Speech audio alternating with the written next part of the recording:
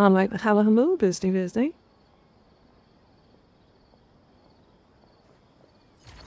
Alright, with that we are live.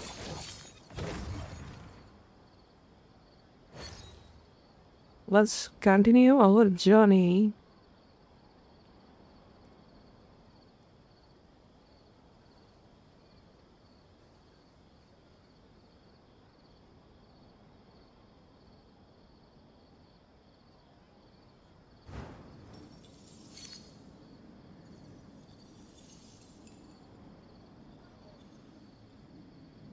There we are. Hello, how are you doing?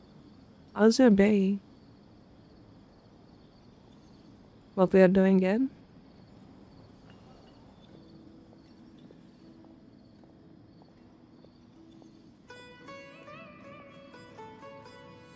Thank you for the follow. Really appreciate it. Thank you.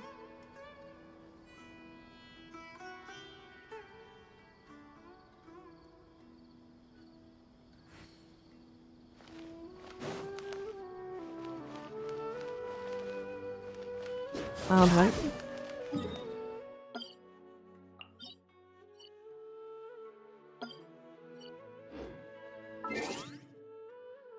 Let's continue our main quest and level up. That's pretty much our plan.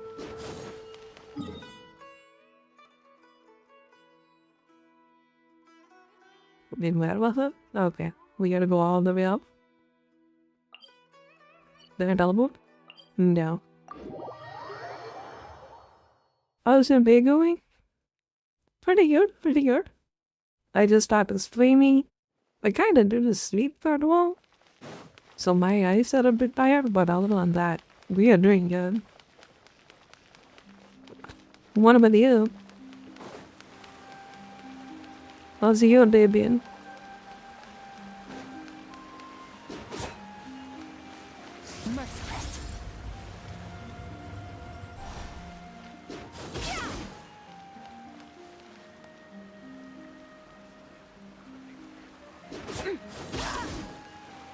I'm good. Nice. Flatter you, but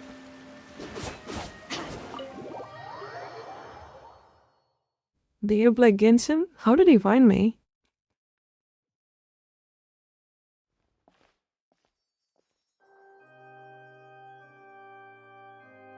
Ah, Traveler and Paimon. Good to see you. I knew you two would come. Are you kidding? We wouldn't miss it for the world!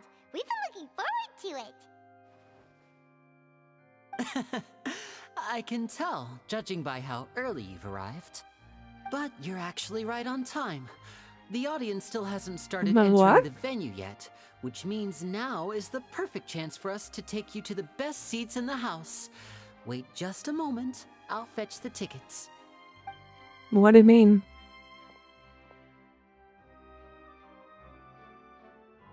What is going on? The Opera House has assigned seating, so you always have to make reservations. I've already reserved your seats, and here are your tickets.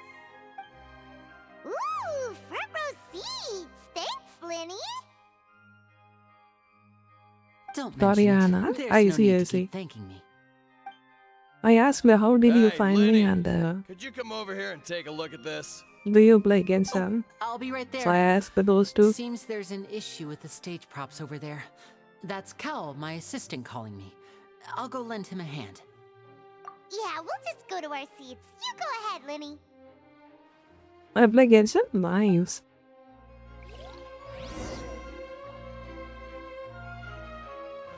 A bit server. Asia or something else?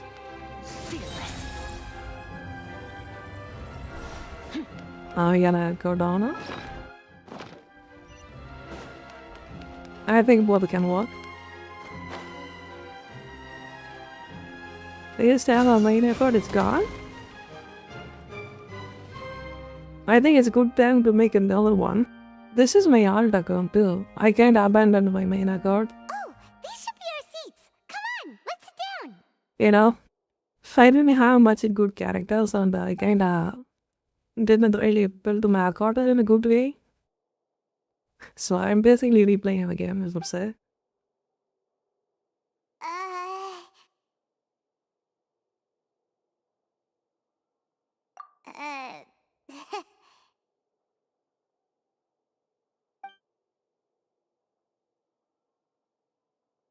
Hey, traveler. Maybe we should strike up a conversation with the person next to us. Since we're sitting together Pick it up, and my the man. rest of the place is practically empty still. It's kinda awkward if we don't say anything. Ah, you little... Of course you put this on Paimon. Excuse me, I did Yeah. not realize you felt awkward. I am terribly sorry. I would be perfectly happy to chat with you if that is what you would like. Oh, so you heard all of that, did ya? Boy, you sure have good ears. Paimon thought she was keeping her voice down. Wait, that's not it. Sorry. Paimon's the one who was being rude, talking under her breath like that. So, let's talk, but, what should we talk about? Oh, Paimon's got it. You're also here early and sitting in the front. Are you a friend of Linny's too? A friend, you say? Well, if Mr. Linney would like to be my friend, I would be more than happy But to anyone is reciprocate. still out with the record in Asia, but in America, So I think you're it would not be me. friends with Linny then? I mean, if you're in Asia, that would be This better. is getting I'm in wild. Asia as Wait a well. second. Paimon nearly forgot to make her introduction. Nice to meet you. Paimon is Paimon, and this is the Traveler.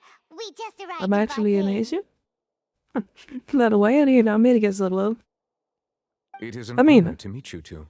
I have heard What of I your mean to deeds say across is, the it just gives you a hyping and And makes it as game required by lag. proper etiquette, I will also So it says introduce better myself. stay in I am... the server that's near to your country. Monsieur Nervillet, what an honor it is to have you here to see my show.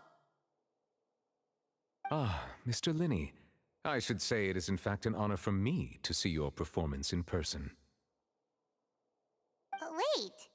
Nervillet? Nice. Could he be... I saw you all chatting just now, but it seems you still don't know who Monsieur Nervillet is. Allow me to introduce you to Fontaine's Chief Justice. That seat is Yeah, always reserved he's for the him. modern daddy. It wouldn't be Let's too go. much to say that he's the symbol of justice and honesty here in Fontaine. Whoa! Sorry for being so rude just now.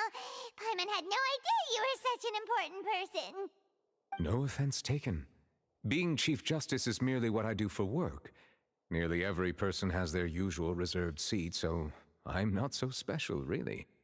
And by the way, I should probably let you know, even though I would prefer not to. There's someone sitting up there in the VIP seats that has been striking a pose for quite a while now. I believe she is trying to give you a most elegant and impressive first impression. Yeah, we totally So that. I That is think you get should the take notice here. of her sooner rather than later. Otherwise, she may become flustered.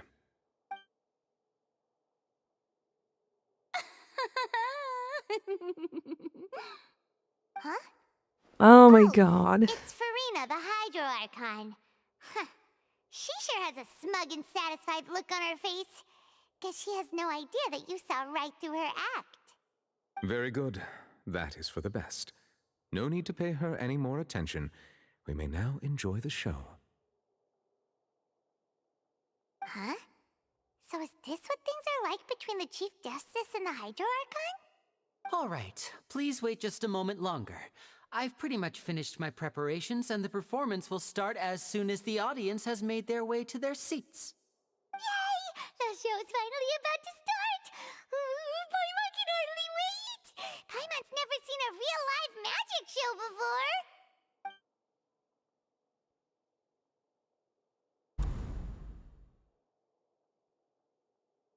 Oh! They're dimming the lights! The show must be starting!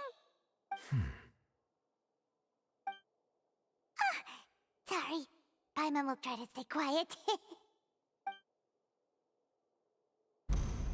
Welcome, one and all, to the Opera Epiclese. I am the star of today's show, Linny. And I over just here is my noticed that it's sister Lynette, who will be working as absolutely my wonderful fuck all no assistant. background music Please, for this let's game. give her a warm welcome. if you guys notice it, whenever the dialogue speaks, Hello, everyone. I don't hear anything. I know she may seem to be a little sleepy right now, but that's just a sign that she's nervous. Whatever. Now, some of you may be thinking, two vision holders who can freely manipulate elemental powers performing magic is not true magic at all. So, I would like to take a moment to assure you that elemental powers will have nothing to do with what you will witness on the stage today.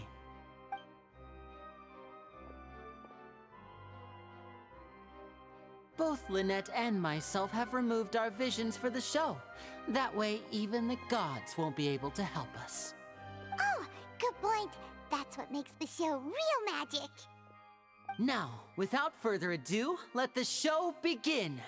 Lynette will now exit the stage to make some preparations. I know you might miss her, but don't worry. She'll be coming right back on stage momentarily. Perhaps in an unexpected way. I'm sure she'll be stealing the spotlight soon enough. Oh, and before I forget, there's one more thing I should say. You never know what can happen in the blink of an eye. A magician's greatest skill is making things disappear or appear. The possibilities are endless.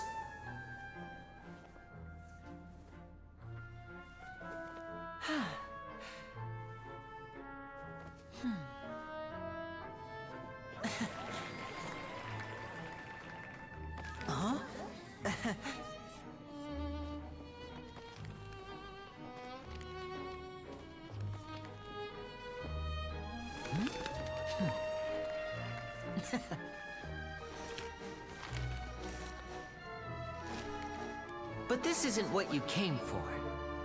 These little tricks, you've seen them all before. So it's time for something truly extraordinary, don't you think? This one's a little tricky.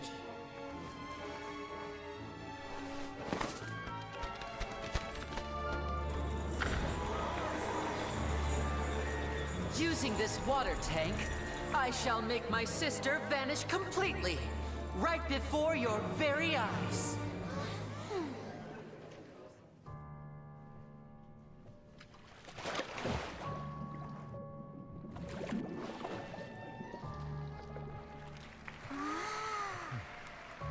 It's actually quite simple.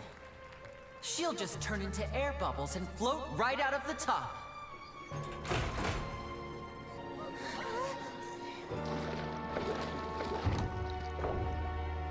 Oh no! I told them to check all the props carefully. With the lid on, even air can't escape. An amateur magician would be getting very nervous right around now. Luckily, it's me on stage, so let me show you what a true virtuoso can do. I think it's a problem they like this.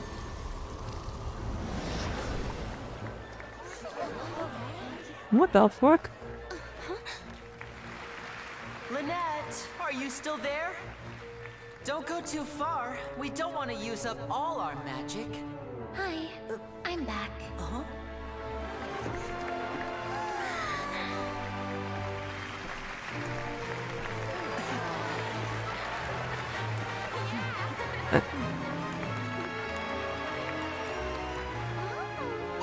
Men did it, whether you asked for this all. I want to see that. They would probably do it better though. Whoa!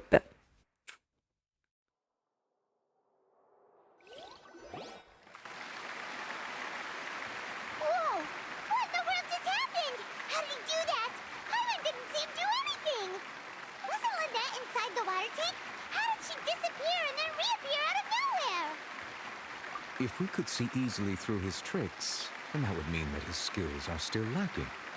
To appreciate magic, you should focus on the show happening on stage, rather than getting caught up in trying to see that which has been intentionally hidden.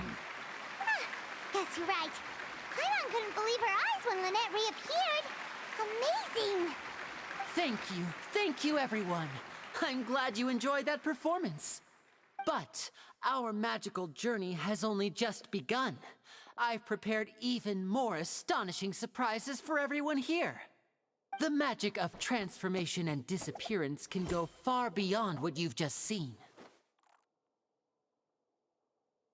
I'm sure many of you are thinking that escaping the water tank was impressive enough, but Lynette is still my assistant after all. In which case, I have ample time to make all necessary preparations. So, for my next trick, I will require the participation of one lucky audience member. Please, if my assistants could bring out the magical boxes now. There are 2 boxes and only 2 boxes. One is here, and one is there in the aisle among the audience.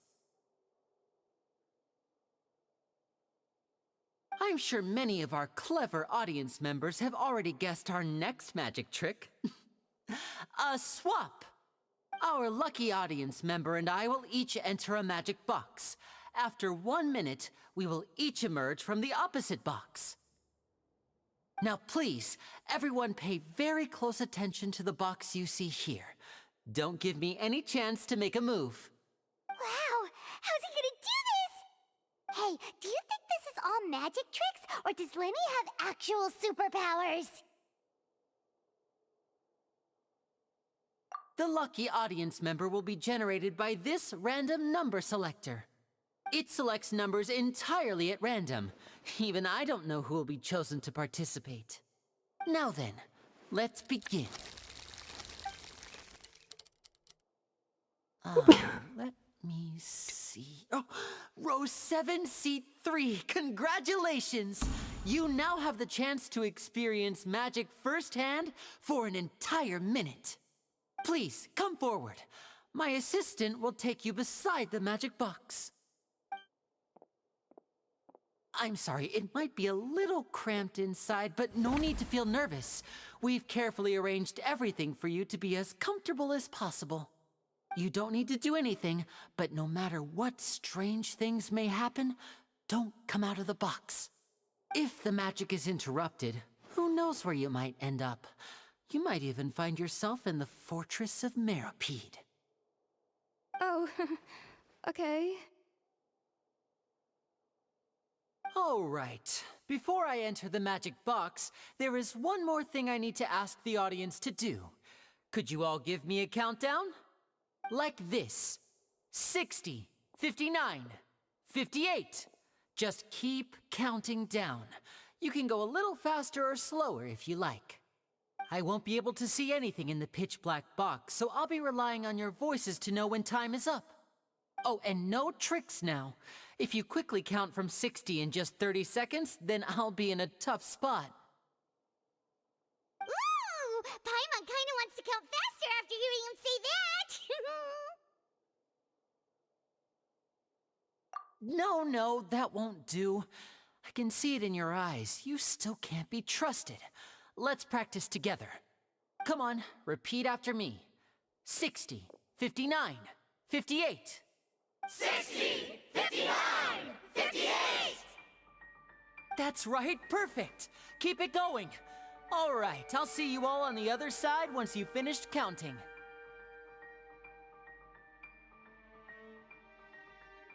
54, 53, 52? Huh? Why aren't you counting, Nervalet? I am counting in my head. I think things are exciting enough in here as it is. Merely a consequence of my identity and personality. Do not worry about me. Just enjoy the show. Oh, alright. You look so Yeah, he serious got that really Paimon thought you blown might be over. feeling uncomfortable And he is or basically the god of this place. 40, 39, 38! Mr. Linney, are you all right in there? Is everything ready? Yes, I'm fine. I'm just double-checking the direction of the magic.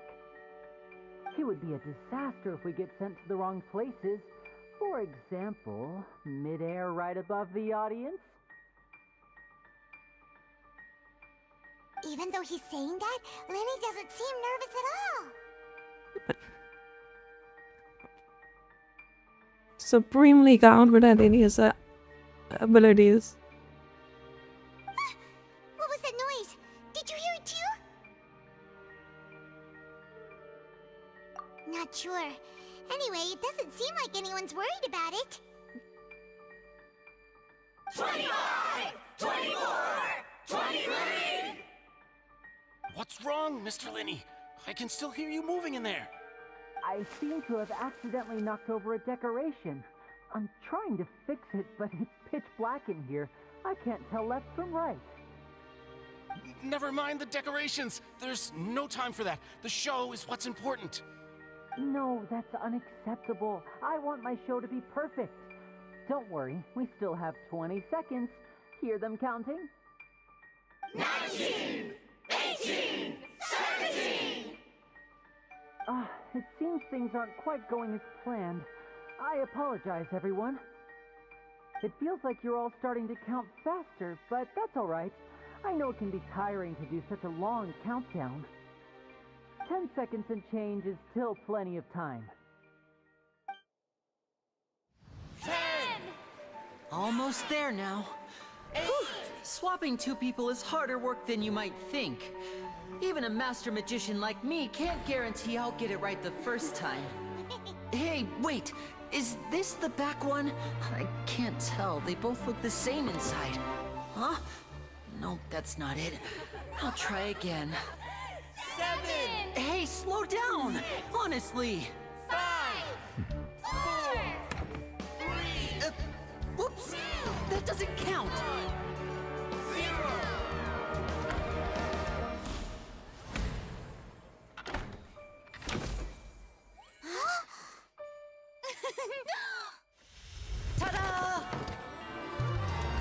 Ta-da! Why did I so happy about this one? She likes drama, that's for sure.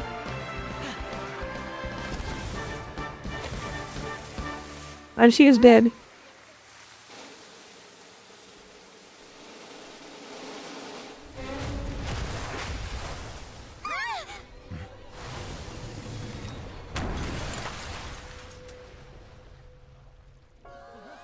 Okay, didn't expect that. What happened?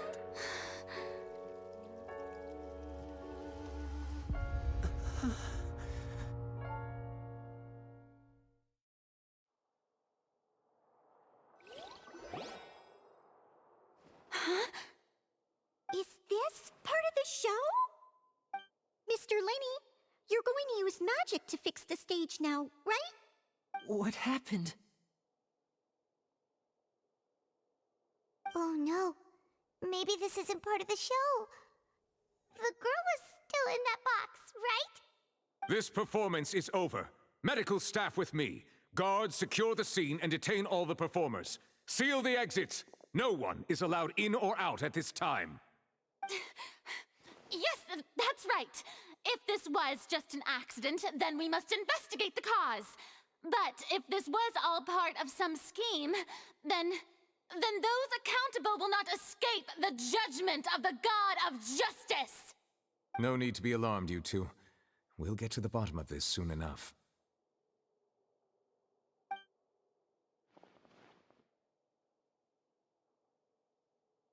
Unfortunately, the person who is in the magic box has been pronounced dead. His name was Cowell, one of the assistants in Linney's magic troupe. Apparently, the fireworks on stage ignited the ropes that were suspending the water tank, which then caused the tank to fall onto the stage. As of now, we are still not sure why we found Cowell in the box, rather than the guest from the audience. And after an initial search of the area, the guards have confirmed that the girl is nowhere to be found. It appears that this incident was not merely some mishap with the performance. And there are many indications that it is connected with the case of the serial disappearances of young women. The serial disappearances case? That's the case that Charlotte mentioned before.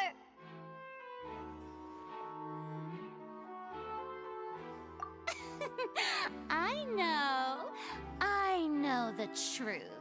I can see through the whole thing. Really, using such a shallow and obvious mystery as his finale. Did he really underestimate us that badly? I say that our powerful magician, Mr. Linney, is now the prime suspect for the serial disappearances case. Huh? Why me? This whole thing was an accident. No, this all occurred during your magic show, did it not? The missing girl disappeared after being chosen, did she not?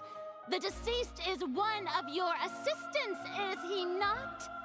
Now that I think about it, that whole speech about magicians making things disappear was nothing Tell me more what than I a have. provocation You of saw bald-faced no play it. Hello, hello. That can't be right. How can Lenny do this? Here goes my BPS. I'll go, I'll On go. the stage the entire time. We can even hear his voice. Besides, before Are the you playing show, Genshin he as told well? us that he would like to catch the criminal behind the disappearances. He couldn't possibly mean I mean, I catching kinda us. like it because I kinda got a good character. So I am more interested to play this game. I am obsessed with stuff. Wanaka madam, how are you doing? I'm very good. Thank you for asking. Save discussion for a later time, please. Lady Farina, may I assume that your comments just now constitute an accusation against Mr. Linney and his associates, and that you are pressing charges? I just think that he... Well, I think it might be a little early to talk about formally pressing charges. But what Lady Farina said just now makes perfect sense. Looks like she's gonna personally deliver justice. A kidnapping and murder carried out under the cover of a magic show. Lady Farina I'm very good. What said about it you? all. I mean, of course, my dear people. But what excites me even more than the obvious truth before our eyes is the opponent. I'm good. Nice, nice. facing. That's right. I mean you, traveler. You'll support Lenny, won't you? After all, he was the one who helped you the first time we met. Then there's no problem at all. You know, the traveler and I already had a duel the first time we met. But with Lenny's help, our little duel ended in a draw. No, it's But bad. You just draws got an really L. are the most You got an L, boring dumbass. possible Get the outcome. fuck out of here. So, no more draws. Between the two of us, there must be a clear winner and loser. And what better place to hold such a riveting showdown and decide the true victor than here, on the grandest of stages, the Opera Epiclese. It wasn't a draw. She obviously lost last time. I understand. Charges have now been pressed, and as such, a trial is in order. Well, traveler, seems Lady Farina has set you in her sights. But putting her dramatic rhetoric aside for a moment, I would like to ask you, are you willing to act as Mr. Linney's attorney and defend him in this case? Very Yes, well. I'm pumpy. The Let's trial will go. be held a day from now in the Opera House. Both sides may investigate the scene to build their cases and search for the truth. Ah.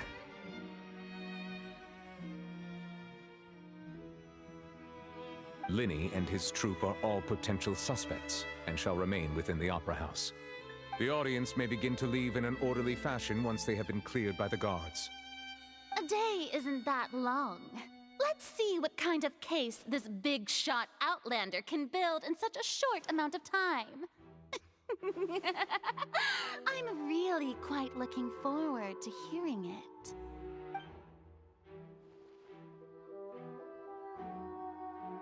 What a fake brilliant shit. Jesus Christ.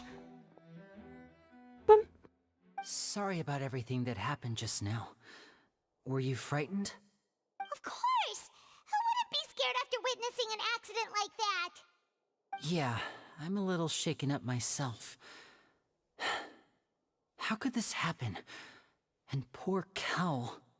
I know you already claimed that you would defend me, but now it's just us talking. Tell me, do you think I could possibly be the murderer? Good to hear. No. Thank you so much for trusting me. I'm sure everyone sees me as the biggest suspect at this point. But if you ask me, the whole thing is mysteries layered upon mysteries, such that all that's left is confusion. I don't know whether what happened there on the stage was purely an accident or not. And I don't know why poor Cal was in the box. As for how that girl chosen from the audience could suddenly disappear, I'm afraid I don't have any answers either. If someone tampered with my performance, then we need to figure out what they did. Even a skilled and knowledgeable magician like myself couldn't pull all that off in just 1 minute. Which is precisely why we need to investigate. As this book says, the impossible could not have happened. Whatever happened must have been that which is possible. Paimon bought them when we were reading at the bookshop in the city earlier. Pretty cool, huh? Don't worry, Paimon used her own savings to buy them. Oh my It wasn't god. from our travel What an funds. ugly thing. I think they look cute on you, Paimon. You have good taste, Lynette. Oh god. That's the right attitude.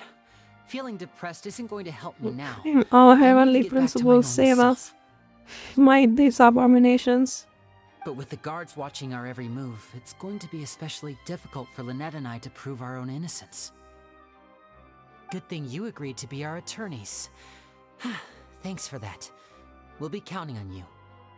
Yes, thank you so much. It's kind of funny how oddly gonna give a flying fuck without this happening, you know?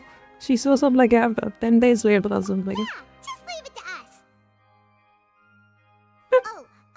Since we're going to start investigating, Paimon has a question first. Where did Lynette go during the performance? Oh, well, I'm afraid that would involve some of our essential trade secrets as magicians. The secrets behind our magic are past saving, Linny. I suppose you're right. The truth behind our tricks is going to be important evidence that will be weighted during the trial. Good on that Tis first truly such city is pity. admired the past week As is a and you were out magician, here it our looks like magic show this. is a work of art. Yeah. We've poured countless You hours and might spared you no might effort as in well accept perfecting your it. fate. Hansel. But if revealing our secrets will help you uncover the truth behind what happened, then it will be well worth it. We should go somewhere else if we're going to discuss our magic tricks. We'll go speak with the guards, and in the meantime, you can go investigate the stage and the seating areas. Alright, let's go have a look while the investigation teams are still here. Detective Paimon is on the case! Man, Kiki's just full of bots. Hello, officer. How's the investigation going? Ah, I see. You must be the traveler that Lady Farina mentioned. Listen, I'll be perfectly honest with you. I'd avoid getting mixed up in this whirlpool of a mess if I were you. Huh? But Lenny's a friend. Come with me and you'll see.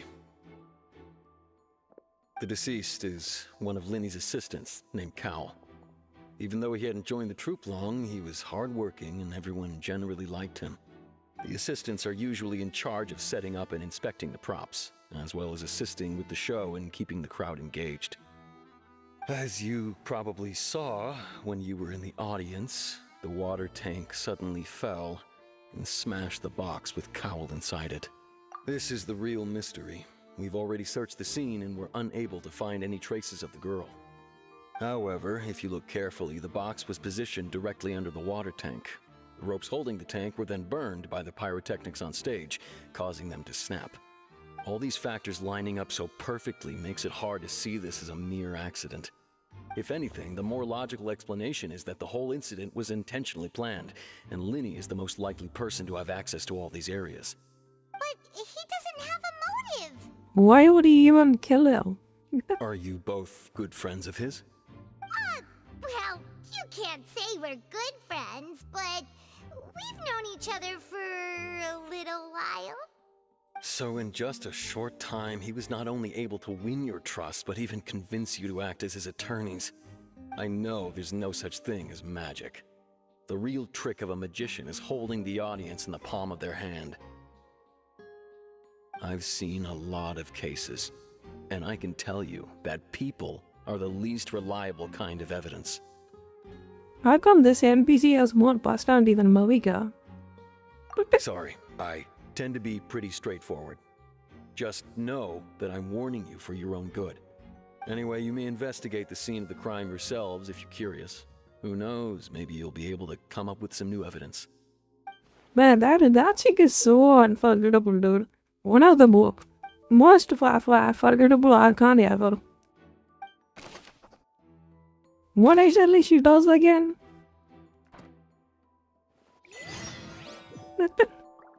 French. Whoever the murderer was.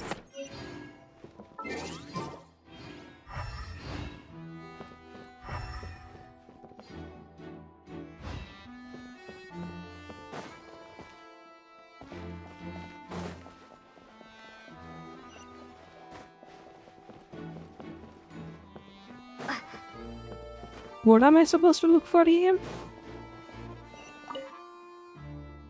Perception skill. I gotta press the mute button.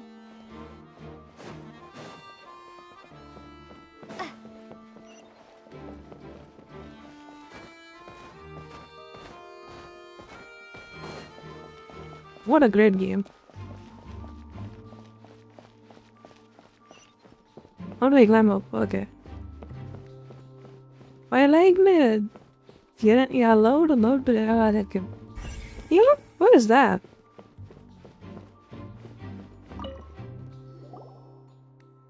The investigation No team idea has who some that new is. findings. Turns out there's an issue with the random number selector after all. See, I told you. What if the machine picked some big guy's seat? You think the murderer would have still made his move then? Sorry to interrupt, but we're helping Linny and Lynette with their side of the investigation.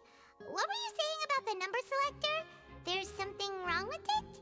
Even the trying to summon help award them? quest? No. That'll be a tall order. Lenny Hey, used the machine pretty to much pick a ignored all random the word member of the ghost. audience during his performance, Uh-huh. right? The lucky girl that later disappeared. Well, we thought there might be a serious problem with the machine, so we had it taken away for further inspection. It turns out that the seat number it picked wasn't random at all. The machine picks that same number every time. I'm sure you already know that you have to make a reservation in advance to get a seat, regardless of whether it's a trial or some performance. In other words, Linny knew who would be sitting where from the very beginning. That much checks out. Linny reserved our seats for us too. Bet you see why I was saying it'd be tough to make a case for Linny. Even though it's bad for Linny's case, Paimon had better write it down. Random number selector. Fucking Lenny over. He is cooked.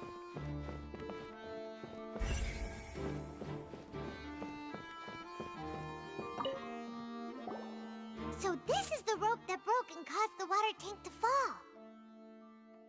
The rope looks pretty durable. How can it be burned through so quickly by fireworks?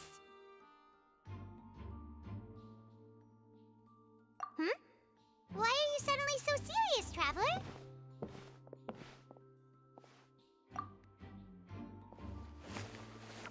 Whoa! Look! This bit is made from different material! Most of it was burned away, but there's still a little bit of it left. So if a rope meant to hold something was made with that kind of material in it, then that means... Wait! Paimon should write all this down! Let's take notes!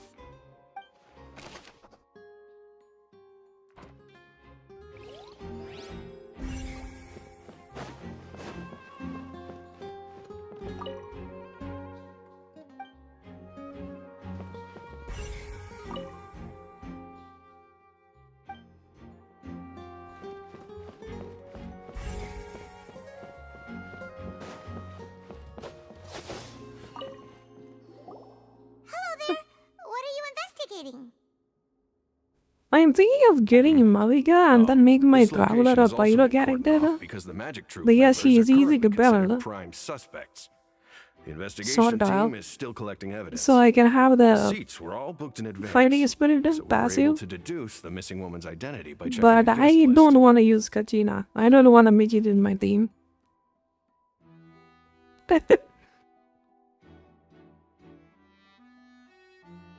Sure. It's not like this is confidential information. We will publish it later anyway when we petition the public to help No us find the goblins missing allowed. person. Her name is Halsey. She's a painter from Fontaine who's made a bit of a name for herself. Apparently, she wasn't a regular at the Opera House, but she'd been feeling some pressure with her work lately, which made her decide to come see the magic show. Even without an Outland Magic troupe characters, members all claim I'm not not to sure know her. about We that. have looked into her social connections. It seems that she has no It's personal like grievances or it's like conflicts some of interest damage, it with the just cuts suspects. in half Simply put, without the she wasn't complementing related to the magic characters. troupe at all, which matches the features of the previous serial disappearances. Were the victims of Even with the busted credit I got, That's how I it can seems feel to the us, damage in any it case. falling Apart from off. the fact that they were all young women of around the same age range, there really weren't any other connections between them. Okay then. No need to be so formal. If you do happen to see the missing girl, please be sure to contact us. It is of utmost importance that we get to the bottom of these disappearances.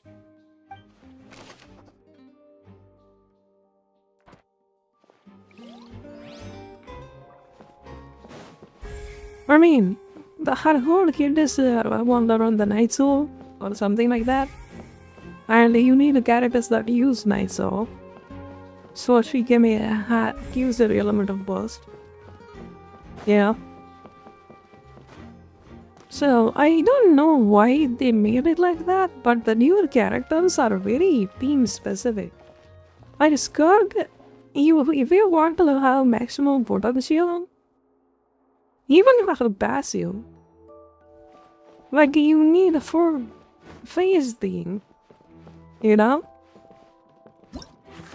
Phase and hydro, like you can't really have variety with that. You can, but not really a good idea. Them goes on Maviga. See that Maviga you're needs investigating it. the area. Well, it just so happens that I'm interested too. If you find any new and Not one interesting characters. leads, be sure to share them with me, all right? I just overlooked Batman has only one character. As the lock to a max potential the need of other character. Then why don't I tell you my hypothesis first? The way I see it. That's not It all true. started with that loud thud. Below, if they had, like, compared to Below, Maviga is more restrictive. Because Below can combo with anyone pretty much, but Maviga can't do that. You see the difference? Scrub can't do that. Scrub can kinda do that. But they're very limited to the Hydro and the Cryo characters. You know, without losing your passive. You know? For example, Futao doesn't give a shit. Neelu is an expression. I don't know what Neelu does. Neelu played like a pseudo sub-DPS. I think she is a sub-DPS. But I suspect that most people heard it. Yeah, that's what I mean. Neelu doesn't need anyone. He can just stay there and then, you know, pretty much Futao needs shield, yeah. But anyone that gives a shield can work with her, right? Neelu is an enabler? I have no idea what that It's means. just that everyone was awaiting the results Like a of Link's trick battery? with bated breath. For elemental damage? So no one paid it much mind. But now that the incident has happened, the thud has become an important clue. That makes sense. So, what do you make of it? I mean, it kind of gives you that irk, you know? It feels irk. I don't know how to say that. But it kind of makes you uneasy that you're kind of missing out without the other characters. Like the newer characters kind of does it. The Scat, for example, Maviga, for example. I don't think Melvilla kind of needs anyone else. I mean, lore-wise, it kind of makes sense for Maviga, but it doesn't make any sense for Skirk I'm at of the all. opinion that it may have been the sound of Linny's accomplice. Lynette, perhaps.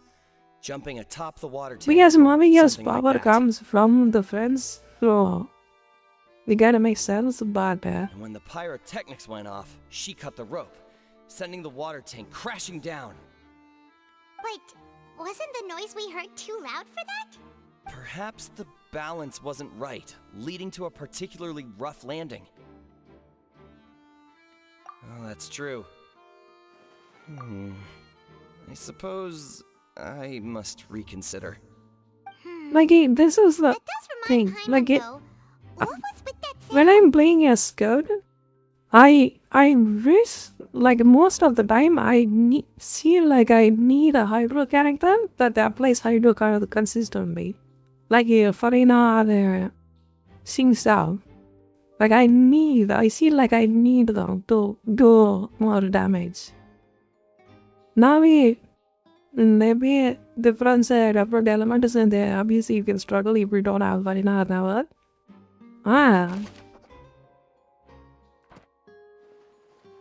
I mean that kind of makes feel like the newer characters are super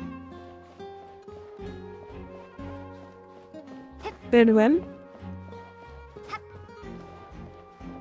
And the newer dungeons are made to win. You know, you need the newer characters, otherwise you are getting cooked. Yeah, I kind of noticed the pattern. Like the newer regions and the newer bosses have DPS checks for some reason too. Hey, you! Yes, both of you! Over here! I've been keeping an eye on you for a while now. Huh? You mean us? That's right. If I'm not mistaken, you're also among those who wish to cut down the thorns and pursue the truth. No? Did I bet that? You're right on the more about that one, but who are you?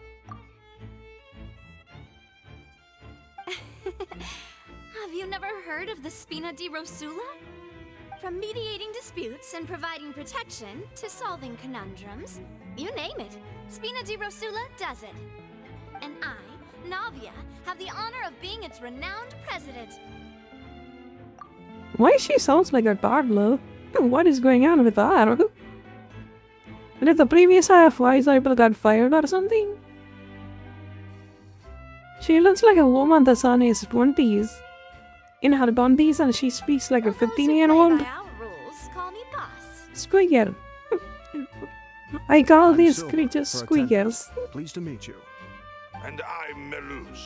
Demoiselle's Why is he various daily squeaking? needs and affairs are under my purview. Huh? Boss? They kinda sound like that chew tie you give to the dogs. You know, when they bite it, it just makes that noise. Second generation president.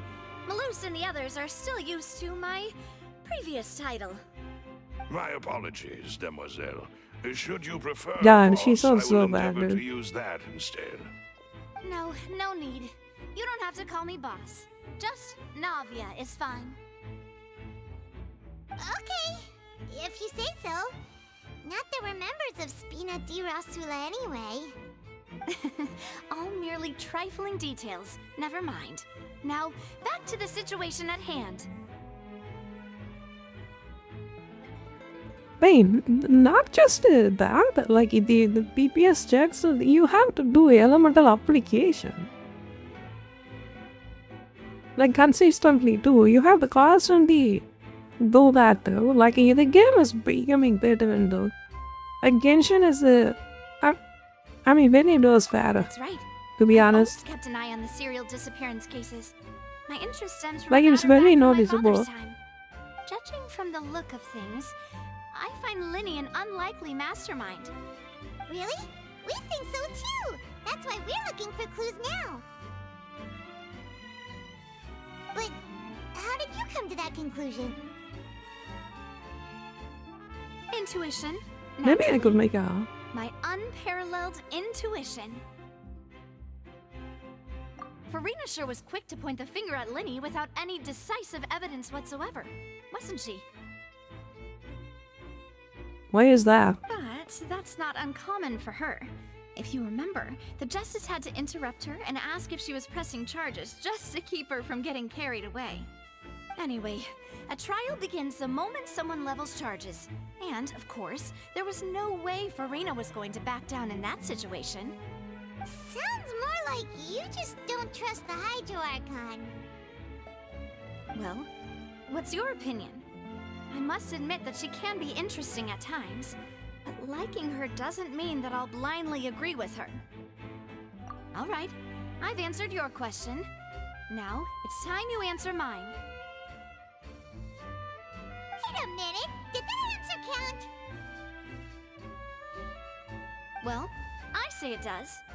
But don't worry, you won't hear any pointless questions from me. In your opinion, do you think it's right to treat a trial like it's an opera? No, it's stupid and cringe. No. And why would that be?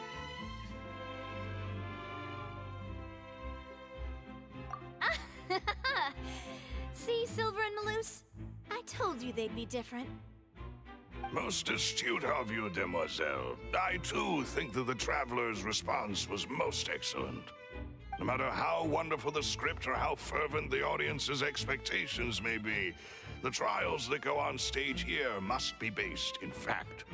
And if that can be done, boss, then... All right, that's quite enough, Maloose. Anyway, I like your answer. You passed with flying colors. Now, I need to make some preparations, following which our joint investigation shall commence. You two shall be my assistants. Wait! Since when did we become assistants? Oh, well, I can be the assistant. Sure. Or your companion, if you like. I'm really not that fussy. That's more like it. Far be it from me to brag, but I believe that Demoiselle's intuition will be instrumental in uncovering the truth. You wish to save a friend from false accusations, and we wish to unravel the disappearances. In this sense, our goals are aligned. You have a point. You're quite the talker, aren't you, mister? And what about you over there? What do you think? You seem like you've got something on your mind. I have nothing to add. Oh, alrighty then. We'll be making some preparations first. Just be sure to let us know if they start revealing Lenny's tricks. Thanks!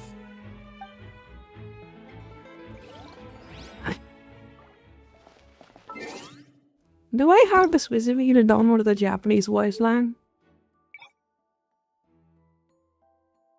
Oh, I did have a Japanese already. Only game. Oh, fuck that. I'm not gonna restart. Go fuck yourself. Whoever the murderer was, Not only is a 15. Oh my god, shut up.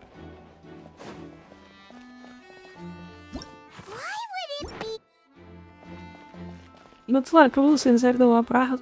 Why am I outside? What happened?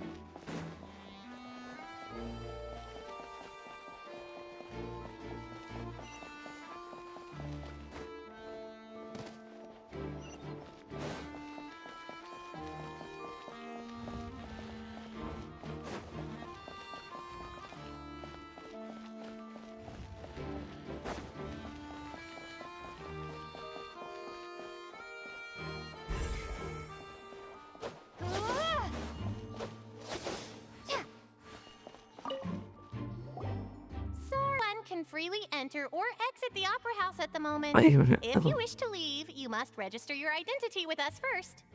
No, we're not leaving. We're representing Linny and Lynette. Hi, I am called Alex, sister to the God Slayer. Were you always guarding this entrance? Yes. After the Chief Justice gave the order, everyone coming in or out must undergo a strict inspection. So, the missing girl couldn't have left from here. At least, not from that point on. I doubt there was much opportunity then, either.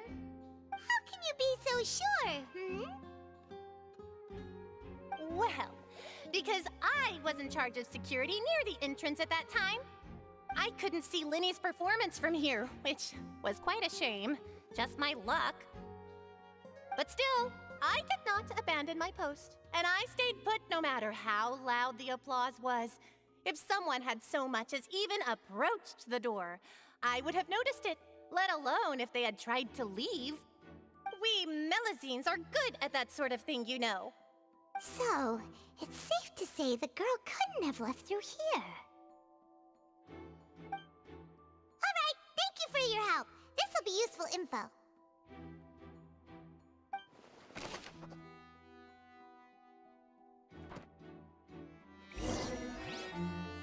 We've checked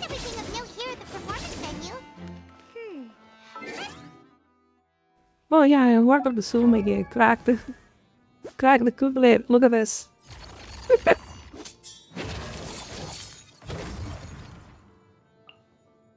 Please stand up one baby. Let's go. Let's go see, shall we? Ooh, things are I getting never him interesting will now. like that much Kool-Aid in any getting done. Magic is made.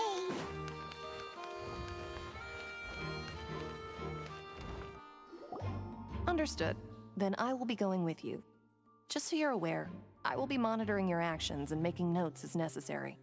Very good. Thanks for being so agreeable. I'd pull a rose out of my hat as a gift for you if I could. You may spare the pleasantries. I'm just doing my job. You've arrived. Who's this? Me? I'm Spina di Rosula's guardian angel. If you've got a problem, I've got the firepower. What the fuck happened with the heart? A little carried away there. Call me Navia. I'm a partner of theirs, and we'll be helping investigate this whole situation. Did they rewrite that or something? I don't remember her being this cartoon. And these are my companions. Would you mind if they join as well? Fine by me. Oh, new helpers? I would be most grateful. So cartoon, let's go. We're tagging along. It's not every day you get to see the secrets behind magic performed on such a large scale. I appreciate your kind interest. Come with me. We'll be heading below stage.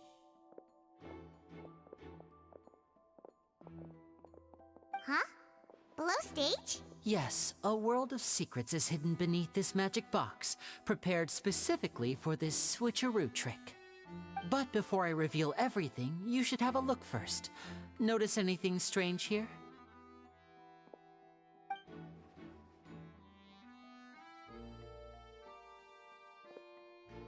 I'm not trying to be dramatic. Remembering the details of a trick will help you understand the methods used to perform it more easily. Huh. Weren't there balloons and other decorations here? Where did all that go? Ah, good eye. That said, you're still far from discovering the answer. The back? You mean the inside of the door? What's different about it? Paimon didn't notice anything. Very good indeed. I thought you might not be able to catch that, given that you were sitting in the first row. The back of this door was patterned. Those patterns are now gone, replaced by a smooth wooden board. So, if you put 2 and 2 together, what do you get? Exactly. All right, let's go. I'll tell you how it works as we head down.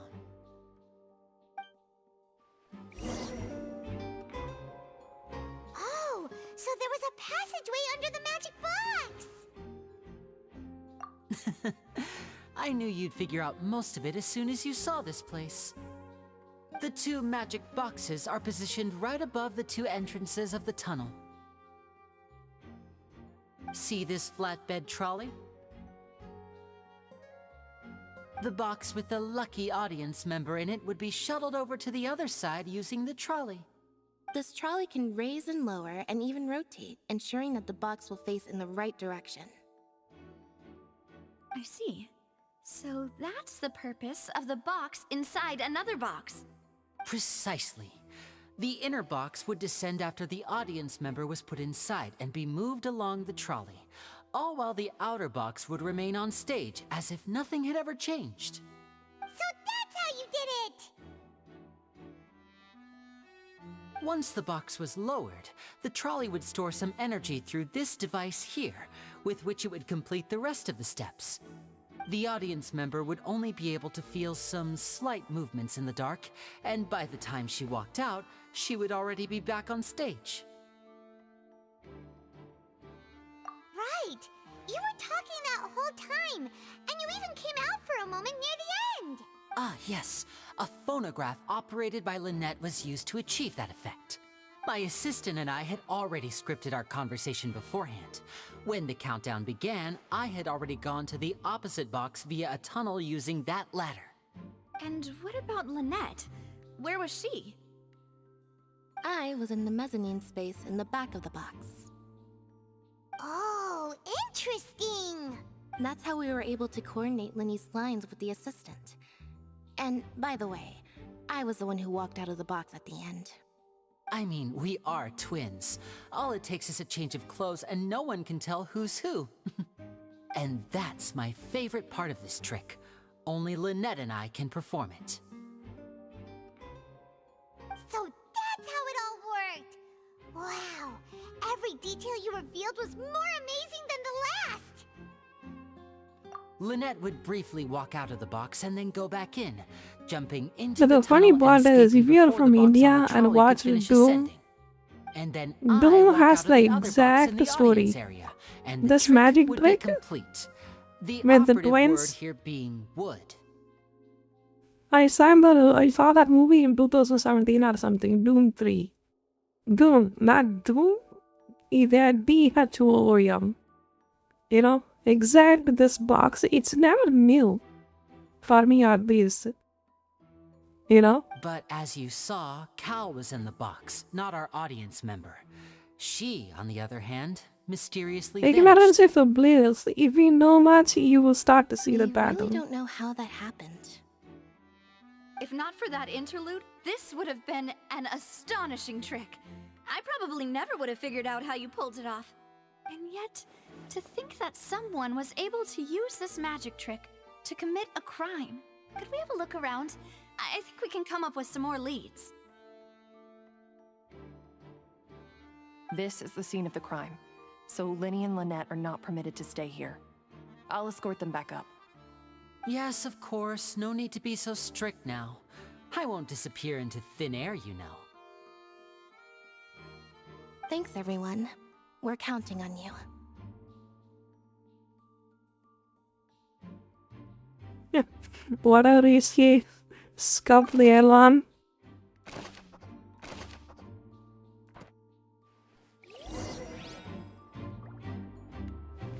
I don't know what that auntie does though. I gotta say that.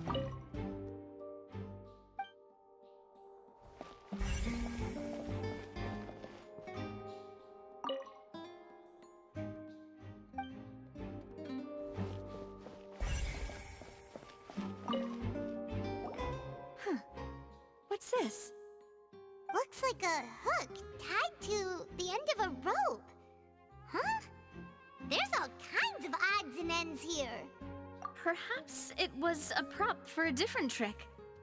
But why would it have been left here? Whatever it is, let's make a note of it first.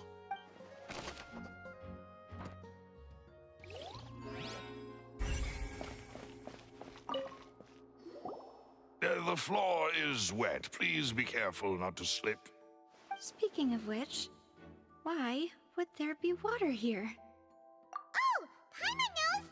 It's one of those tricks where you pour water into a jug and then flip the jug over only for the water to disappear? And here's a broken vase. Huh. Did the trolley knock it down while moving? That can't be. The trolley moves along tracks from start to finish. It couldn't have hit the vase at this distance. Let's note this down too and think about it later.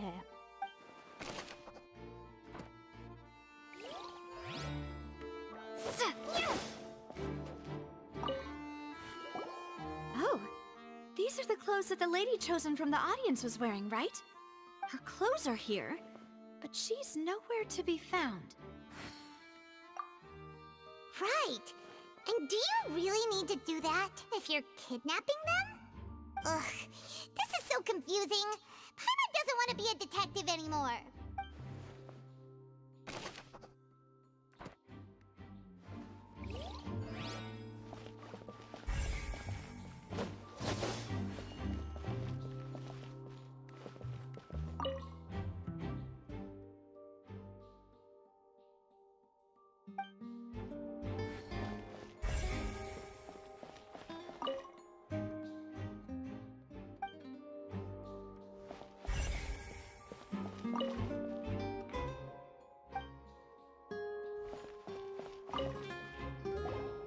What is this place?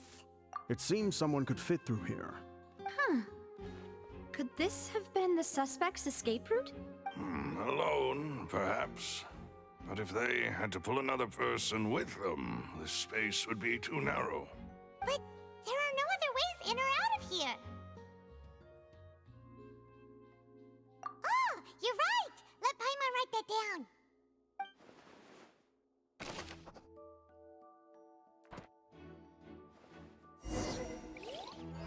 Seems we're just about done investigating down here. Yes. Let's head back up.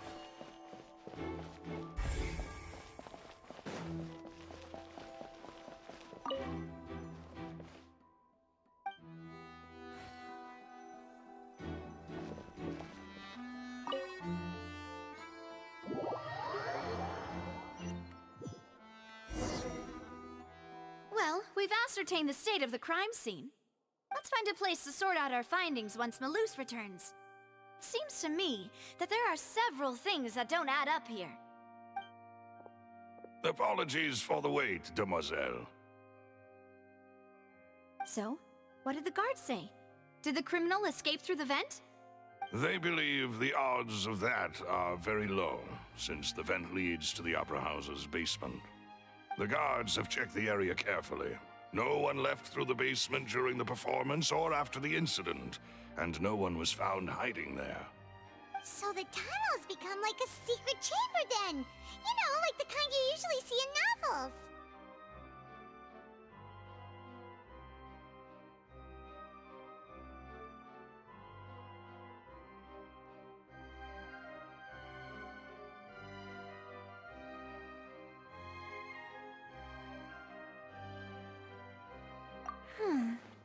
The plot thickens. Halsey's disappearance and Cowell's death are both quite inexplicable.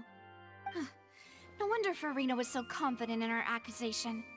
All the current evidence points toward Linny and Lynette. In other words, the charges are very likely to be upheld unless we make some considerable progress. Charges and then trial. So if the charges are upheld, they'll announce a sentence? That's right. This is how a trial goes in the Opera House. During the proceedings, the Chief Justice and the Oratrice will hear statements from both sides.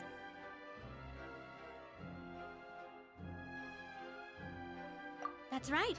This is how indemnitium is produced. The statements from both sides, the defenses from attorneys, witness testimonies, and even the audience's emotions will all be projected on the Oratrice. To put it simply, it's as if the Oratrice has its own will, and is a judge in its own right. This also precludes any kind of favoritism on the part of the Chief Justice. And not that this has ever happened anyway. Once both sides have finished speaking, the Chief Justice will make his final decision. This, too, will be used by the Oratrice as a reference. Then, finally, the Oratrice will be consulted by officials. The result it returns is the will of justice itself. Huh? So that machine is the one that actually decides? Paimon thought Neuvillette called the shots. In practice, there is very little difference. Both have always come to the same judgment, which is why people have great faith in the Chief Justice. Ah, yes, the guards also asked me to convey that none of us will be allowed to leave this place before the trial. Huh? Why? Because we've chosen to act as the twins' proxies. That makes us persons related to the case. They're concerned that we might be colluding with outside parties, or that we might find outside help to disrupt the case. And even if that were not so, it could prove problematic if we happen to spread key information about the case ahead of time. I'm ready to break out at any time.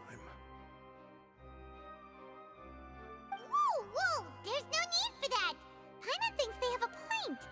That said, are they providing food? Of course. I just hope you don't mind the lack of options. I'm afraid that catering to all tastes is not in the cards, nor is any guarantee of balanced nutrition.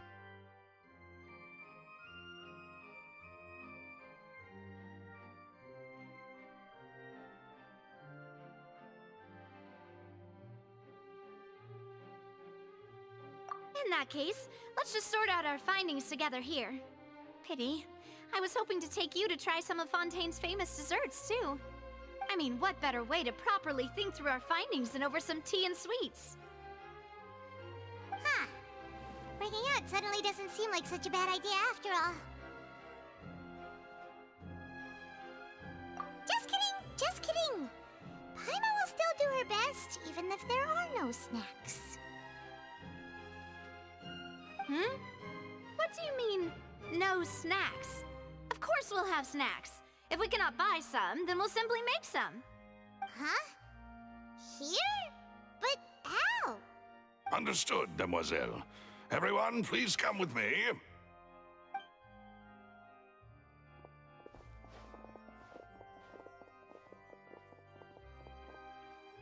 Wait, you're carrying a portable stove with you?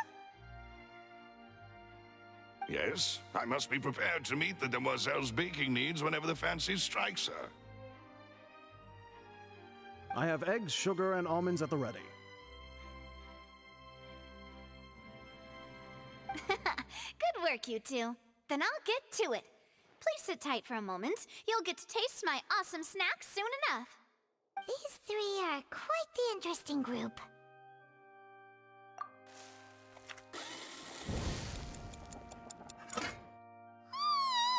And Paimon thought it smelled good while it was still in the oven! Oh, it's even better now. Paimon can't stop drooling. From the way you had these two guys carrying all that stuff around, Paimon thought you'd have them do more during the baking process. But you ended up doing the entire thing by yourself! Beating the egg whites, grinding almonds, everything! I was applauding. And I was giving encouraging smiles. Paimon was just thinking, aren't you worried about getting your fancy dress dirty beating egg whites and baking like this? Well, I don't think it's carved in stone anywhere that fancy ladies can only read books, sip tea, ride horses, and play the piano. I just really enjoy making snacks. Don't underestimate beating egg Wow, whites, by best the way. way we It's a are. real arm workout. You also need to beat them Bake to me just the right stacks, baby. consistency, or your macarons will crack. Anyway, give these a try, fresh out of the oven. There's 3 for each of us. Only 3? Well, eating too many sweet treats might send all that sugar to your head. You wouldn't be able to think clearly about the case on a sugar rush, would you? Tea is ready to be served as well. This is Demoiselle's favorite, strong black tea with a floral fragrance that clears the mind and lifts the spirit.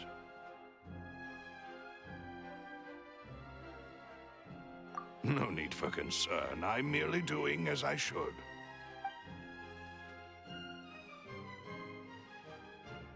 All right then. Down to business. As Paimon mentioned previously, the tunnel seems to be something of a secret chamber. However, we can assume that Linny and Lynette were not alone within it. Some criminal also occupied its sealed confines.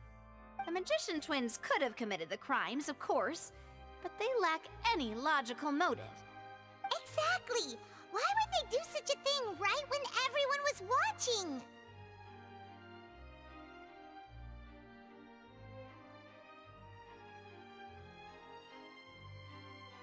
The flower vase and the thud we heard during the performance could indicate some altercation between Halsey and the criminal in the tunnel, resulting in the shattering of the vase, the discarding of her clothes, and her abduction. Perhaps the criminal thought that since she was chosen from the crowd, she would be too easy to identify if she was still wearing the same clothes. Paimon thinks that makes sense, but the real trouble is...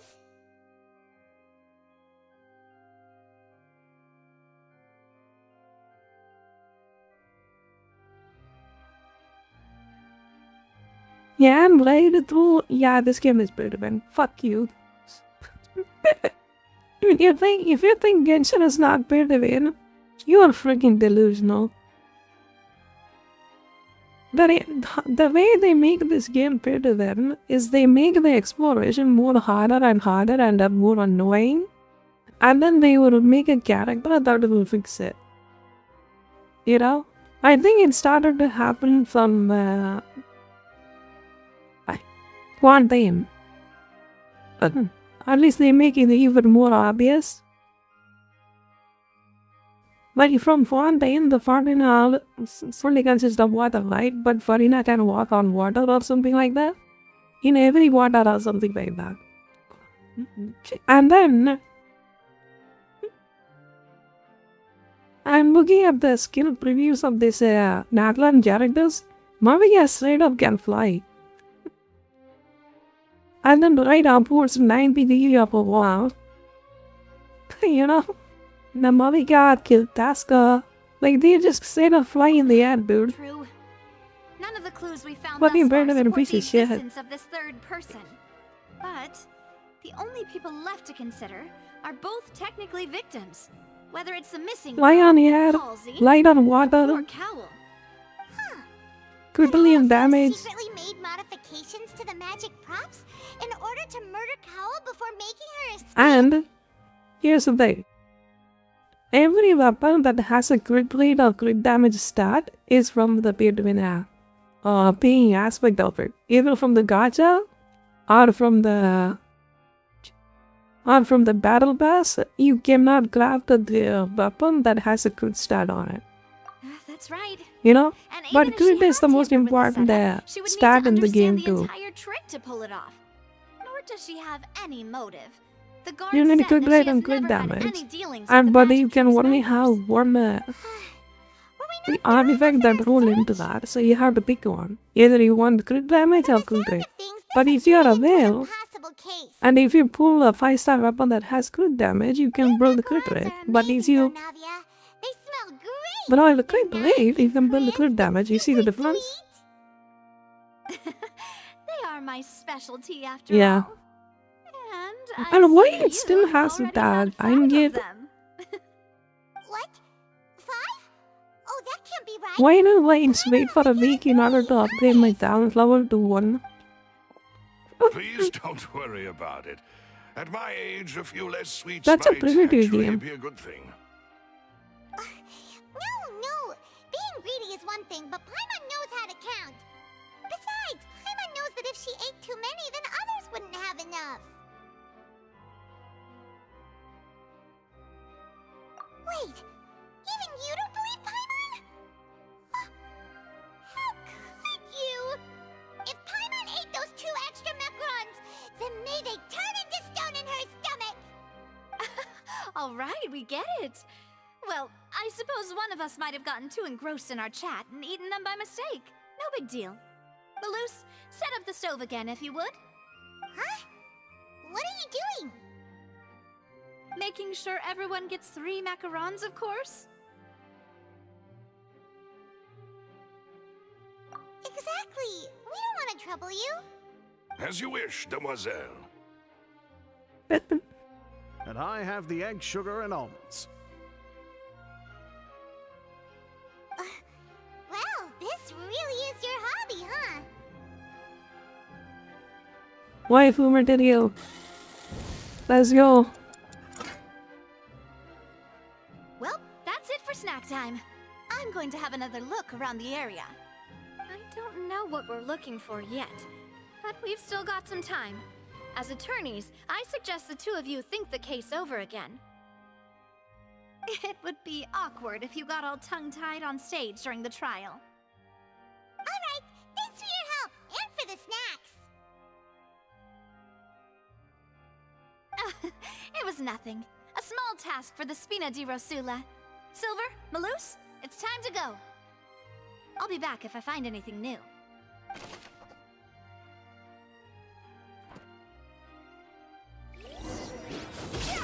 Alright, it's time to put our heads together. We've got to get our defense ready for the trial.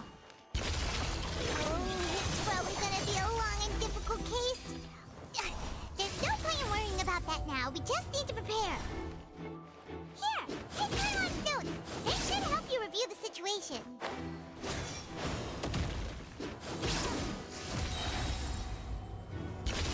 And never start those out!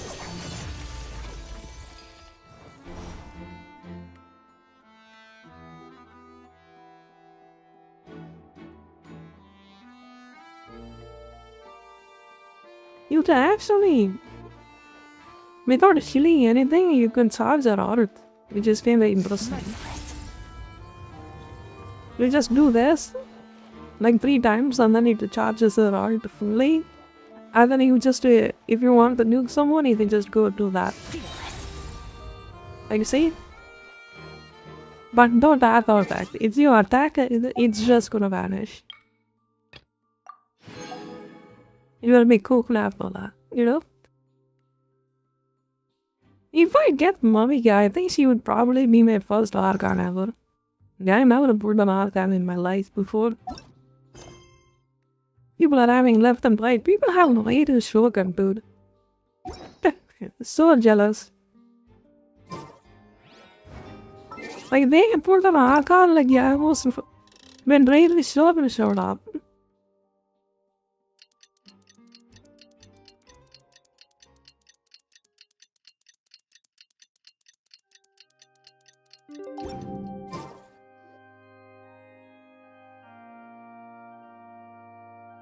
What do we do? The whole situation is so confusing. Good plan. Impossible things don't just happen. We'll get to the truth one way or another. Just relax. Even if everyone else suspects Lenny and Lynette, at least we will be supporting them from the stands. Besides, I doubt Farina understands any more about what happened than we do. Thanks, Navia. Well, we'll be going then. She doesn't really like Farina that much.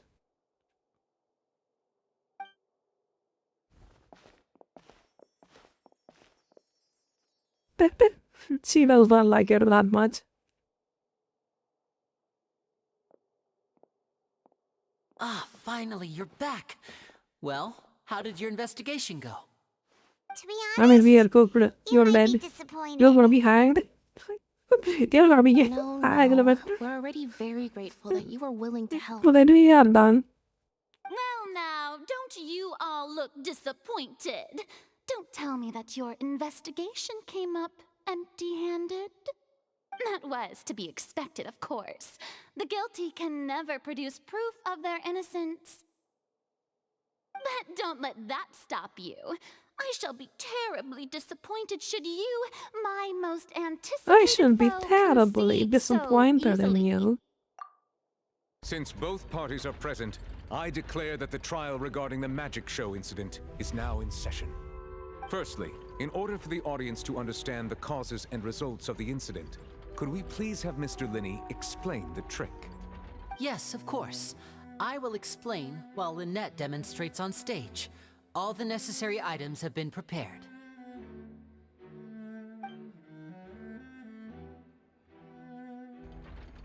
Thank you, Mr. Linney. In that case, I take your statement to be that you ran to and remained hidden within the magic box in the audience stands once the trick began, and thus could not have committed the crime. Is this correct? Yes, that's correct, Your Honor. In that case, I call upon the prosecution. Lady Farina, do you wish to refute his statement in any way?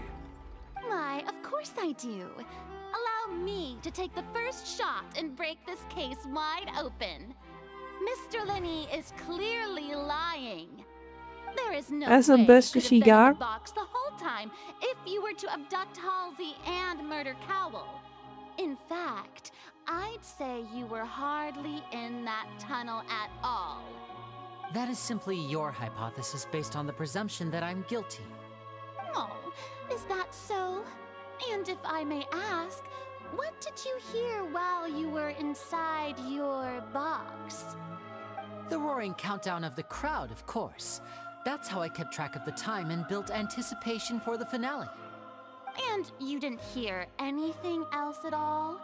Nothing that might leave an impression of any kind? No, nothing. I see. But when the count reached 30 seconds or so, there was a thud. One so loud that I believe practically everyone heard it. Huh? Hey, hang on. Something's not right here.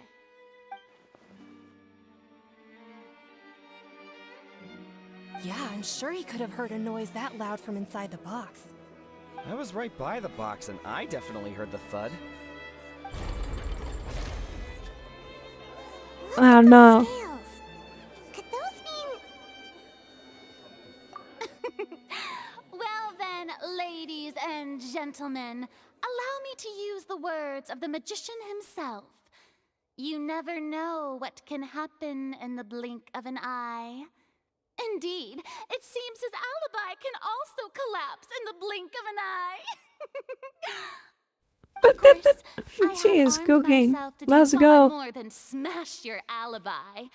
Confidence cannot go unfounded, and my foundations are rock solid. Tell me, aren't you and Lynette actually from the House of the Hearth? Uh-oh.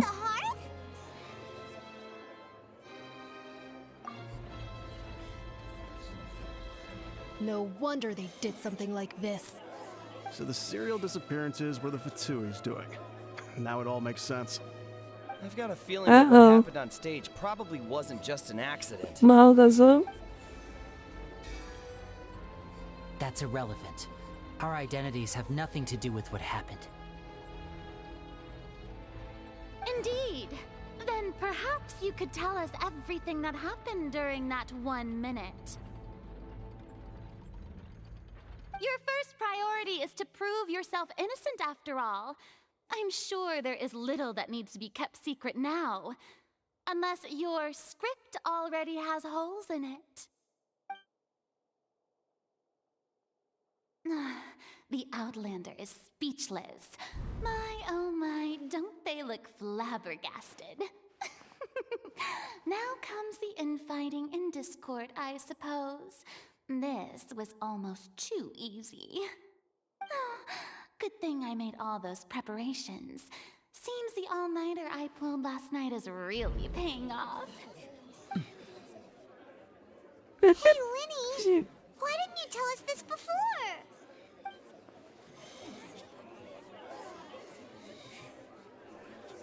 Order! Order! Mr. Linney, allow me to re-establish the facts. Lady Farina has raised 2 points. First, when the thud was Vad är heard in the mer opera här? house, Har you jag were neither in the box Hello, nor the Gary, tunnel. so we'll go. Second, This you is and Miss the Lynette founding are both stories. It's a bit members of a of the House violence of the by Hearth. you. Are these claims true?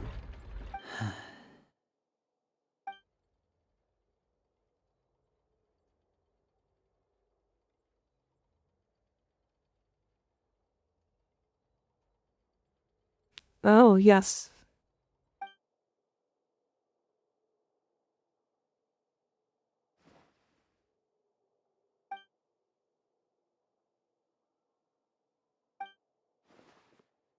Please answer my question, Mr. Linney. I'm sorry. Yes, they're true, Your Honor. I knew it! Well, that's it. We might as well move on to the sentencing already. What should we do now? Granted.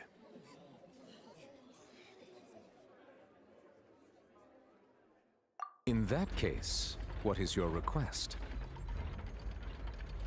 Is that really necessary? They're already as good as guilty. The defendant deceived their own attorneys. What is there left to discuss? Order! Order, I say! Your request is reasonable, and we shall adjourn. This trial will reconvene in 1 hour. So you would stick to Mr. Linney's defense even after knowing what you do now? You certainly have more professionalism than I thought. In that case, my dear audience, let's allow the joy of victory to steep for a little while longer.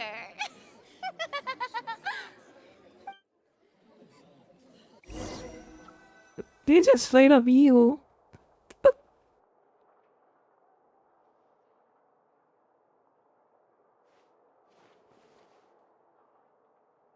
Well, this is awkward.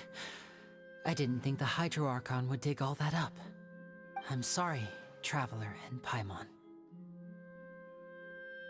Yeah, sorry.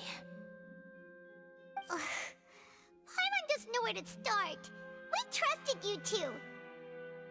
We based our entire reasoning on the assumption that you weren't bad guys. Not to set the wrong tone or anything, but Paimon's really mad! I'm very sorry. I know you're angry, and reasonably so, but please, let me explain. I know you've clashed with the Vtui several times before. I wouldn't be surprised if just hearing the word is enough to make you upset. But our organization is very, very large, and the Harbingers have very different personalities and goals. Right now, we want to save people.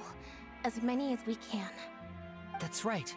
I'm sure we're on the same page when it comes to this nation and the disaster that its people might face. I knew if it weren't for our respective identities, we could become good friends. That's why I didn't wish to flat out lie to you, but chose to hide some details instead. The truth is very important, but being completely transparent about everything would see us spending more effort than we need to. Right. So, you be the judge. Heck, if I were you, I fear that I'd even struggle to trust me at this point.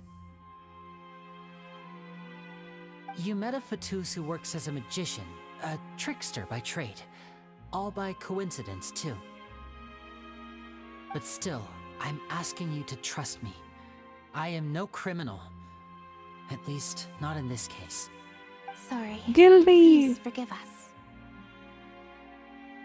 Well, you both say that, but...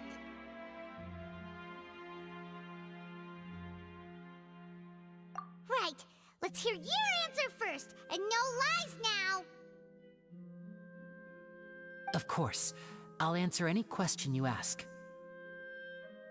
We've been trying to find out how the Oratrice operates. We want to know why it has a consciousness. Why can it deliver sentences accurately? During our investigations, we learned that the machine's core is beneath it. But you know anymore? Oh, that's been either and deleted. Trick, with the objective of getting So now, close to the core. I play whatever the fuck I like. That's right. In truth, the audience would take about 75 seconds to count down from 60, while I would only need 15 to get to the opposite box. So, after jumping into the tunnel, I accessed the Opera House basement via the vent, and went to investigate the room in which the core is stored.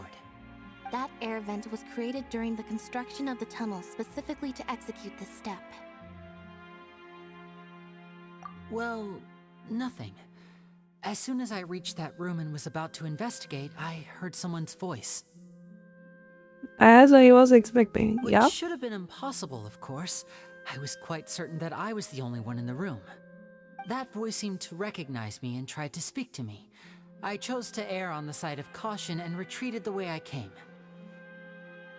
On the way back, I saw the broken vase and the clothes on the ground, but the countdown was almost finished, so there wasn't time to give it any thought. After that, the homicide occurred just as you saw.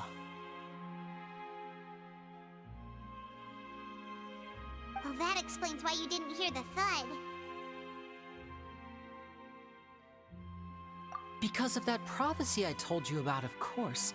We must know all we can about this nation's secrets in order to deal with that prophesized crisis. That's the only way we can save everyone. So, there you have it. The whole truth. I swear, I didn't hide anything from you this time.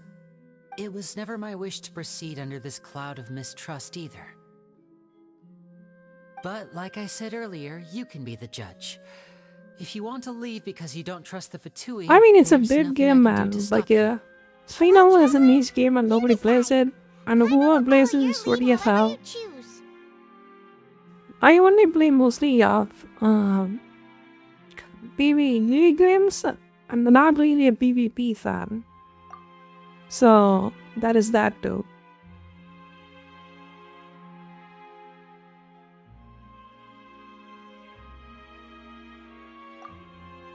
Okay, thank you. Thanks for giving us a chance. The current problem is that the scales are tipped pretty badly against you two. If we want to refute the Hydro Archon's accusations, we're gonna need a It was one seriously game? watertight Fuck, it's defense. not. You haven't played against the Sword Lords in that game, did you? As soon as you just put your head, you're dead.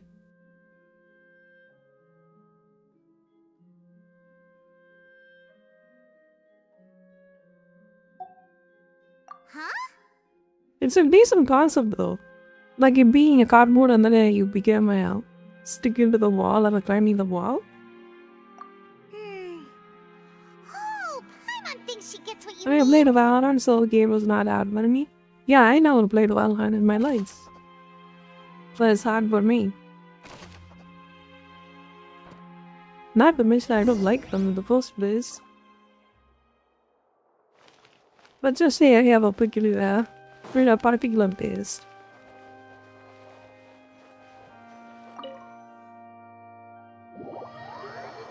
Funny bro, I was pro and flicking at Macambano levels, if that is a count anything.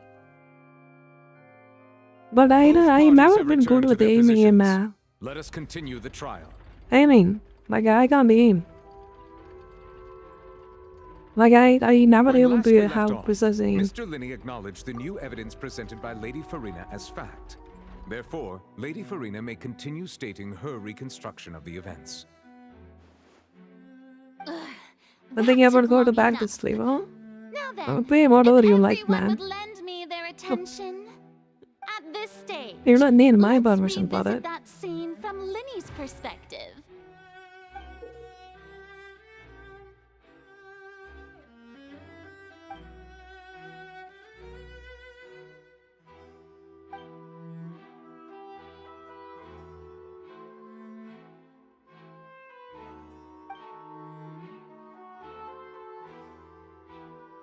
Valorant is not an option, why not?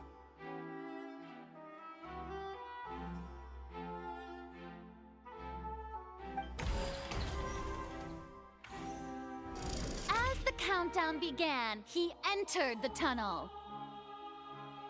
When the flatbed trolley passed, he opened the box and got into an altercation with Halsey, which caused the loud thud. He did not realize that this sound could be heard by everyone in the opera house, which is why he Be? claimed earlier Okay. that he could not hear the sound. Finally, he used the vase to knock her out, before making her change clothes to prevent others from recognizing her. At this time, Cowell arrived in the tunnel, having heard that strange noise, and caught Linny red-handed. So Linny proceeded to knock him out too before stuffing him into that box. Afterward, Linny passed the unconscious Halsey to his My accomplice SSD through small, the I magic see. box in the audience stands, before operating the devices such that Cowell's death would be ruled an accident.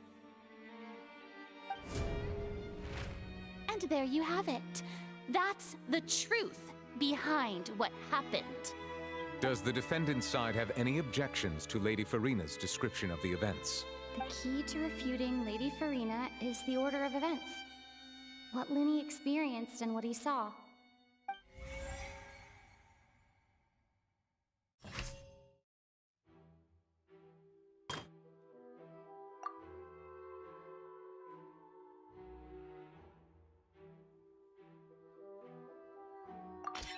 According to Linny, he left via the vent after entering the tunnel. He couldn't have had that altercation with Halsey.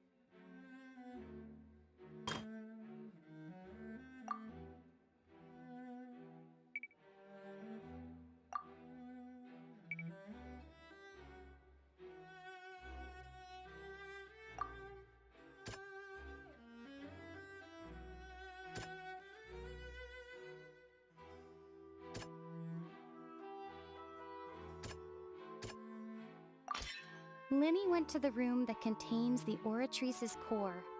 This is the actual truth.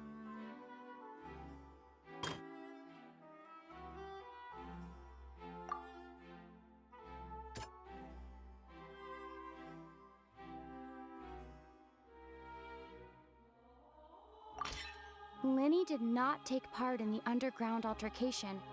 He only witnessed traces of the aftermath. Attention! Ace Detective Paimon has something to say! Yes, this like they really want to try to hide. Linny did indeed go into the tunnel. But he immediately used a vent to access the Opera House basement, which is where the underground core of the Oratrice is stored. Once he reached that area, he heard a voice in what should have been an empty room. Since he felt something was amiss, he returned immediately.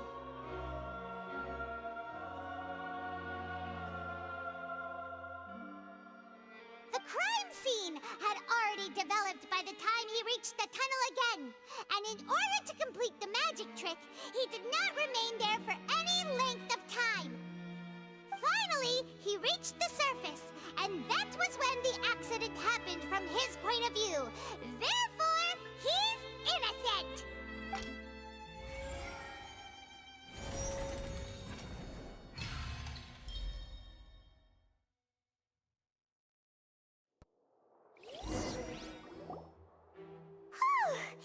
Paimon did it!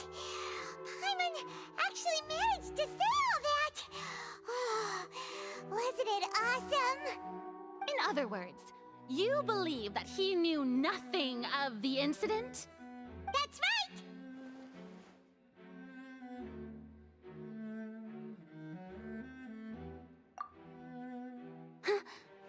My reasoning?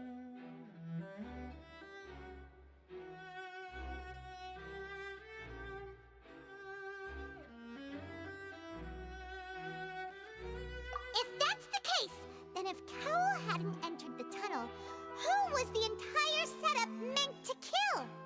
Assuming that what you say is true, Linny only needed to kidnap the young girl to cause a new disappearance case. What would the point of killing someone on stage be? Oh, they have a point. That's right, you tell them! And that's why they're partners of mine. They've managed to turn things around. Oh, well, your denial is very strident, I'll give you that. But what proof do you have to back your claims?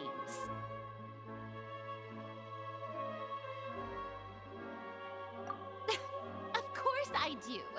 If he had been in the magic box the whole time, how could he have not heard that sound?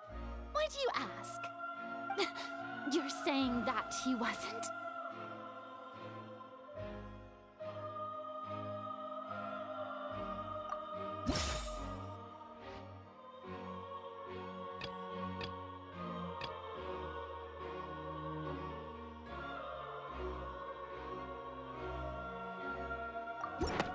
That's right! Linny wasn't in the box or in the tunnel. That's why he didn't hear anything strange during the performance.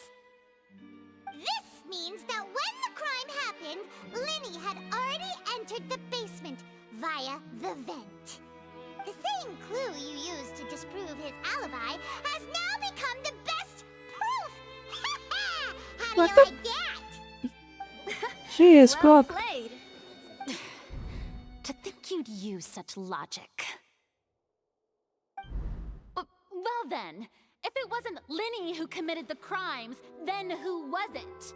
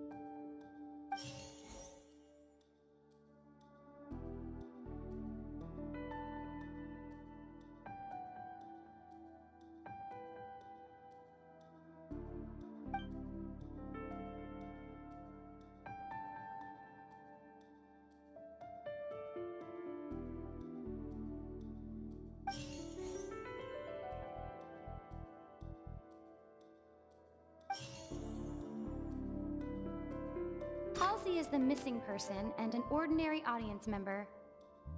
Or did she have her own scheme all along? The deceased's name is Cowell, Linny's assistant.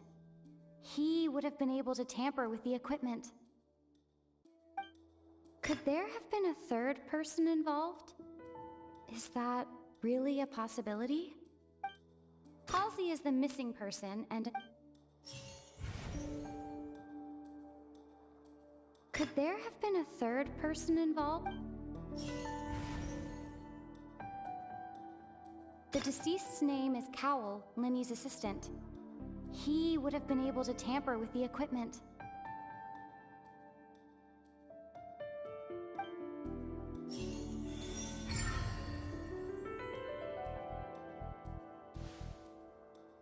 Huh? That can't be right. Are you serious? The killer was, in fact, Cowell, the deceased! Oh, is that so? How interesting! Let's hear your reasoning then. What I must do next is recreate the truth. What Cowell did, and how he went from would-be perpetrator to victim. No one entered or left the Opera House through its entrances. So, where would the criminal have wanted to take Halsey? The deceased's name is Cowell, Linny's assistant. He would have been able to tamper with the equipment. Halsey's clothing was in the tunnel. So, there must have been some fear that she would attract attention. The sound we heard may have come from a clash between the missing Halsey and the criminal.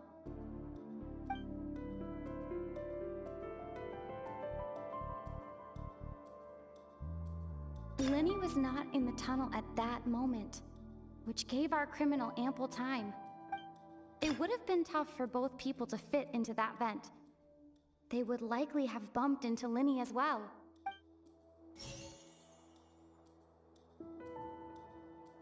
Linny was not in the tunnel at that...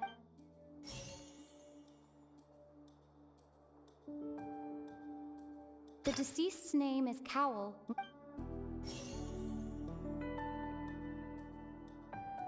No one entered or left the Opera House.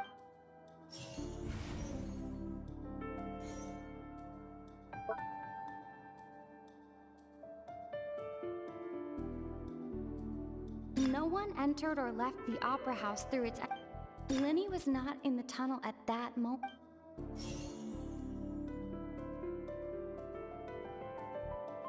It would have been tough for both people to fit. The sound we heard may have come from a clash between the missing Halsey and the criminal.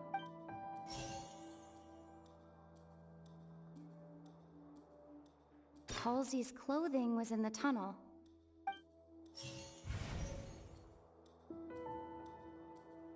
It would have been tough for both people to fit into that vent.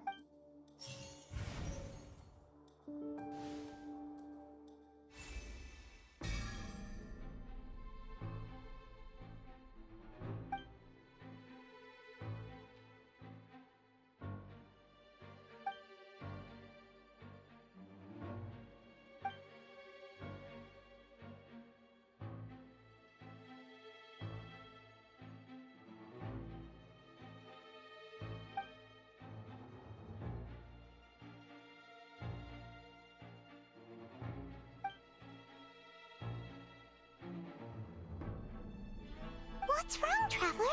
Are you still having trouble figuring things out? I see how it is. So this was all just a bluff. And here I thought you had something to show for it. But it seems you're still far from the truth. Look, since we're at a dead end, why not consider a different track? Just like the trick as it transpired, the end result must have been utterly different from the magician's initial design. If only we knew how Halsey disappeared. Well, that would be nice, but the tunnel only has 3 exits, and none of them seem very likely. And it's not like this is a magic trick where you can just make a real live person disappear. You know, like you did from that water tank, Lynette. Excuse my interruption, dear opponents, but do you not see that the crowd is growing impatient?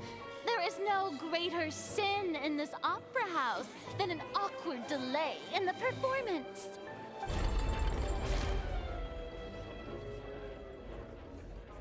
If the defense is unable to make further effective arguments, we will move on to the next stage of the trial. Lenny was not in the tunnel at that moment, which gave our criminal ample time. The sound we heard may have come from a clash between the missing Halsey and the criminal. The deceased's name is Cowell, Lenny's assistant. He would have been able to tamper with the equipment. The vase was not broken by chance. It was used to cover important evidence. The water.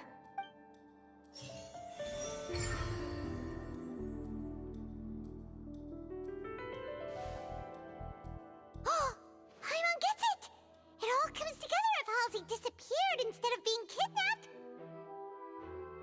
Lynette escaped from the water tank, vanishing gradually and leaving only clothes behind. If there's a similar method where a person could be transformed into water... Oh, just a moment, please. I do hope you know how preposterous you sound at the moment. How could a person ever be transformed into water? This is reality we're talking about here, not some magic trick. Must we really? I should think that of anyone. Your friend Linny already knows this truth very well. Magic tricks are ultimately just illusions and misdirection. But Halsey's disappearance is very real. We're talking about two completely different things. Even so, I trust the Traveler's judgment. The truth must be out there somewhere. Perhaps some new line of reasoning may open if we try to gather all the focal points that don't make sense. Since Cal was the deceased, we haven't placed much attention on him. But given that we aren't making much progress with the case, it wouldn't hurt to have a look at his belongings, would it? People really do come up with all sorts of harebrained schemes when at the end of their rope. The way I see it, your suggestion that we broaden the scope of our investigation is nothing but a tactic for stalling the trial. Nevertheless, I believe that this is a reasonable request on the part of an attorney.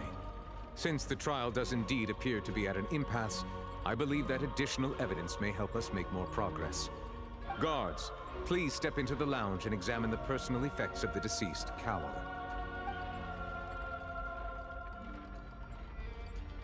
We are still examining the items, but we have already made critical progress that we feel must be shared with everyone post-haste. We discovered several test tubes of fluid within Cowell's baggage, each labeled separately. The notebook in his backpack claims that these fluids are water from the primordial sea.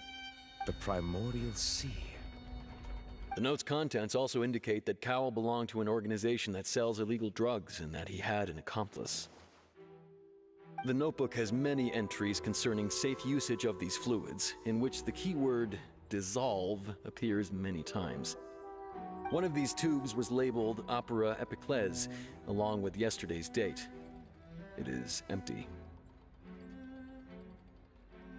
The notes also state that these dissolution properties work exclusively on people from Fontaine.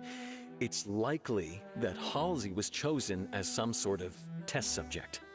As such, we believe that the defense's hypothesis is, in fact, supported by sufficient evidence. You've got to be kidding! People dissolving into water? Could something so ridiculous actually be true? Wait a moment. This reminds me of a certain prophecy, but it's just a coincidence, isn't it? Huh. If people can become water, does that mean that the water tank's real use was as a means to hide water stains? And if Cowell was targeting that girl... Wait just a minute. Could that mean... You two, with me, quick! Demoiselle, wait! What about your partners? Let's go. Just trust me. Order! Order! It is undeniable that further examination of the deceased's personal effects has yielded some surprising results, but we cannot yet verify the veracity of these clues. Still, let us assume that these clues are indeed authentic, albeit with the understanding that Ms. Halsey has yet to be found. Guards, please continue examining the items along these lines. Mr. Linney, it appears your hypothesis is supported by the evidence, so please continue speaking. Of course. Thank you, Your Honor. If we uphold this hypothesis, I believe that many of this case's seemingly unrelated clues can be connected together. Right! Like the metal hook! That one didn't make sense at all. Let's think about this. Cowell's methods must have something to do with that water from the primordial sea.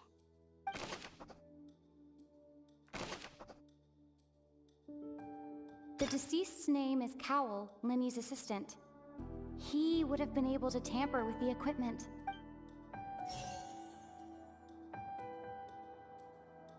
The water from the primordial sea should already have been prepped before Halsey entered the magic box.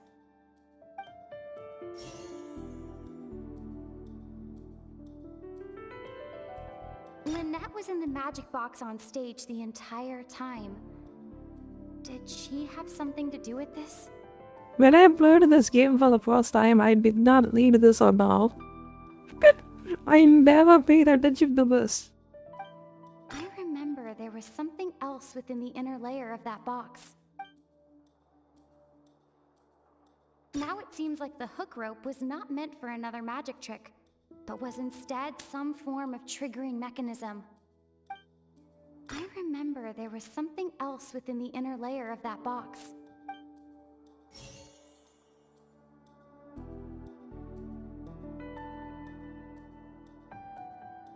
The rope that strung the water tank up was lit by the fireworks and cut. As such, the focus here is on the water and not the tank.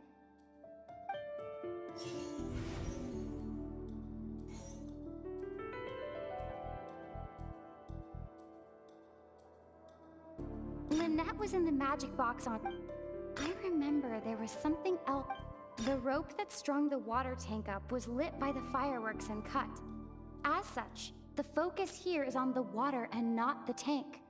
Now it seems like the hook rope was not meant for another magic trick, but was instead some form of triggering mechanism.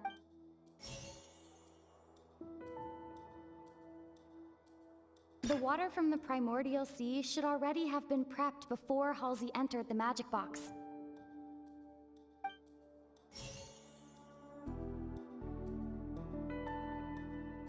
Lynette was in the magic box on... I remember there was something else within the inner layer of that box.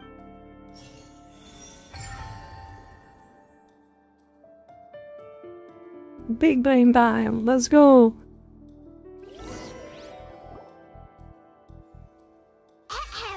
It's Ace Detective Paimon's time to shine again! In the original plan, I gotta play that again. I played it yesterday, I think I think I played it on stream. his target. I think I played it on stream, but maybe a long time ago. Box containing Halsey was lowered. I think its the metal series is hook pretty would good. retract gradually and pierce the balloon at the top of the box. When the balloon attached to the box popped, the water from the primordial seed inside it would pour down and dissolve Halsey. Afterward, Cowell would enter the tunnel and break the flower vase to conceal the water inside the tunnel, with the remaining evidence being covered up by the water tank on stage. But he encountered something unexpected in the tunnel, and wound up being fatally hit by the same water tank he meant to use to cover his tracks. Huh. That does make sense. That actually links together a lot of the more confusing pieces of evidence.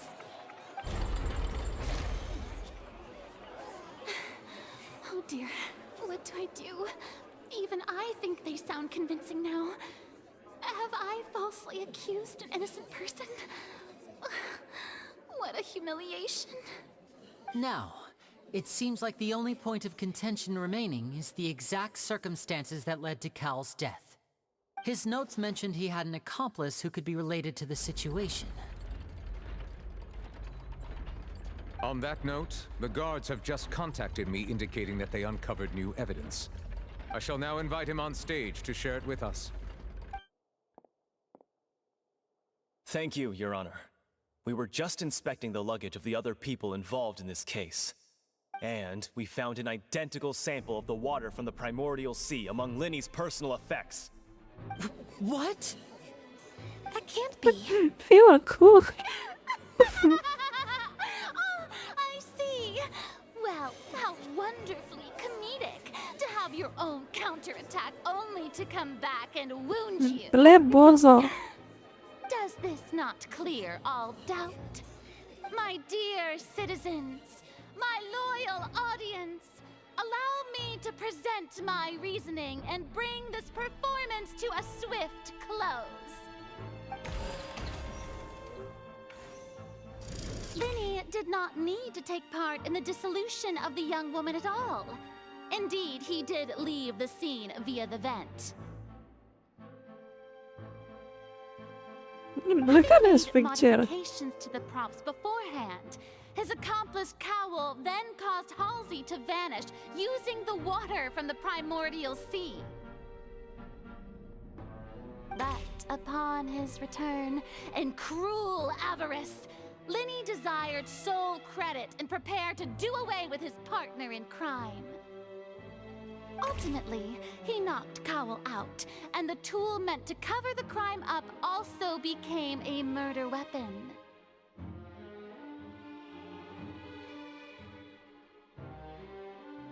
Now, as much as I regret having come to such a viciously straightforward conclusion, it does seem that the famed Fatui is quite the cold-blooded and ruthless organization. Am I right, Mr. Linny? We've used up all the evidence we collected. There's no way for us to make a rebuttal here. Is this the end of the road?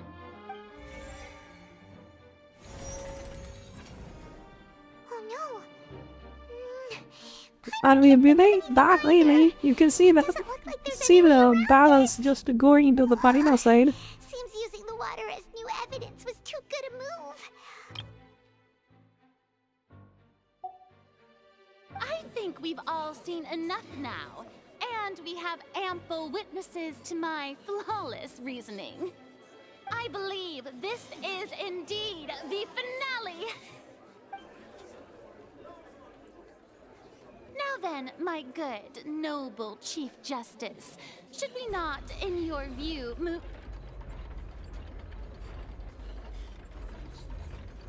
Excuse me, everyone, but I must interject. Miss, I must ask you not to shout, and to respect the ongoing legal proceedings. Oh, come on. Don't be hasty. I have a good reason for interrupting, you know. Now, would anyone here like to take a little break from all this debate and see a little magic? I'll show you an amazing trick. One that can bring a young woman who has disappeared back in the flesh, right before your very eyes. Please, do the honors, Mr. Linny, if you would... What in the world is she saying? No offense, miss, but miracles like that are beyond my scope as a magician. Come on now, don't be silly. Magic is all about misdirection, isn't it? It often conceals the truth while presenting a fascinating illusion. But once everyone believes the illusion, can't magic reveal the truth to them once again? And wouldn't such a trick be the most marvelous finale to today's performance? Come on, Lenny and Lynette. Give it another go. Don't worry. Spina di Rasula has made the necessary arrangements on your behalf. But, as the magic makers and stars of the show, I think I should leave the final performance to you. I understand.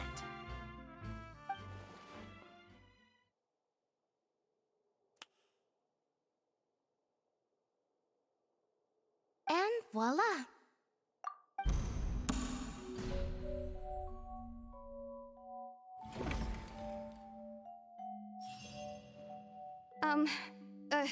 Sorry for the interruption.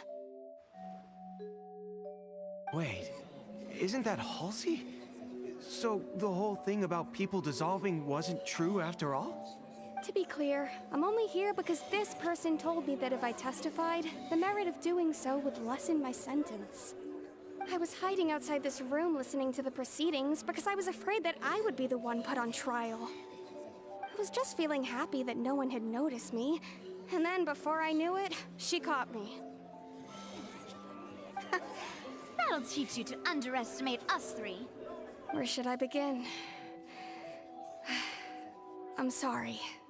I'm the one who killed Cowl. I admit it. What? Why? Firstly, my name isn't Halsey. It's Lillian, and I'm originally from Mondstadt. I heard that Linny's show was gonna be a real thriller, but I missed the chance to buy a ticket, so I stole one. That's how I make a living. I steal stuff here and there, and I'd never been caught before. But I was noticed at the harbor a few days ago, and I barely got away. Linny was the one who caught me in the act.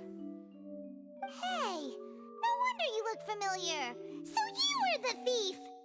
Liddy even mentioned that you were pretty skilled. Well, and I thought that would have been the end of it, but then the number selector chose me.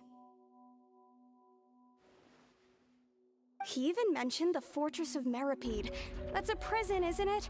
So you can imagine how shocked I was. I thought he was on to me for sure.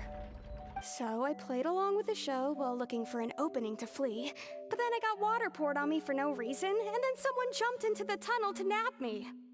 I wasn't going to take that lying down, so I knocked him out and stuffed him into the box. There was nowhere to run from there, though, so I had to change my clothes and hide in a box containing performance costumes. I slipped out after the first guard arrived at the scene and continued hiding inside the opera house. Can a person even hide in there?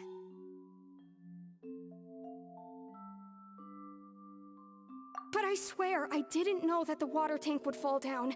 Really, I swear it. Had I known that, I wouldn't have put him in the magic box. I may be a thief, but I'm no killer. Well, that makes everything pretty clear now, doesn't it? This time, we need to tell the entire story from Lillian's perspective. Okay, funny nice Goku this time. Let's do it, boys.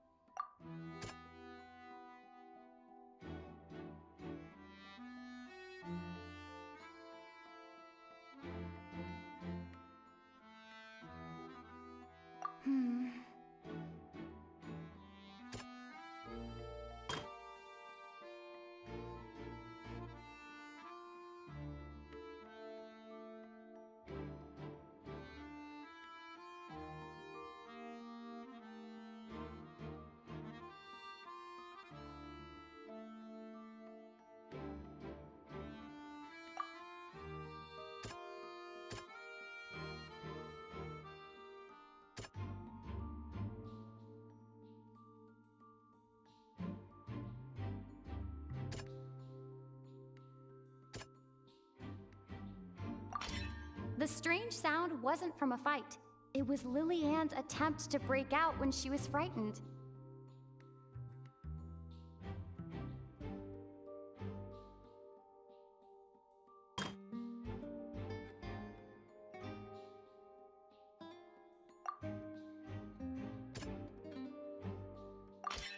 The flower vase was not broken to cover anything up, but was smashed during the struggle between Lillian and Cowl.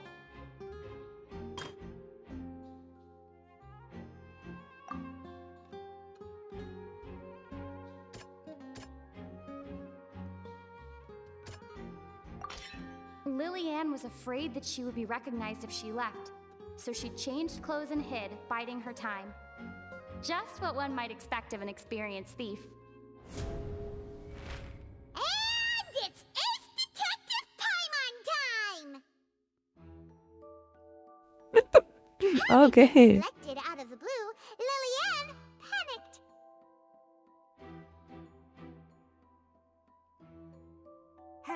only intensified after she entered the tunnel and had water poured on her head. So she kicked the door open, producing the thud we all heard. Hearing the commotion, Cowl leapt into the tunnel, only to discover that Lillian had not dissolved. He did not know that Lillian was not from Fontaine, but was a thief who made her way in by stealing a ticket. Mistakenly believing that the water from the primordial sea needed time to take effect, he tried to force Lillian back into the box. The two broke the flower vase during the struggle, but Lillian came out on top, knocking Cowl out and putting him in the box. With no way of escaping, she changed her clothes and hid in the costume trunk until the performance ended.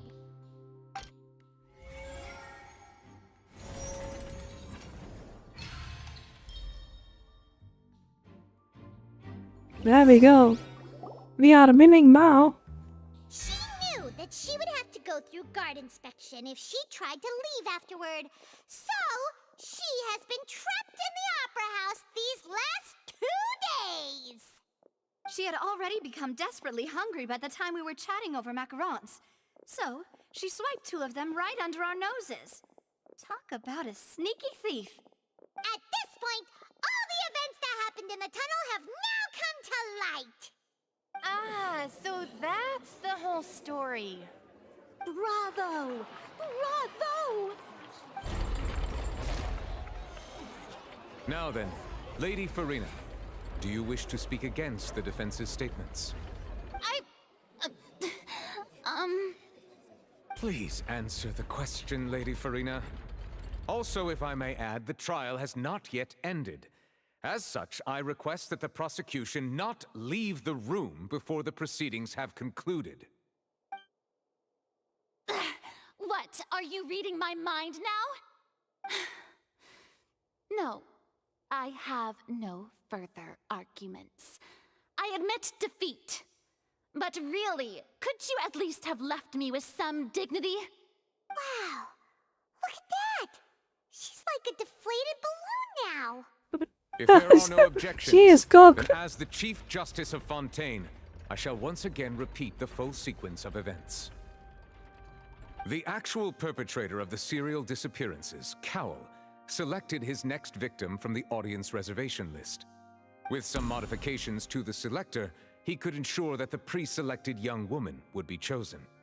To cover up any evidence while committing the deed, Cowl thought of allowing the water tank to fall, which would conceal the water left behind after the young woman was dissolved. He also tampered with the rope suspending the water tank, using the fireworks at the end of the performance to cause the tank to drop and hide the watermarks.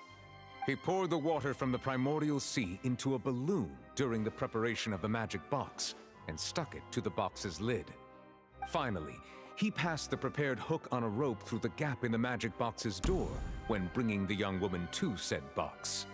When the magic trick officially began, the box containing the woman was lowered into the tunnel, tightening the hook rope and bursting the balloon containing the water. If all had gone to plan, the young woman would be dissolved at this time. However, Lillian was not from Fontaine and thus fled the box with a loud noise. Realizing that there was trouble, Cowl entered the tunnel and met Lillian. Thinking that the waters had not yet taken effect, he decided to proceed. However, his opponent was more capable than he thought, and he was overcome, knocked unconscious, and placed into the magic box, and thus became his own final victim. Lillian, according to her own statements, then changed clothes and hid until the performance ended, before hiding in other parts of the opera house. As for Linny, he was in the underground structures within the opera house, and was thus ignorant of these happenings. From this reconstruction of events, we can conclude that Linny, the accused, is in fact innocent. Please, cook. Let's go. While there is much in Linny and Lillian's conduct that should still be investigated separately, this case, at least, can be handed over to the Oratrice to make the final decision. Water please begin is dead. BML is God, you know. Let's go. Their thing.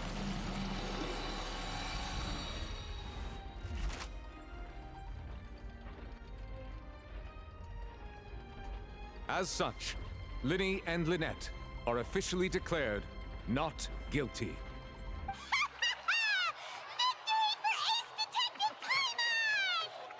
Great work, partners. Thank you all. Thank you so much. Next, I think we deserve an explanation, Guard Vaughn.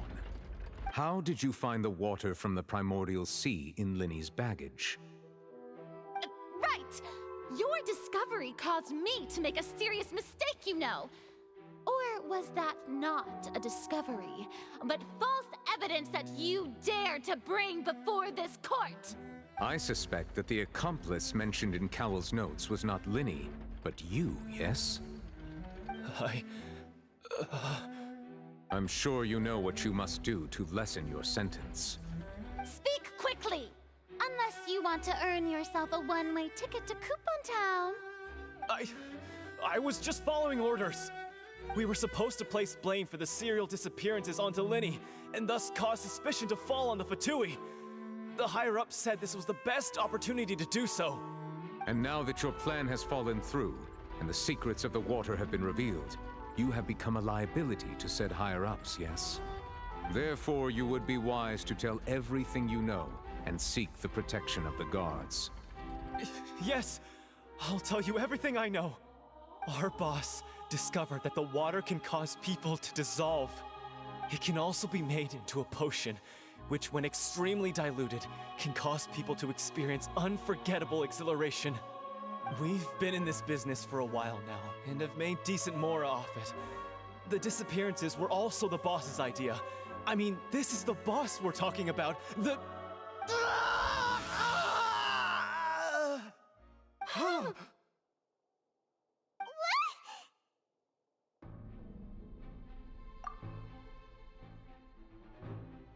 And now he can no longer talk.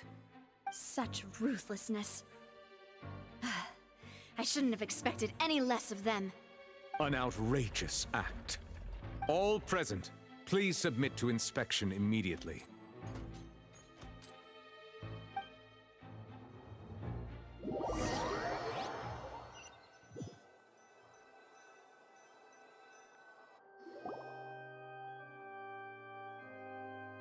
So, we're just going back now? That's true, but... Traveler, Paimon, please wait. Linny... I know you may not want to speak to me right now. Maybe you don't even want to look at me. But still, let me thank you again for defending me to the end, even after you learned that I'm a member of the Fatui. I guess. But regardless, I'd like the opportunity to set things straight. I didn't approach you with any ulterior motives or ill intent. I've spoken to you as myself, just plain Linny this entire time. As for why I'm a Fatus, it's because the goals of the House of the Hearth align with those of an orphan like me. That's all. That was how Father, who you might know as the Knave, approached recruiting us back then too. The Knave? The one who controls the House of the Hearth? She's your father? That's right. And since we're here, I was wondering, would you mind hearing a story? It's about my past. Back when our parents first died, Lynette and I were left wandering the streets. To survive, I took to surreptitiously observing an older street performer who did magic. It took me several days to figure out how he pulled off his amazing tricks. I took my sister through several streets until we found a crowded corner, and we began to perform magic tricks there. To my surprise, we proved to be pretty popular, and we could at least stop worrying about where our next meal would come from for a time. But I didn't want my sister to remain a street rat together with me forever. Before long, an aristocrat came to me and claimed that he wished to take us in after watching my performances. So you went from orphans to nobility just like that? That was how we felt at first, too. as if fate was on our side and we could say goodbye to those painful days. But I gradually discovered that while we were called foster children, he was really after my talent for magic tricks. He would constantly take me to all sorts of banquets to garner attention, which he would then use to expand his social circles. That doesn't seem too bad either.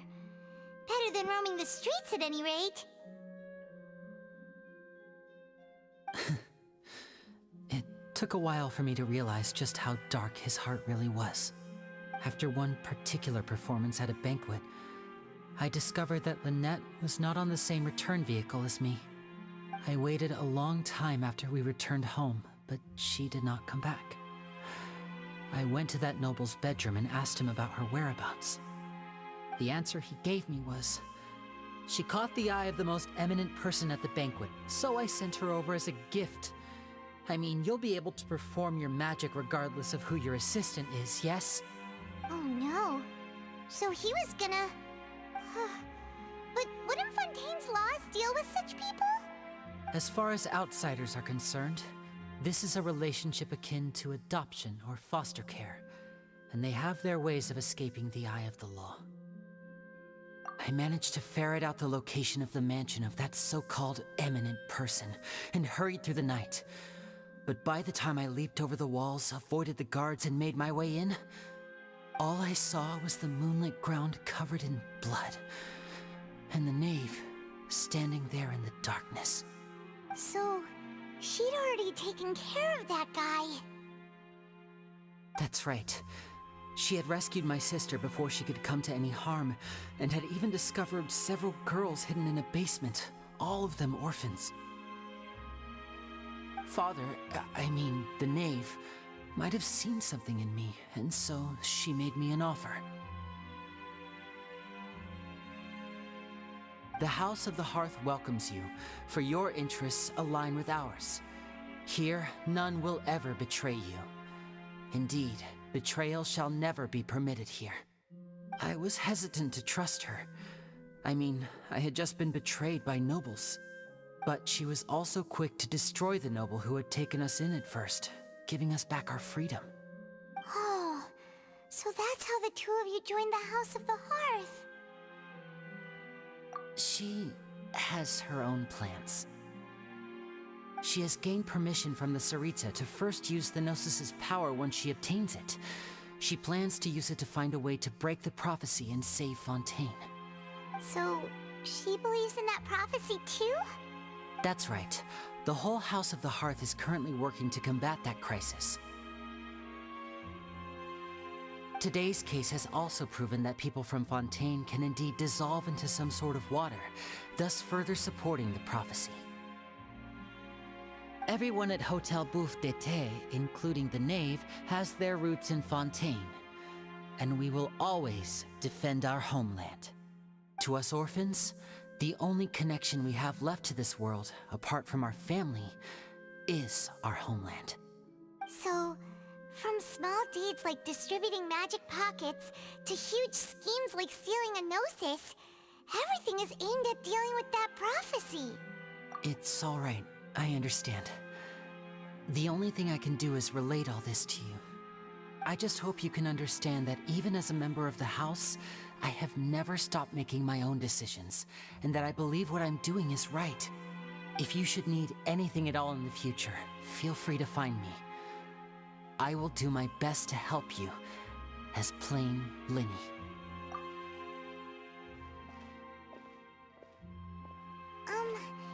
Bye, Linny!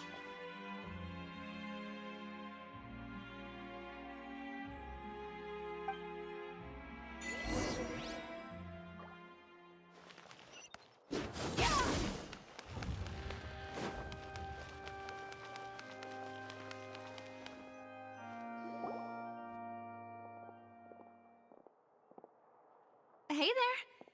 What was with the disappearing act you pulled right as the trial ended? Were you looking for us, Navia? Well, this whole thing isn't exactly over, is it? I do feel that we're getting closer to solving the serial disappearances case, though. Don't you think so, too? Huh? What's wrong, my dear partner?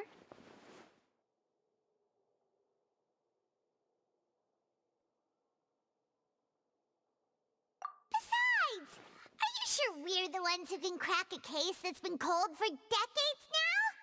And given that there's new evidence from the trial, there should be a trail of breadcrumbs for the Hydro Archon's people to follow now, right? Ah. I see. Well, I won't lie. I'm a little shocked to hear that from you. But I suppose you are just travelers who have only arrived in Fontaine after all. Sorry. I might have been too presumptuous. Don't say that, Navia. Ah, and we were having so much fun investigating with you, too. It was like having new waters flowing into a stagnant mire, causing new hope to spring forth, and the reflection in the murk to become clearer. Well, sorry about that. I'm a bit prone to nostalgia. Don't mind me. Wait, shall we have a farewell meal? You know, to commemorate our time as partners? Huh? Do we really need to get that formal? Well, guess you really did treat us as partners, huh? Well, I'd just like to have a proper ending to every important memory. That way there are no regrets later. Anyway, it would just be a meal, so it shouldn't take up too much of your time. You don't have to twist Paimon's arm. If Boss Navi is treating, count Paimon in! Oh, wonderful! Yeah. In that case, why don't we return to the Court of Fontaine and head to the Hotel de Boer? I believe we'll make it just in time for dinner. All right then, let's have our farewell meal!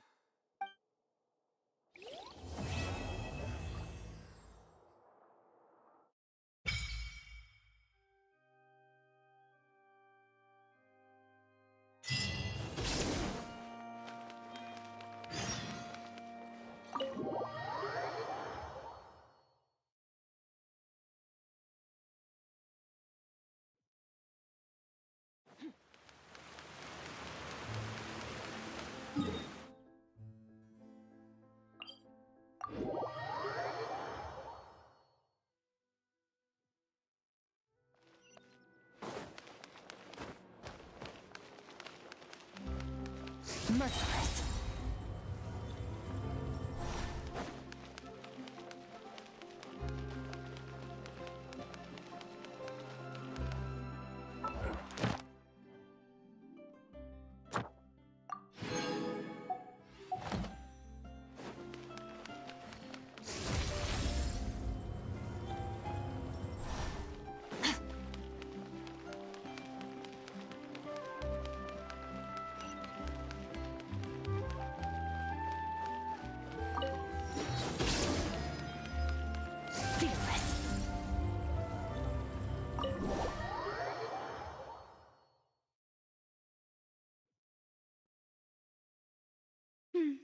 I came here several times with my father when I was little, but stopped eating here as often after growing up. I hope the food here will be to your taste. Oh, don't worry. We haven't eaten at a hotel like this in a while. Paimon's getting excited already. In that case, I'll go order for us first. Please wait here a moment.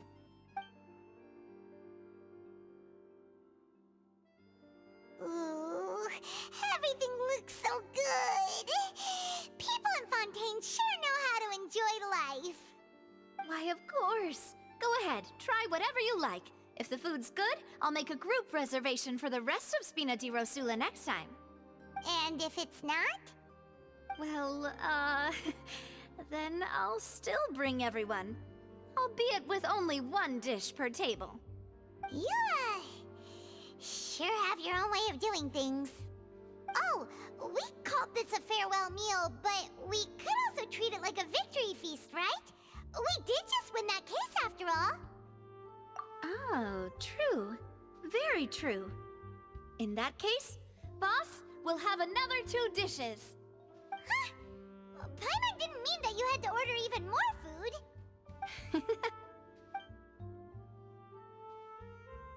Speaking of cases, do you think that the mastermind behind the serial disappearances will get caught soon now that this has all happened? Well, we've certainly taken a big step forward, but I feel that's about it. We know that there's an organization that means to dissolve these young women, but we still don't know what they are really after. If it hadn't happened right in front of us, Paimon wouldn't have ever believed that a person could be dissolved like that. Right?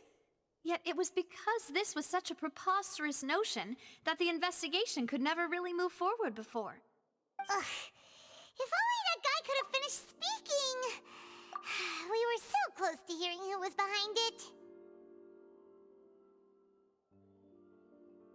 In such investigations, even the smallest step can seem like a yawning chasm if the trail of clues is cut off. To be honest, I don't have high hopes for any follow-up that the authorities might conduct. It's not that I don't have faith in their ability, it's just that a different perspective is required in some matters. It's easy to guard against and deceive a single narrow perspective. A shift in thinking is required at such times in order to produce a breakthrough, which is exactly why the Spina di Rosula exists. Those highfalutin folk are not all-knowing. That's why we exist. To seep into the cracks where filth falls through, where their watch fails them. That's the kind of problems we solve. Seems Paimon thought things were simpler than they actually are. It's all right. Well, this was supposed to be a farewell meal, so I doubt you have further interest in this business, right? Let's talk about something else. Like, what are your future plans?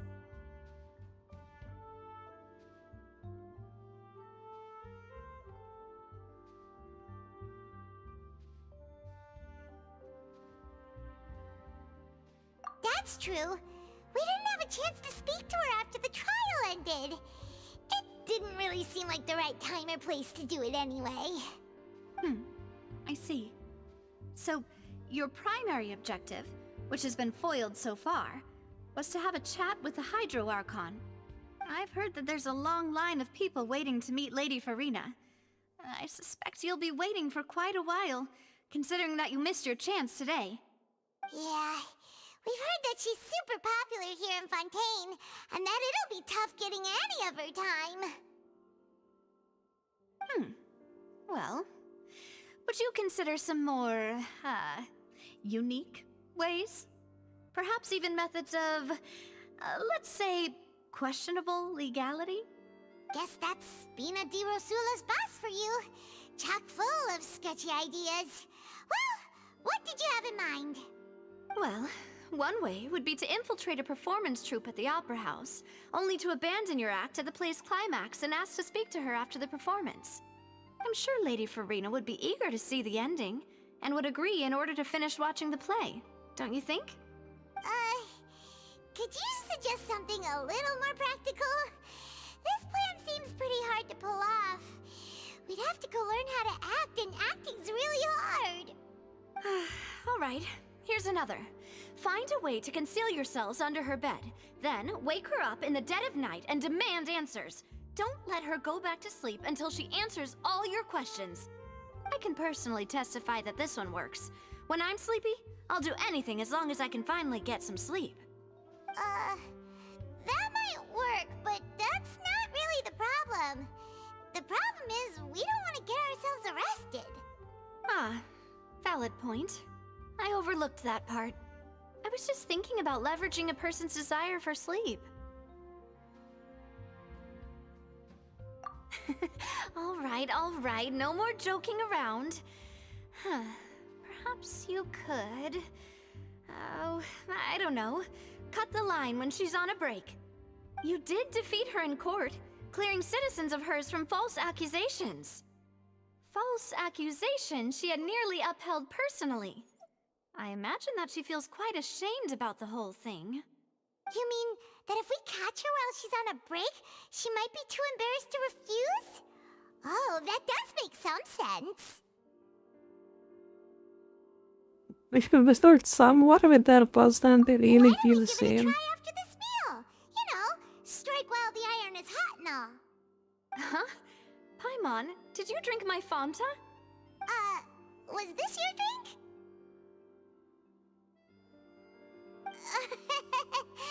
Sorry about that. Paimon wasn't really paying attention and the cup was right next to Paimon. Would you like to order another? No, it's fine. We're just about done here. Alright. Honestly, Paimon wouldn't recommend Fanta anyway. It tastes kind of salty and icky. Is that so?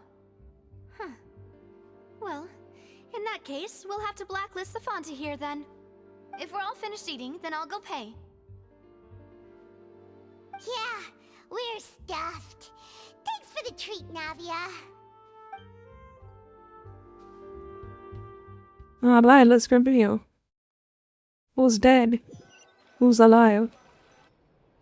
Oh, so full. Paimon can barely float anymore.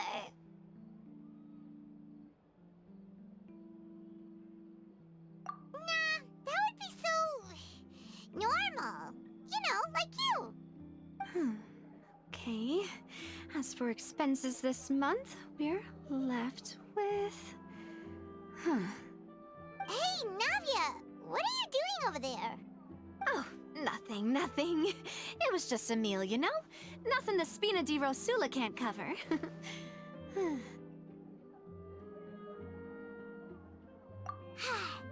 get ready to try to meet the Hydro Archon again.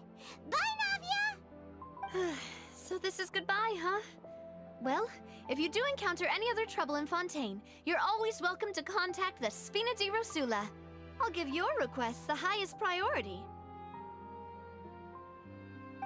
In any case, I wish you smooth sailing. I'll see you again, partner. See ya! This Archon quest has like fire axe or something.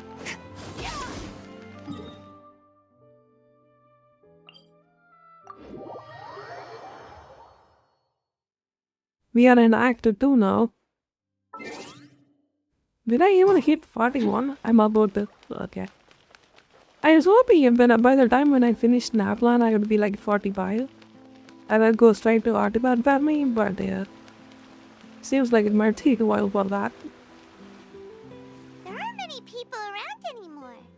Looks like that boat we took to Araneas might have been the last one. Vache. Looks like we're back here again. Huh? Traveler? Are you hearing voices again? Ugh. That's kinda spooky. Are you sure we don't want to come back in the morning? Vache? Vache. Hey, why are you still walking towards it? There might be something nasty in the water.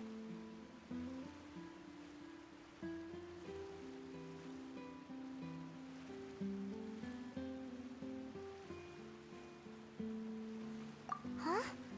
Hang on. Paimon can kinda hear a voice. It's calling for Vache, right? Hey, Traveler! Stop walking! Come on, wake up! Time for us to trip. Let's go.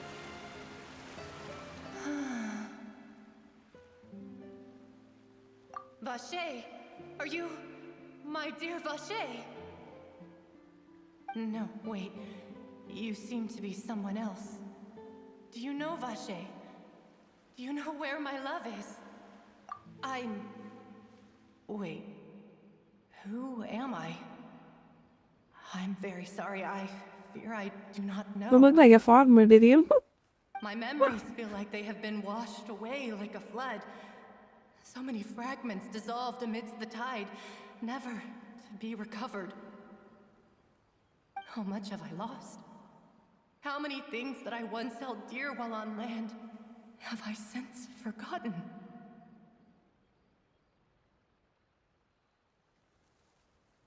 Yes, that is what I was once. But now, I am but the consciousness of one who is lost, therefore. I do not know how I came to be like this either. I only vaguely remember being covered in light blue water, and then all grew dim. I also remember going to many places.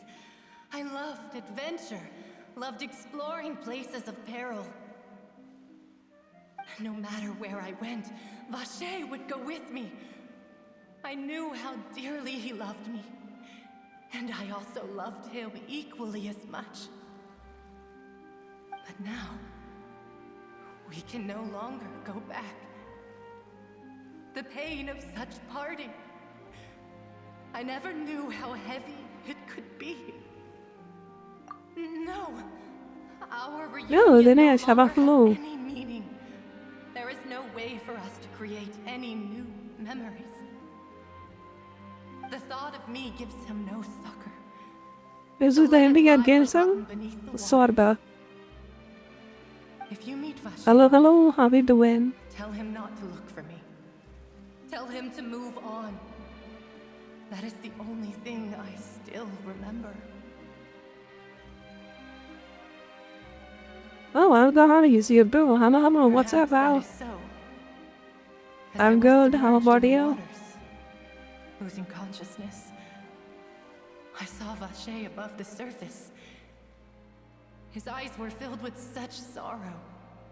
Such I'm good. How about you? I'm doing good as well. Thank you for I could asking. have comforted him. Told him that I did not suffer. Indeed, I had felt a great warmth. Is that what you call it? Dissolving. If anything, I consider it a form of release. It was a state of neither fear nor frenzy, with only an endless peace, like the water's still surface. I could also liken it to being a thirsty person who drinks water for the first time, and only then sees how they have lived for so long in a world of endless want and anxiety. I think I hear your companion. It's time You for came you by to and go, say I think. hi and then go? Thank you for dropping by. Really appreciate it. Farewell then. I am glad that you were able to sense my presence. Remember, if you see Bye bye, bye bye. tell him not to seek me out any longer.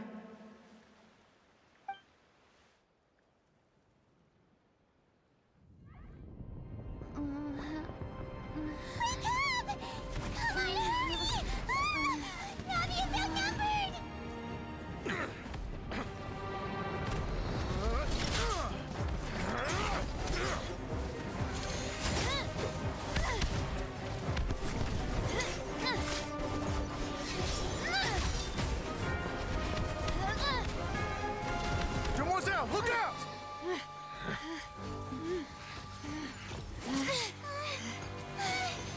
Dear God, it's a whole army of Gardamex.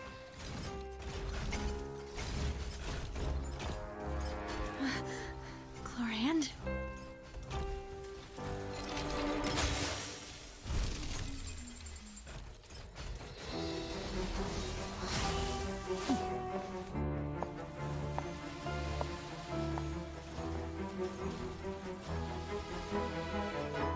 Quick, now's our chance!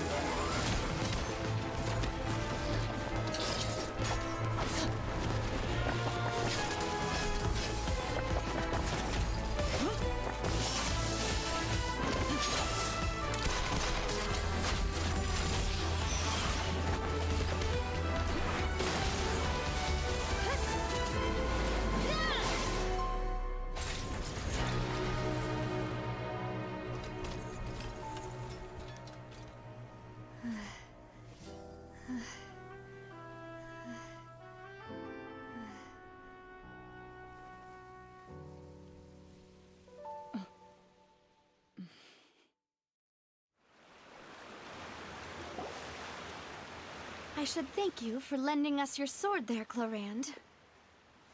But before I do so, could you explain how you managed to show up here?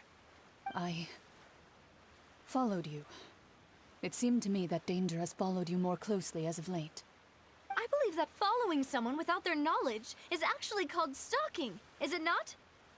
Mr. Callus's last wish was for me to ensure your safety, and I will not betray his trust. He would do the same, were he alive today. Do not speak of my father! Sorry, Demoiselle. I was not strong enough. Thank you for your aid, Miss Clorand, but do keep an eye out for your manner of speech. I believe we all wish to avoid unnecessary emotional harm. Sorry, I did not consider your feelings. Whatever. What else do you know? How did you come to the conclusion that I'd be in grave danger? I doubt I know much more than you, but I believe that the mastermind behind the serial disappearances is very powerful. Your performance tonight will almost certainly attract their attention. Huh. I'm sure they've known about me. To be honest, I'm shocked it's taken them this long to act against me. And what about these garter mechs? I thought only those associated with the Maison Gardiennage could control them.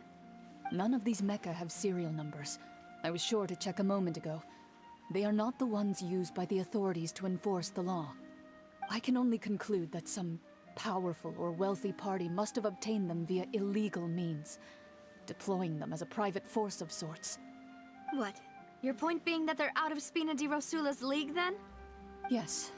Be careful, and do not act rashly. I will continue investigating, no matter what. We will bring the truth to light. That's my father's true last wish. Regardless, thank you for your help today, Clorand. But if you get any ideas, tell me first. I don't much appreciate being followed. I do not think that they'll strike again anytime soon. So I shall stop following you. Good day, all.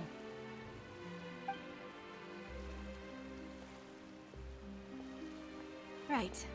I suppose that's the best news we've gotten today. Demoiselle, I believe that Miss Clorand was being sincere with you. If we tried, we could attempt to thaw relations a little.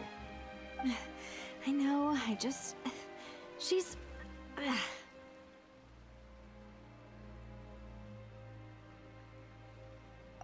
thank goodness! Paimon thought we were done for! Those Gardamex came out of nowhere while you were unconscious, and Nadia and her gang saved us!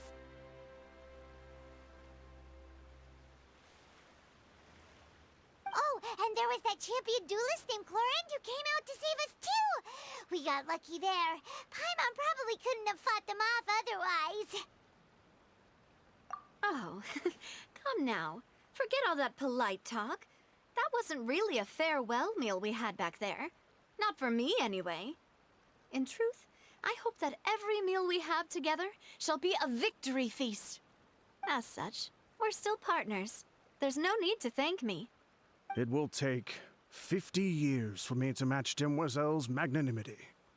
If it were me, I would have joined the Spina di Rosula on account of her goodwill long ago. All right, you two. That's enough.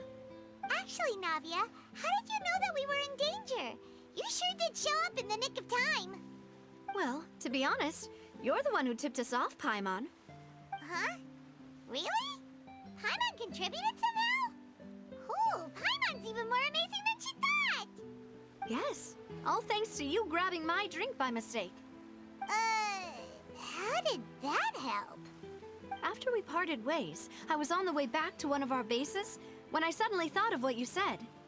That the Fanta tasted kind of salty and icky.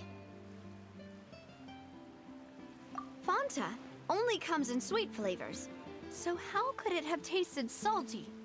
The color of the drink, if I recall, had also been a bit off. So the Fanta had been spiked with water from the primordial sea? Yes. So, if you hadn't drunk that cup for me... Spina di Rosula is preparing the grandest of awards for you as we speak for saving the boss. Huh? Really? I sent people to Hotel de Boer to investigate, but whoever did this left no trace at all. That's when I figured out that you might be in danger, and hurried here as quickly as I could. But why would they go after us too? All we did was defend Linny in court and help clear his name. Ugh, now we're caught up in this mess too, aren't we? Well, you did foil a plan that they were probably pretty proud of, and almost got their name in the process. Speaking of which, did anything strange happen when you drank the primordial seawater? Well, it can't be coincidence that the traveler fainted just now. She said that she heard that voice calling for Vache again. Oh, and this time Paimon heard it too, but it was real faint. Does this situation have to do with the primordial seawater then? Does that mean the primordial seawater raises someone's sensitivity to hydro when it's used on people who are not from Fontaine? That doesn't sound like too much of a bad thing, to be honest. Okay, I'm gonna go get my beam up. Be right back. I was getting tossed. Let me confirm chance.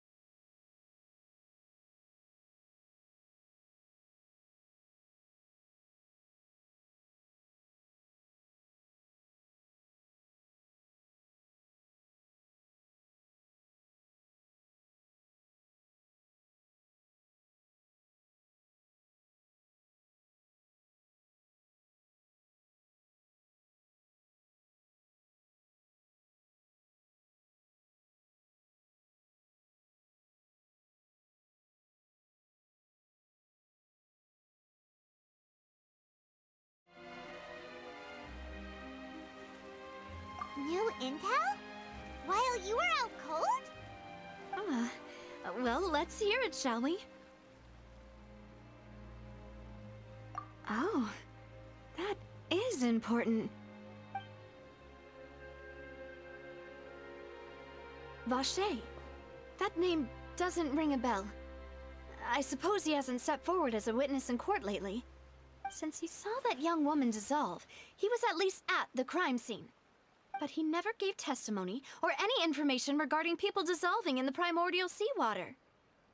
Could he have been threatened?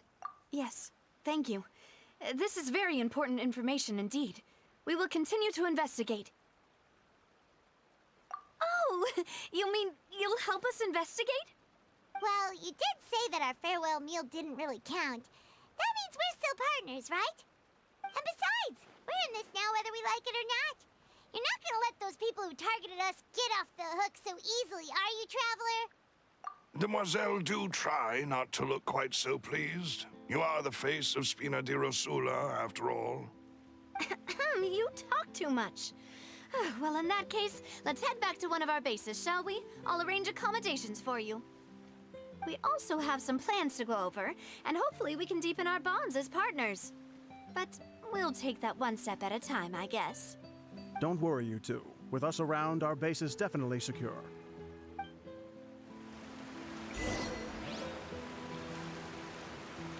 I got 2 bottles like I wish I had 2 bottles like that. That would be nice.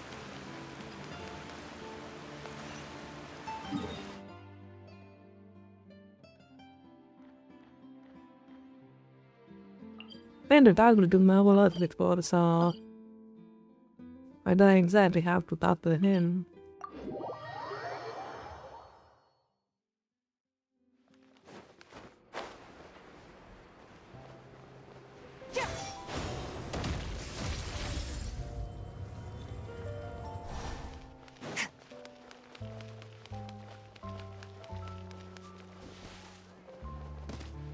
And would I know that?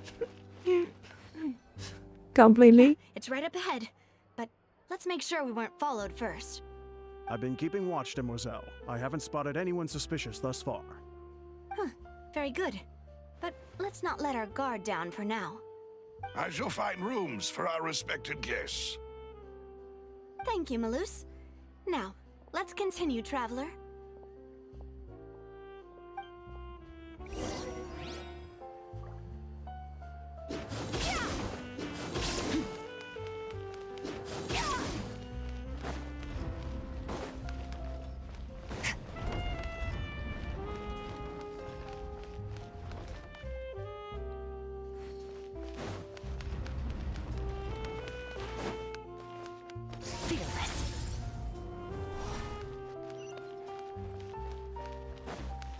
Wait, you did something wrong. Okay.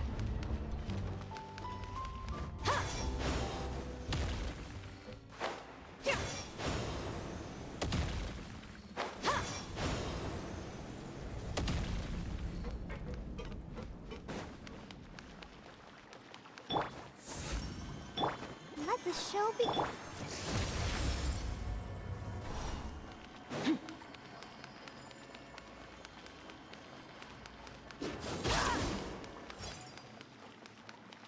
Merciless.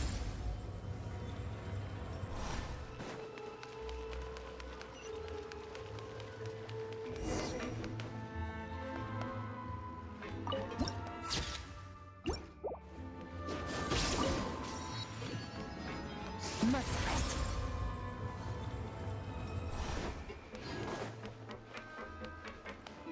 But they don't let you fly. That was a fucking lie. Should they get stuck on the wall?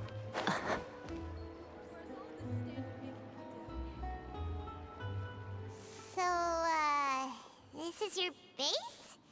It's not quite what Paimon imagined. Your accommodations have been arranged. Under the present circumstances, I can confidently say it's the best we have. Well, our funds have been a little tight lately.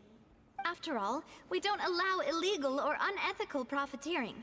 In fact, our funds often come from citizenry who support us. Seems like it's tough times for everyone. But if you have the support of the people, that does sound like it's worth it. To be honest, our financial situation was a lot better back when my father was in charge a few years ago. I'm afraid I'm not quite his equal. Your father... He was the previous boss of Spina di Rosula, right? How did he... Demoiselle, if you'll allow me to explain. No. I'll explain it myself. I suppose I couldn't run from this topic forever. And as partners, this is something I hope they can understand. My father's name is Callus. Yes, the same one they call Callus the Unfaithful in the streets. 3 years ago, he was accused of murdering his own friend. But he chose a duel to defend his honor instead of standing trial. He died in the duelist's ring. Oh no. But I do not believe my father was a murderer. I'm sure he was set up. At the time, I believed that if he only stood trial and was duly investigated, something amiss would crop up and prove his innocence. But strangely, he not only requested the duel himself, but rumor has it that even after being seriously injured, to the point where he could be deemed as having lost the duel, he refused to surrender, determined to die in the arena. 3 years later, I still don't understand why he did that. How could he protect his honor if he's dead?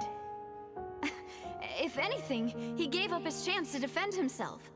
The closest piece of info I have is that my father had been investigating the serial disappearances case at the time of his death. Ah, so that's why you're so determined That to get explains to a the bottom of lot. that case. Yeah, that explains a lot. That's right.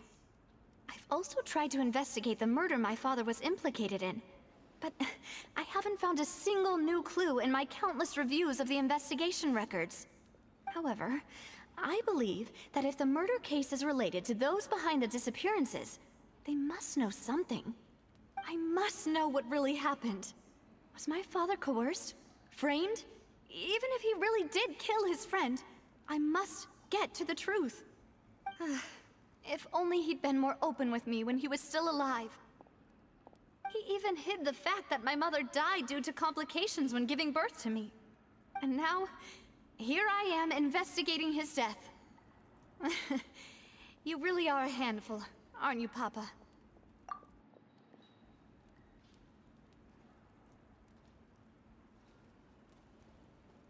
Demoiselle, please, if there is anything I can do, anything at all. I also will never believe that Master Callus murdered anyone. There are none whom I respect more than the two of you, Demoiselle. Master Callus did so much good in life, yet all it took was one murder case for him to be dubbed Callus the Unfaithful. Even our supporters decreased greatly due to that incident, hence our strained finances at present. Wait, if Callus was such a good man, wouldn't people at least be a little suspicious when he was accused? No. Perhaps people just revel in that kind of drama. It's not something exclusive to people from Fontaine, really. Everyone's like that. People love watching the evil turn over a new leaf, but they also enjoy watching good people fall into an abyss from one slip-up just as I mean, much. speaking of drama, that's really one of the reasons I kinda not really looking forward to Aznavold videos anymore, because he's always involved himself with the drama shit. Like, it's super negative. Like, he became a really negative army. Like, are you kind of... I don't really like that, you know? Never mind. If Callus was really falsely accused, we have to find the truth. He didn't deserve to have that happen to him.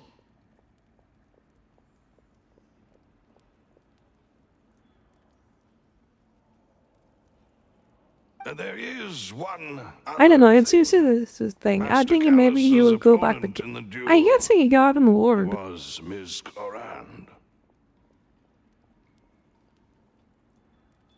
I think, yeah, I think he's getting old.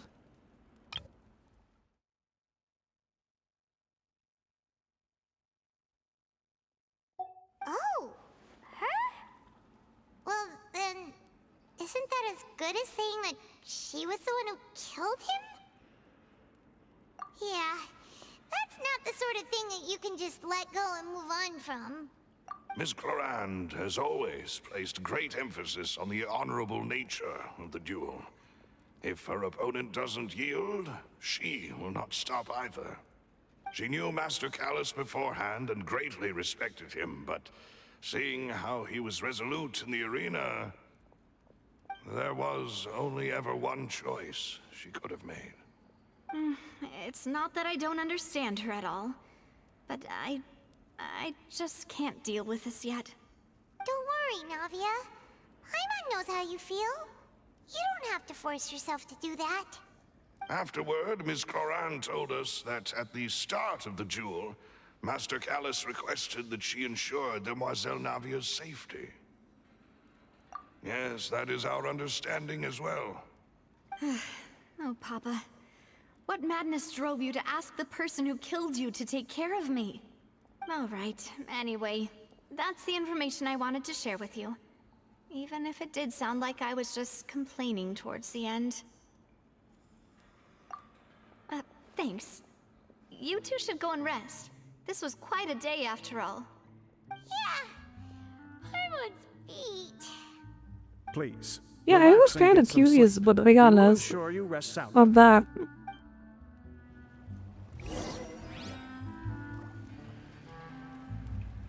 Curious about the Pirates Outdoors recent drama. I don't know what happened with them, but if you guys know about it, just give me a gist of it. Like, I don't give a shit. Like, it's just it. They're doing it for the cloud at this point. Either they're doing it for the cloud or just what else is there? You know? I guess I'm finally on the right path. I guess it's just the US culture at this point being more dramatic, being drama queens. You know, you have a freaking bigger drama queen as your president. What do you expect from the normal people?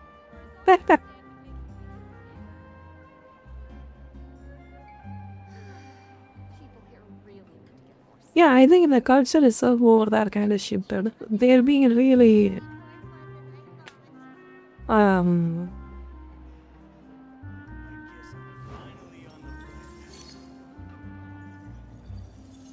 what's the best way to put it? More dramatic, I would say, loud. Yeah, I think that's the word. But the rational thinking and calm conversations kind of went out of the window. And then one stream is trying to belittle another one is dead at the trend over that.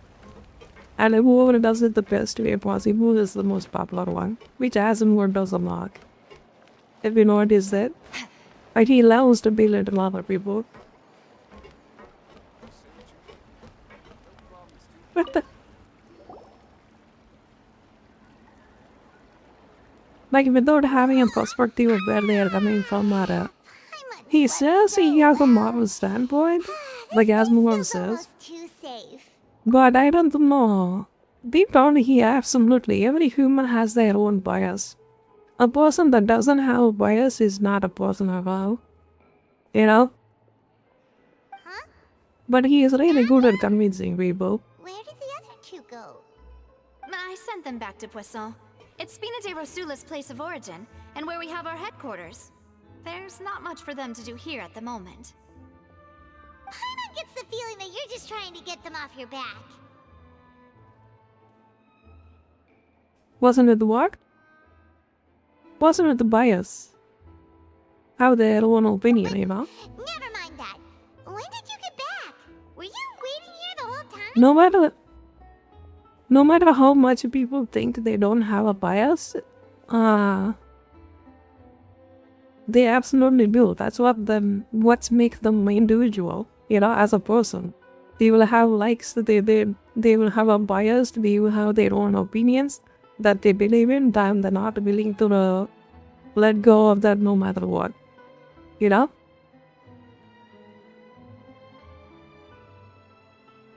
No, I just returned after going out for a while. I did some investigating yesterday regarding the name Vache. Wait, so you didn't sleep at all? How could I after having such critical new evidence appear? Guess Paimon wasn't speaking for everyone just now, huh? Unfortunately, this name seems to have been wiped from existence. It doesn't seem to have a match anywhere. Yeah, I think mundane things are like, yeah. Yeah, I think he started to cover a drama because people like to watch it. Watch people slip up on the... It's kind of like fun thing, like it. Like, yeah, it's very similar to the storyline going on. How this kind of people kind of revere in court drama. You didn't sleep at all? Why are they talking about you? I suspect that those behind this have already taken steps to hinder an investigation from this angle. But that does prove that this Vache person Yeah, is I a gotta key have a witness messy in the sleep rattle, incident. man. I will sleep. That mean we're too late though? I'm trying to fix it, so that's why I'm kind of waking up some more now. There is one ray of hope. Staying awake. One place Not in to Fontaine mention that they would find almost impossible to threaten. the climate. matter how much Jesus, they it's wanted to. awful. The climate is freaking blazing hard here. So I couldn't really sleep comfortably. And that is the archives kept by Chief Justice Neuvillette.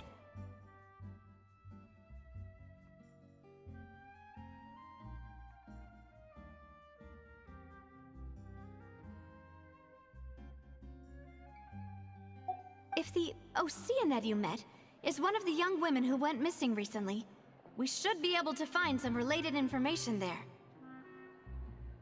Wait, that even thing I'd be out? Yes. I've always been in Tamil Nadu, dude. Whew. Guess that's the hard-working Chief Justice for you.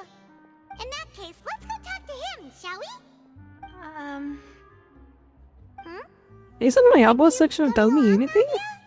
Did you get tired? No, it's nothing.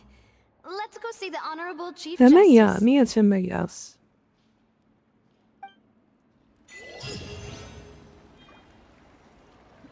Oh, there we go, Lone 41.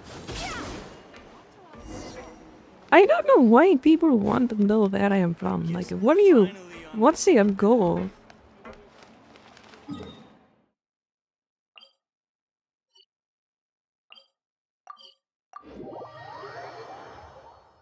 The palais is right up Well, ahead. I can't assume just based the language you speak. I think I told you. Either told you? Yeah, let me see. Oh, I think I put it on my Twitter. Never mind. Yeah, I am from Tamil Nadu. My primary language is Tamil, but I kind of feel more comfortable speaking in English. And I don't really like when people ask where I am from or ask me to speak in Tamil. You know? Like, from the start, I started speaking in English and no, it's no problem. I'm just saying in general. It's not particular. I mean, so many people, like, from Tamil Nadu, usually they ask it. I guess it's just their that's their way of having a conversation. Like, as soon as they hear that they are from Tamil Nadu, they will just ask you the word. You know? So it's kind of என்ன ஊருன்ற concept தான் நினைக்கிறேன். But ஆனால் அந்த மாதிரி மாற்றி தமிழ் இங்கிலீஷ்லையும் பேசுறது வந்து கொஞ்சம் All things come to an end. problematic, I would say. Not to mention it. How many people in Tamil people are even watching? You know? If I speak in English, I can have a higher audience, you know? Please state your business People here. can understand The me Chief more. Justice is presently occupied with Jasmine, welcome. How are you doing? How's your day? This place does look pretty heavily guarded. Guess that proves that Neuvillette's files are really secure. Hey, don't you recognize us? How's your day? Hope you're doing good. We are making progress in the genshin impact. perfectly understandable. I mean, it's not a sentiment but just a image. It's just a me that is having this kind of sentiment. Most of the Tamil videos I seen and I talked to has the same sentiment as well. People are really rude and extreme. Like Tamil people specifically. Huh? Who are you? Like I know many Just to be clear, some Tamil friends as well. They stream as well. or who you might be related to, our rules make no exceptions. Totally, yes, nice. They've That's got bad great to hear that. discipline too. Yep, Paimon can tell. If you're here just to crack jokes, I can point you towards the exit. Unlike some, we're busy. So Yeah, I please think leave it's if just the you don't have a influencer. reason to be here. I seen somewhere in curling rude ones too. Yeah. Like it's just the culture itself. Like if Santanam and the comedians started to being a rude asshole is the new brand now in Tamil Nadu. You know, pretty much. Like the comedians in the movies and stuff, people love to imitate them, right? So they started to imitate some of the comedians here. We were at the trial Which is of the not a great really a good magician Lenny. thing. Oh, yes, I remember. I read about it in the Steambird. You must be Linny's attorneys. It's all coming back to me now. We're here today to report and archive some information on a follow-up case. Huh. Is that even a thing? Of course. Don't worry. We're here on official business. I always been like that. Like I never liked those kind of friends. Never got along with those kind of what do you call it? Way of speaking. It's just once in the family, I would say. My grandfather always corrected me when I tried to speak. I have like in a way of speaking in Tamil. Like and then he always corrected me as well. Yeah, I think we are more what do you call it? Please come in. Legal? Especially me. Like me is I am very legal. Like even my friends groups are mostly kind of like those kind of people as well. More mature ones, more adult ones. Yeah. It's all right. Please let me know how I may be of assistance to you. So you're not mad at us? We're looking for a man called Vache. He may have been an eyewitness in the serial disappearances case. If we can find him, Like for we example, may be able to in this unearth game, some key information on the case. probably Zhongli would be my friend. In that case, Neverlet would here be a my moment while I friend. browse through the files. Who else is that?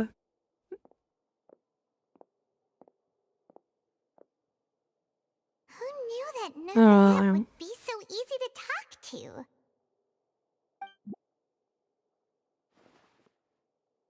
Something like that. That's my preference, I would say.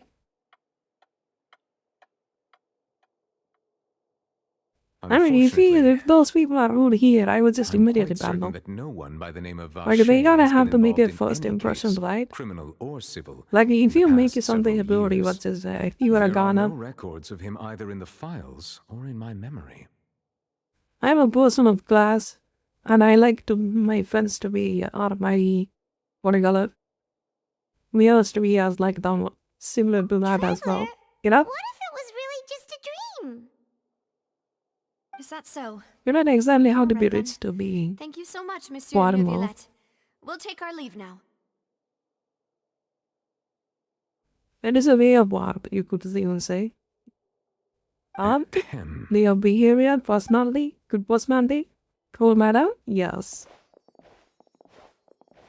Miss Navia, I can Oh, understand how you feel.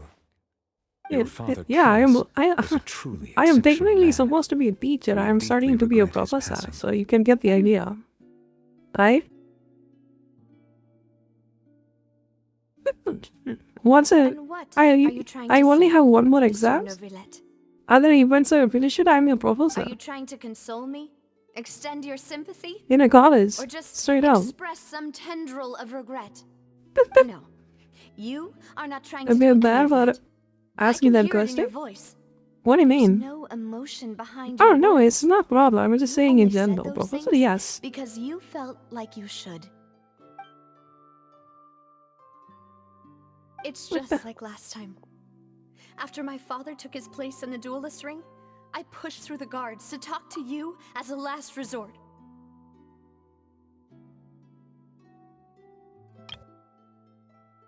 And I just remember. Thank you, but not yet though. I haven't finished it yet. But I only have one more exam though. I just have to finish my master's degree.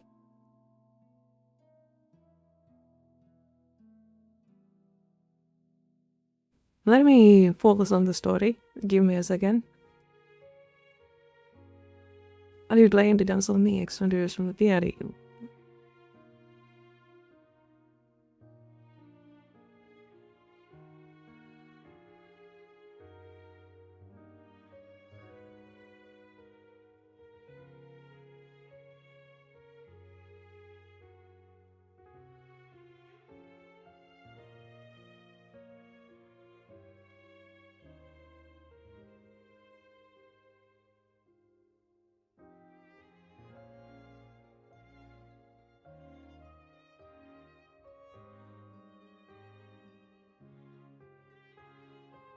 If that's so, alright, thank you so much.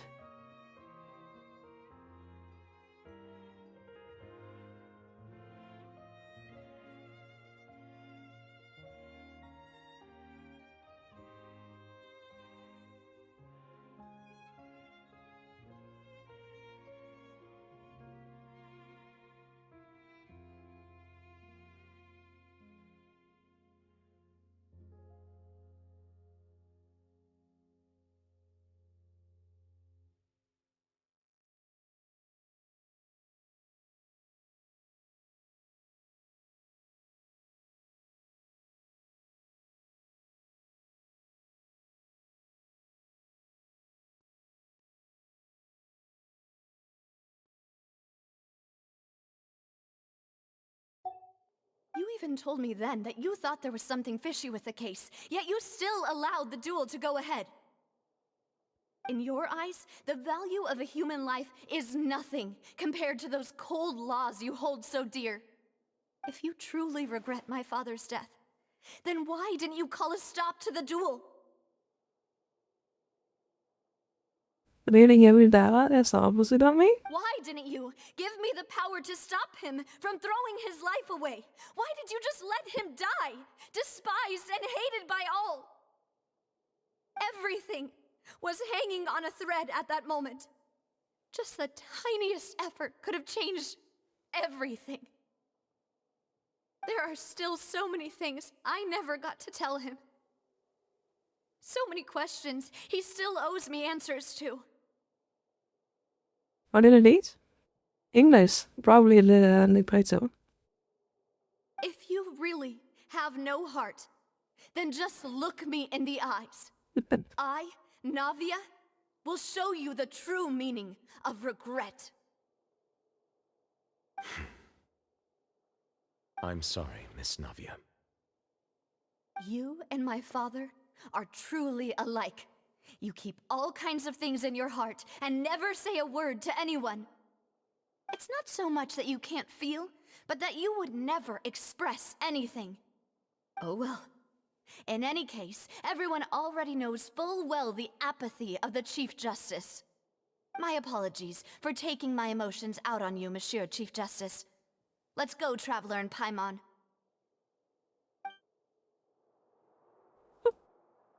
English teacher, yes.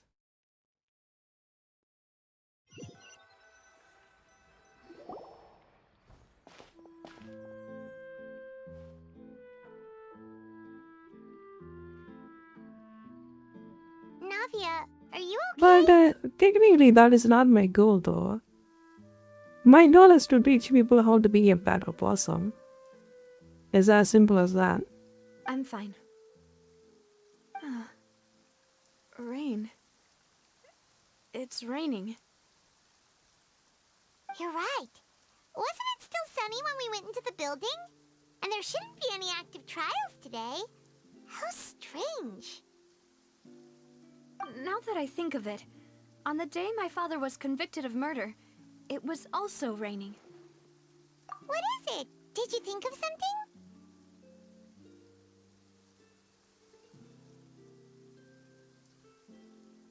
Yeah, he was outside. It was uncovered and the rain could fall there. Why?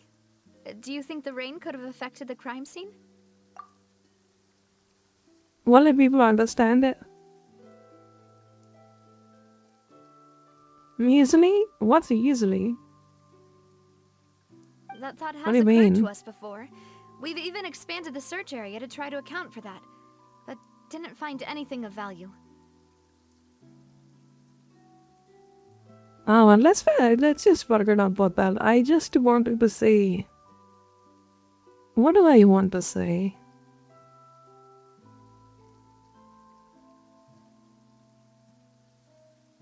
Wow. That's never mind, it's nothing. Oh? Wait. You don't mean...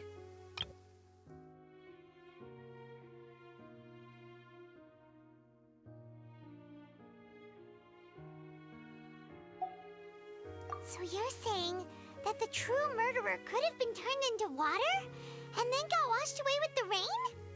Yeah, and if that's what had happened, then no one would have believed your dad, even if he explained what he saw to the authorities. I really think I found a true genius for a partner. You're completely right. How did I not connect the dots earlier? All right, let's go to Poisson. With this new lead in mind, we'll get to the bottom of my father's case for sure. Yeah, we're gonna make progress for sure this time. Do you want to go with me now? Or do you want to head over by yourself later?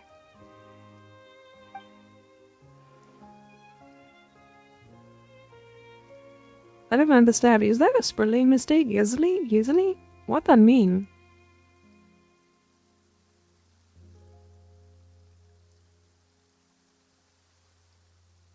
Great.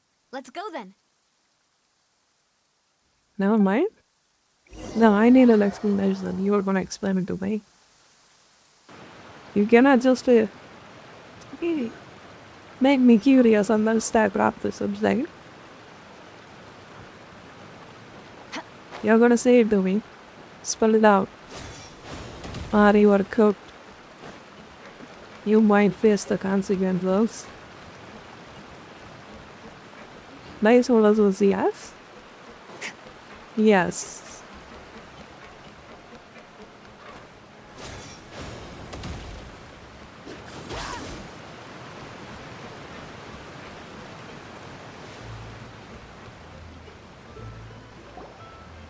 Whoa, what a huge ship!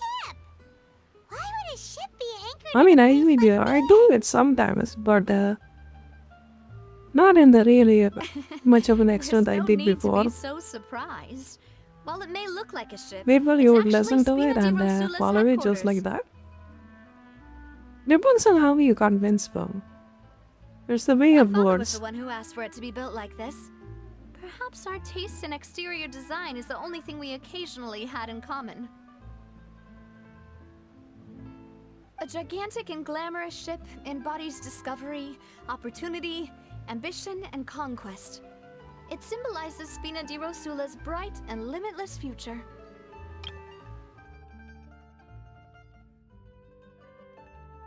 My father is one to ask about that.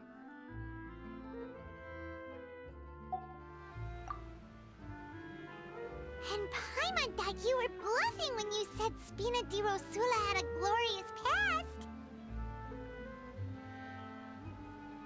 I mean, people listen to Asmongold. Why is that? Would live in the sewers. But now that Paimon has seen this ship for herself, she's been convinced. Well, Poisson is where Spina di Rosula began, after all. It's our main base, our home.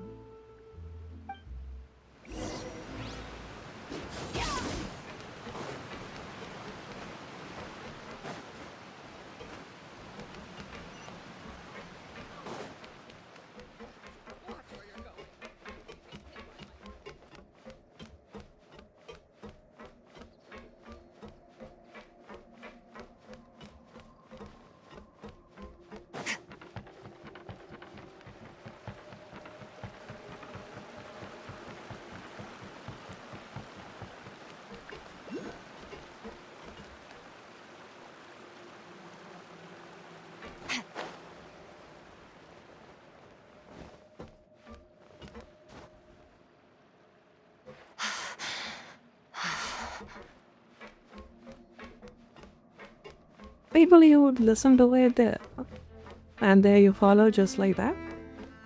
I mean, for me personally, it is about your capacity to see things in different angles.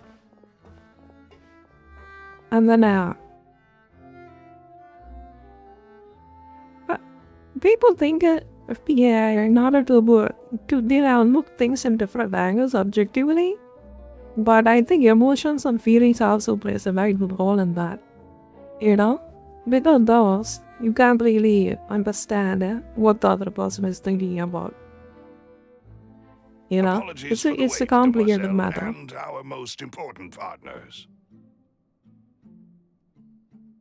You said before that you still had some business at the court. What brings you back to Poisson so quickly? Like, for example, if you take Navia, her regret that she couldn't save his father kinda pushes her to find the traveler and then to dig up the case that's been over 3 years ago, right? So that emotion is the driving point for her, you know? How could you figure that out with the objective matter, you know? About that, it's because my partner here reminded me of something really important. You see, what if my father's case had something to do with water from the primordial sea? We got decided that what are we even talking about? Why am I talking about emotions now? What is happening? You still remember, right, Malus? On that night, it was raining?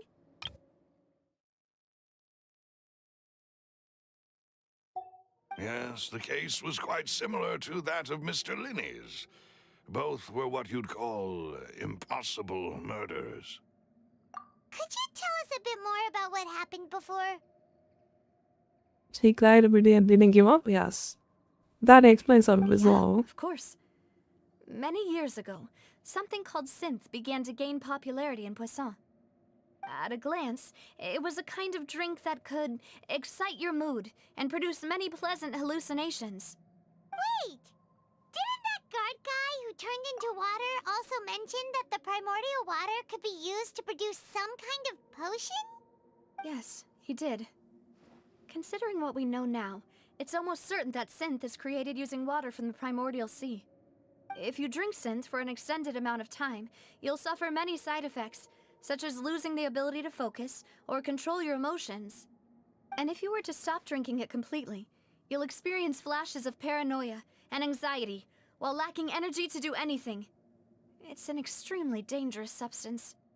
As he oversaw Poisson, my father was compelled to put a stop to synth abuse and called for a complete ban of it. Boss's uncompromising attitude incurred the synth vendor's wrath, but no matter how much they threatened or bribed him, he refused to yield. Not only that, Boss became determined to find the mastermind behind the synth operation and put an end to the problem once and for all. Yes, but the enemy was very cunning. So he could never get anything out of the dealers, all of whom only sold the stuff and weren't privy to the rest of the operation. Recognizing that, my father decided to contact the dealers in secret and cultivate personal relationships with them. Finally, he was able to convince someone to become his informant. The man's name was Jacques. He felt greatly ashamed about his work after seeing many families destroyed by synth abuse. That night, my father hosted a banquet at his countryside estate. He planned to meet up and exchange information with Jacques over some food. But then, we heard 2 gunshots from the courtyard. We raced to the scene and found my father, still holding a gun. And Jacques, who was already dead on the ground. I'm going to again, see ya. Oh, what are you gonna play? Sounds just like Lenny's case, doesn't it? In both cases, the culprit seemed obvious, but neither appeared to have any motive at all. Looking back on it, though, And then Lenny. I now believe I the know what. most important clue was something we all overlooked at the time. There were pieces of clothing left at the scene. Yeah. Never mind. Precisely. It's all thanks I'm to you gonna that I say made the something connection about now. that. Back then, we all just thought they were some costumes that Jacques used to disguise himself at the banquet. But, considering it...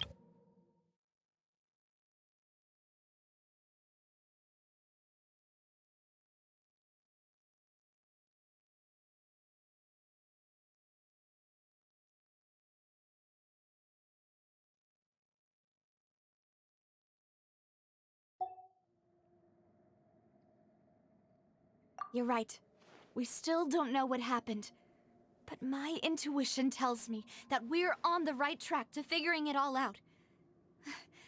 I'm finally headed towards the truth. Jacques was an empathetic man who was infinitely remorseful for his past actions. It's unlikely that he turned on Boss with zero warning. I think this third person is probably the key to the full truth. On that note, however, even though this will not please you, demoiselle, as your and your father's butler, I must still offer a word of warning. Our opponent is insidious and cruel. They are extremely difficult to deal with, and Boss has already lost his life trying to bring them to justice. Even though Spina de Rosula has lost most of its former glory, Poisson has welcomed a new time of peace, and we have been allowed to live out our lives. There is no need to follow your father's path. It would be both wise and in line with Boss's wishes to step back and give up on the case. If that's indeed what he wished for, then he should have told me that himself. Was I not the closest person to him? And yet, I was the one most kept in the dark. What was the point of him dying without sharing any of the secrets he knew? Did he manage to protect anything in the end? Synth is still here. Callus the Unfaithful is still his epithet. And Spina di Rosula is barely getting by. Nothing has changed. Did he think I'd just accept his meaningless death and live out my life just as meaninglessly? I've never accepted that, ever. Not since that day, and certainly not now. I want to find out the real answer for everyone's sake. For the missing girls, for the victims, and for myself. Navia. This is indeed the best moment to act. Your partner appears to be quite reliable, and more importantly, demoiselle, I think you're also ready to take this on. So you do know something else, Malus? Yes, I do. In fact, even before that banquet, Boss already knew of the connection between Synth and the serial disappearances case. But what drove all the tensions to the boiling point was the revelation that you, demoiselle, had been selected as the next target to disappear. What? Boss also didn't tell you that he had been diagnosed with a rare illness. The doctors told him that he had no more than 5 years left to live. And the serial disappearances case caused him great anxiety. 5 years was nowhere near enough time to resolve this long-standing conflict. But once he passed away, all the danger would pass on to you. Knowing all of this, he decided to use one final intimidation tactic before his death. He claimed to have already gotten his hands on some key incriminating evidence for the other side, and even told some members of Spina de Rosula about the details. But as long as you remained safe, he would not share the evidence with the public. If something were to happen to you, then he and all those he told would immediately expose all they knew about Synth and the disappeared victims. Right, so nobody would be able to get off scot-free. As we've seen, Boss's tactic has worked. Even though Boss has been gone for a long time, the other side has not tried to take Demoiselle's life. No, I don't believe it. He never appeared to look sick to me. No father wants their daughter to see them weak and haggard, especially someone as proud as Boss. To him, dying in a duel and suffering lasting dishonor as the unfaithful were still far preferable than losing face in front of his daughter. So he chose to die in silence, so that he could protect me. I'm afraid you're not understanding this correctly, Demoiselle. What Boss wanted to hand to you was not a parasol, but a sword. If Boss's spirit could hear you telling me that you want to find the answer for the sake of everyone involved, I'm sure he'd be extremely proud. That fool. Couldn't he have just given it to me straight? No. He might have set up everything precisely because he never thought I'd be able to understand him. Is that the amount of confidence he had in me? And what if I was never able to make it to where I am now? Yeah. I suppose that's true. With the way he'd set things up, if I had wanted, I could have just lived out my life without a care in the world. But thankfully, he rarely talked to me about complex matters, and thus understood little of me as a person. In this case, he really didn't need to give me an easy way out. Malus, what was the key evidence that he shared with you? It's the location where synth is produced. Essentially, it's the enemy's headquarters. When he was How much you want to threatening the bet enemy, it's Boss for the didn't 40 weeks? share the specifics of the incriminating evidence he found. But if you want to use it against the enemy, you'll still have to take several things into consideration. Why? If we know where the place is, can't we just go storming in? Oh You yeah. mustn't forget We don't that want to we're break in. fighting against a mysterious and dangerous organization that's been in operation for decades. There's no telling what might be lying in wait at their headquarters. We also have no idea what kind of evidence we may be able to find inside, nor what people we may be able to capture. But a single visit to their headquarters would be tantamount to a formal declaration of war. The worst case would be that we leave empty-handed, but also open ourselves up to full retaliation. Then, in that case, why not work with the Fontaine authorities? Well, you saw one of them dissolve during Mr. Linney's case. We have no idea just how thoroughly they may have been infiltrated. Huh. That's true. Seems my father really had no choice. But things are different now. It should be a lot easier to prove the other side's guilt, now that we've connected Synth with the disappearances case. You sound like you've put a lot of thought into this, Malus. I am the butler. Oh my god, after it's all. lagging a little bit. I live but to Okay. serve the boss and Demoiselle's will. I've always been willing to take on any kind of risk for your sake. But considering my relative lack of ability, I've spent my time keeping secrets, performing basic investigations, and waiting for the right time to come. Thank you for all of that, Malus. Have you discovered anything new in the past few years? Let me think. One conclusion I came to was that the enemy must be quite familiar with Spina di Rosula, or at least have an informant planted here. When I announced orders to the organization's members on Demoiselle's behalf, I used to deliberately keep a few people in the dark and observe the reactions of the synth vendors. If the vendors didn't change their plans, then the individuals informed of our orders must be innocent. If the vendors packed up and fled, however, then someone must have given them the news. After several rounds of testing and investigative tracing, I've narrowed the suspect list down to 3 people. The first is Florent, Spina di Rosula's senior advisor. Huh? Florent? Yes, surprising, isn't it? He was one of the people Boss trusted the most, which also means that he was someone who understood Boss really well. Thanks to his position within Boss's innermost circle, he always knew our upcoming plans and could thus avoid capture this whole time.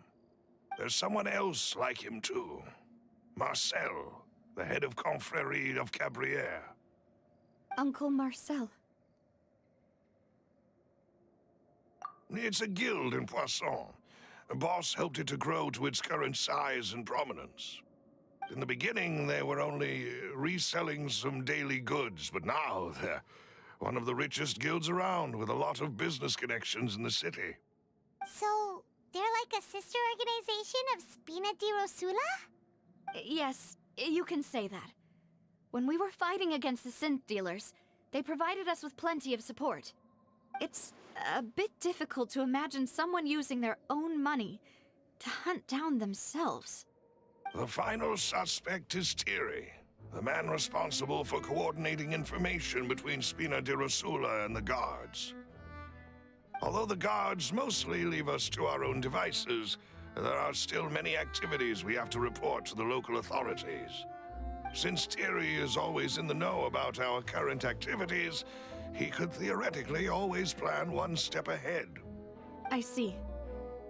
These are all people who I communicate with quite regularly. To think that the enemy we've been fighting against has been right next to me all along, among those I trust the most.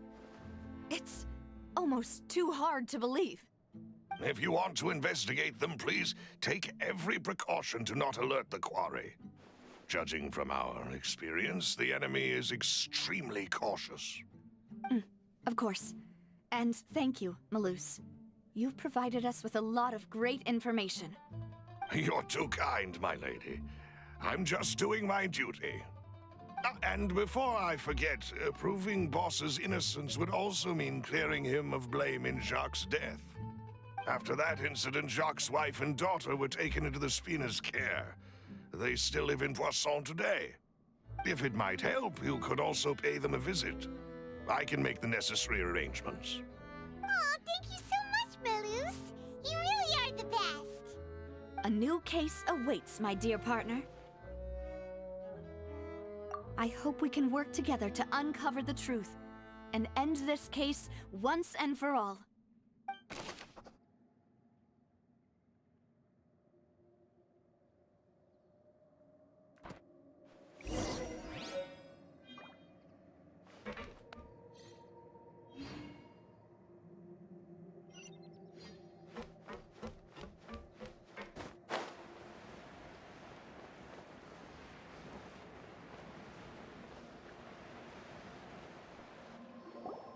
It is settled, then. Please excuse me, and enjoy your conversation at your leisure. Thank you for arranging everything for us, Malus. Excuse me, miss. Do you need anything from us? Oh. Hey, Navia's all quiet. This isn't like her at all. I'm sorry that I only came to visit after all this time. After what happened, I didn't know how I was supposed to face the two of you. Ah, if it's about that, there's no need to apologize. After my husband died, Spina di Rosula sent us a lot of mora and support. I understood your guilt and apology to be genuine. But aren't all of those things nothing compared to the loss of Jacques? I can understand the kind of pain that comes with losing a father so needlessly. You don't understand at all. I didn't know how to face you, because I didn't know what I could possibly bring as a consolation gift. I know only the full truth could bring closure to you, and to all of us. I'm sorry. I appreciate the sentiment, but you don't have to carry all that guilt. On the matter regarding my husband, my daughter and I have more or less found our answer already. Would you mind sharing it with me? I really can't believe that my father could ever bring himself to shoot Jacques. I always knew that my husband's money was earned through others' suffering. He told me countless times that if he could turn back the clock, he would never go into the synth business again. He had many regrets, and felt that he took the idea of providing for his family too literally. For the longest time, he thought Mora was everything. So when Mr. Callis came to him with a proposal, Oh, the hello, how are he you doing? accepted How's it it be? almost immediately. He tried to be as careful as he could, but even so, he was still found out by the higher-ups. They found out about his betrayal? Papa didn't say that exactly, but Papa did tell me that I should never be ungrateful. Before he left that day, he told me that he had no choice. It was only later that I realized it was his final farewell to the two of us. I don't know that for sure, but you could say that's the conclusion I eventually came to. Which is why I'm the one who should feel guilty. Callis had always taken great care of us, both when he was still alive and after he passed away. Even if he fired the shot that killed my husband, it was likely in self-defense. It is impossible for me to hate him for what he had done. But Mama, why is Papa still the bad guy if he did the right thing? Papa always wanted to be a good man, so why did he have to do a bad thing in the end? Well, things aren't always as they seem. You still feel like your Papa was a good man, right? Yeah, Papa was a really good man. The best in the whole world. Then you should hold on to that. If a good man had to do a bad thing, then he must have had his reasons. Regardless of whether he left you a parasol or a sword. He must have done so to give you a better life. Oh. Thank you for everything you've told me. I will definitely find the truth. The current state of things is not something I'm willing to just sit back and accept. Thank you. I'm very grateful to hear this from you. Even though your personality is quite different from your father's, your determination when you speak is really similar. You really think so? That's the first time anyone said that to me.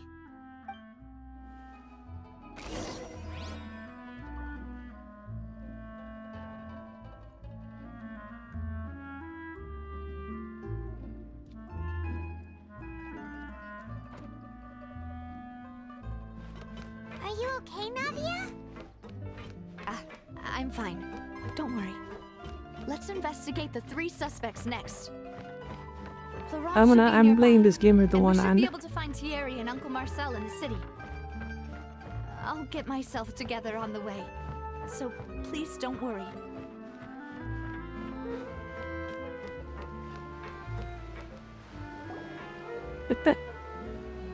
Greetings, boss. How may I be of assistance today? I'm sure you've heard about what happened at the Opera House. Someone got turned into water right in front of us. Yeah, I've heard. With something that dramatic, I'm sure journalists will milk it for all it's worth. And it'll be all the talk for the next several weeks. It also reminded me, on the day that the incident happened with my father, it was raining outside, and we found some clothes left at the scene.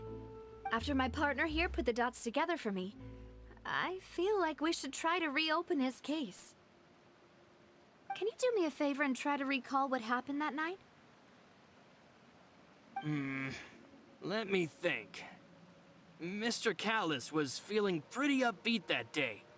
So he was drinking and bantering away with us at the table. After that, he told us that he wanted to go get some fresh air. So we let him go without thinking much of it. Who knew that we would hear 2 gunshots ring out right after? My first reaction was that Mr. Callis's life was in danger. So I grabbed my holster and made a mad dash toward the scene. But when I got there, it was already too late. Mr. Callis was standing over a dead body with a gun in his hands. All we could do was look back and forth at each other. not knowing what to say. So you also remember 2 gunshots then? Indeed. The guard said that the first shot didn't hit anyone, while the second killed Jacques. But I've never really bought that explanation. Reason being, Mr. Callus had left his gun on the table. I even made sure to confirm that before running to the scene. But according to the guards, that doesn't mean he couldn't have had other guns on his person. About the clothes left at the scene that you mentioned, do you think there was a third person there who was turned into water? At least from our perspective, my father had no reason to kill. So he would also have no reason to bring an extra gun with him. The gun he was holding probably belonged to Jacques, or a third person on the scene. Yeah, that makes a lot of sense. So you're saying Mr. Callus ended up with the gun because he seized it from one of the other guys? But hold on. Yep. If that's what had happened, then why didn't he share the truth with any of us? He didn't even want to face the Oratrice machine, and chose instead to prove his honor in a duel.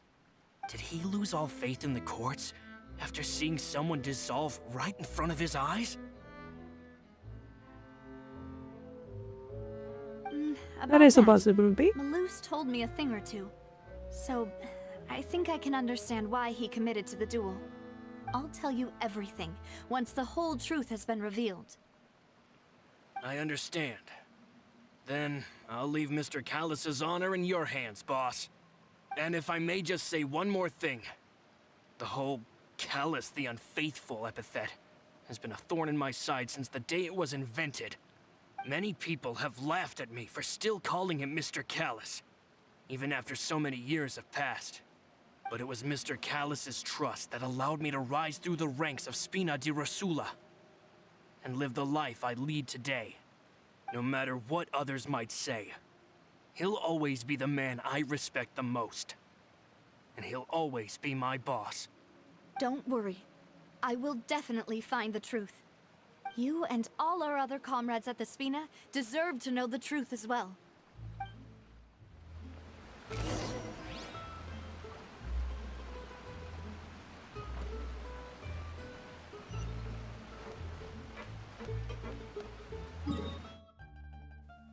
Holy shit. This guy is on the other end of the map. What the hell?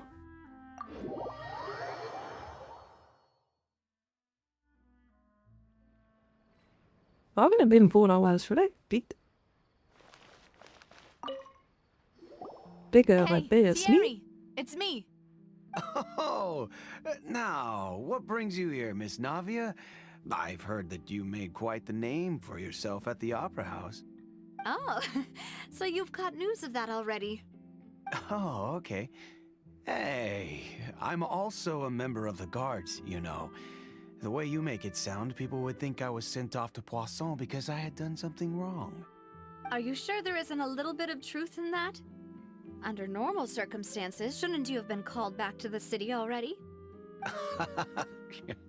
I mean, where I work is really up to me. Let's just say I enjoy the ambiance of Poisson. Callus did a fantastic job running the town, building Spina di Rosula from the ground up and clearing many obstructions in my way. It would be next to impossible for me to find a similarly easy but high-paying job in the city. Anyway, enough chit-chat. Are these 2 friends of yours? You, here for some formal business? Yes. These 2 are my partners. What happened at the Opera House made us realize that Linny's case and my father's may be related. We're trying to reinvestigate the details of my father's old case. Ah, I get it. You think there might be more to the case now that we know people can be dissolved into water, right? I was also flabbergasted when I first heard of it. Wait, give me a second. Bit about.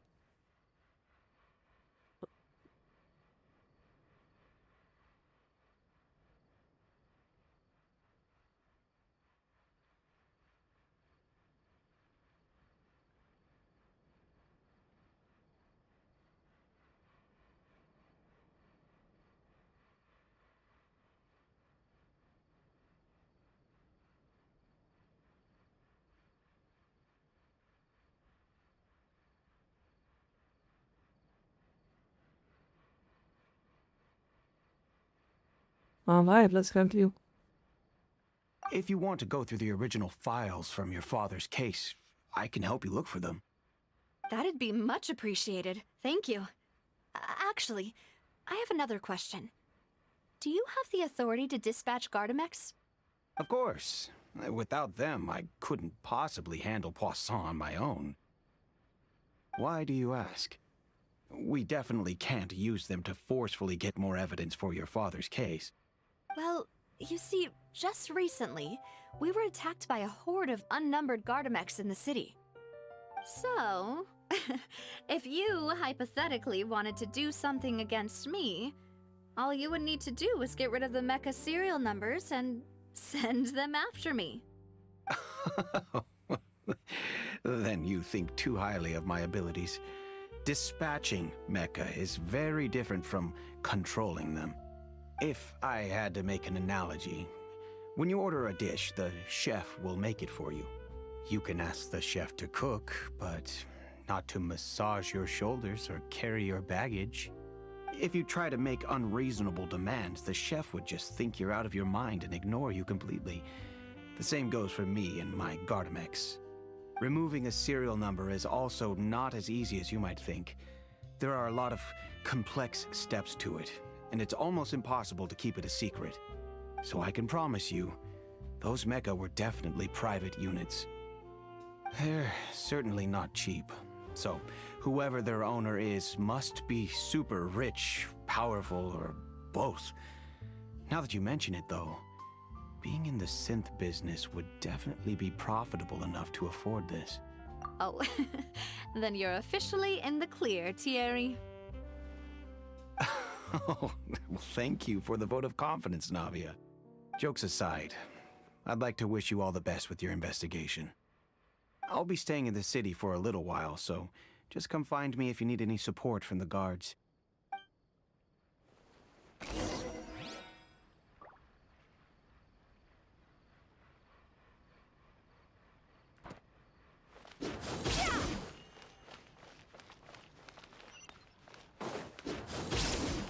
Welcome to Ballet Harmonia.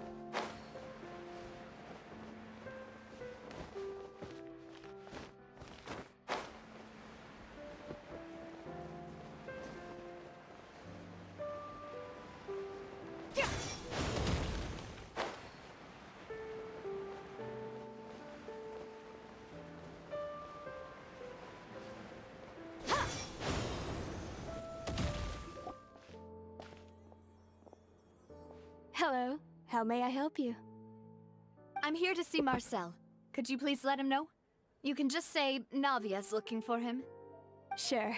I will let him know right away.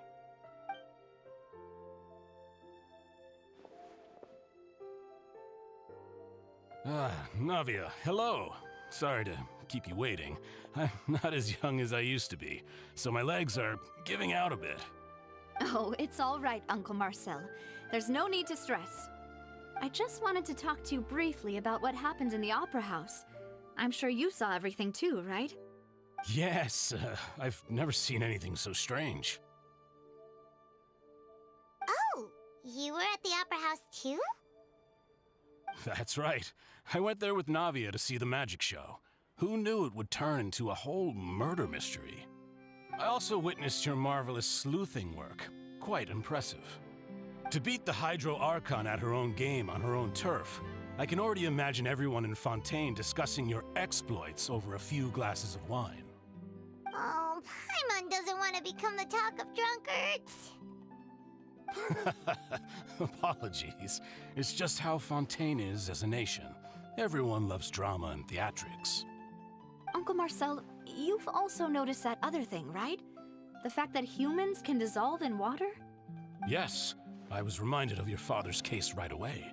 Is that what you're investigating now? Exactly. I still don't have much solid proof, but I can sense that the other side has already begun to act. Oh, and what makes you say that? We were attacked on Araneus by some unnumbered Gardamex. And there was also an attempt to get me to drink water from the primordial sea. If not for the vigilance of my partner, I probably wouldn't even be here talking to you right now. Oh, you're giving us too much much credit. Wasn't it you who protected us? Alas, it seems things are heating up again. The peace that Callus sought so dearly will soon become a thing of the past. But rest assured, Navia, Poisson will always remain a safe haven for you. If you're scared, you can always return there. If anyone dares to lay their hands on you there, the Confrérie of Cabriere will use its funds to the last Mora to bring them to justice. Thank you, Uncle Marcel. But I don't intend to go into hiding. I'm going to strike while the iron's hot. Do you have any new thoughts on my father's case? About that. Sorry, my age is catching up with me, so it'll take me a while to recall my memory.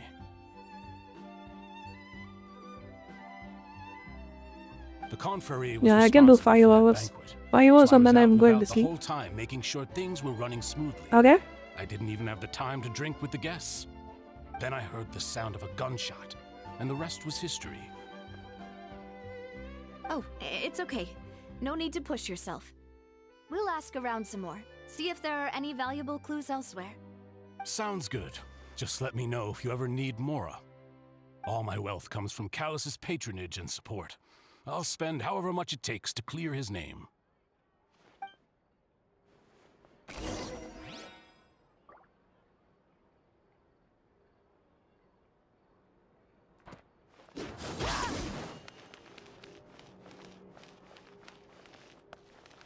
I'll protect us. This can work. Yeah. I'll just treat them as new samples.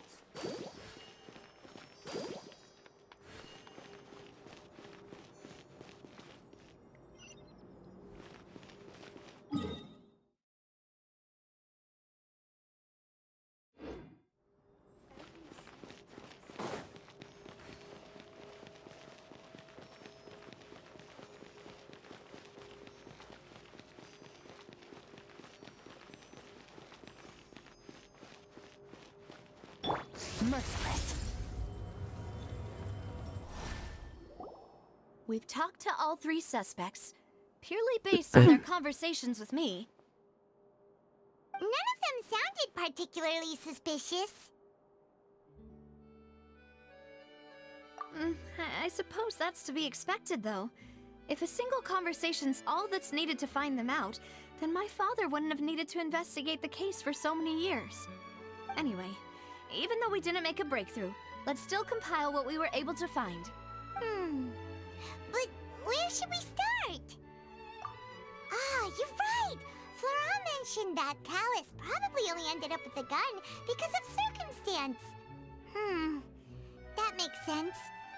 According to Jacques' family members, he already told them that he had been discovered, and that he had no choice before he left home that day. If I had to guess, he probably received an order from the synth boss to kill my father. Had he refused, he and his family's lives would have been forfeit. So, Jacques fired the first shot?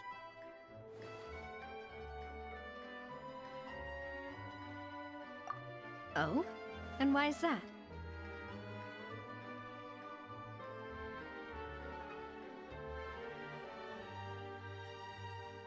Ooh, that's a good point. Jacques probably already knew that he was just being used as a tool for murder. And once he had completed his mission, he'd be of no more use to his boss. So, what would make more sense from his perspective would be to turn his back on the Order and seek protection from my father. Makes sense. But without evidence, that's still just a theory. Besides Jacques, the attack from the Gardamex has been bothering me quite a bit as well. It's obvious that our enemy has become more antsy after the secret of the primordial seawater was revealed. Do you think he knew, even then, that we'd follow this lead to the end? Given everything that's happened since, it's quite possible. But who among the three suspects would have the ability to control privately owned Gardamex? Uncle Marcel? My father did really trust him. And they worked together on a large number of projects. Maybe that's how he got to know Jacques. And with funds from the Confrérie, he could also afford a large number of Gardamex. It's still really hard for me to imagine, though. After all, Uncle Marcel has been around since I was just a child. Also, wouldn't this mean he has been spending a whole lot of mora and energy to fight his own synth business?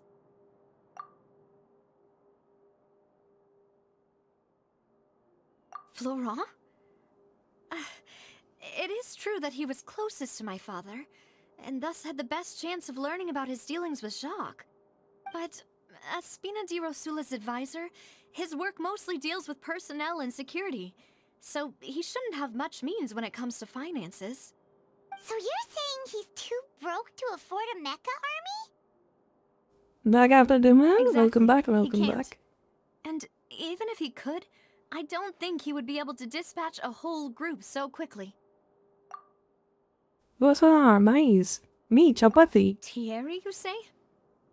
Huh. It is possible that he's figured out a way to convert the Gardamex for personal use. But I didn't feel like he was lying when he was talking to us about the mecha. I also don't think he'd be able to keep that kind Nice. of tampering under wraps. Yeah. Had he actually tampered with the mecha, we'd be able to prove it with a simple check of the guard's inventory. If the mecha were taken from the guards, it should be pretty easy to find out when and how that happened. Who could it be?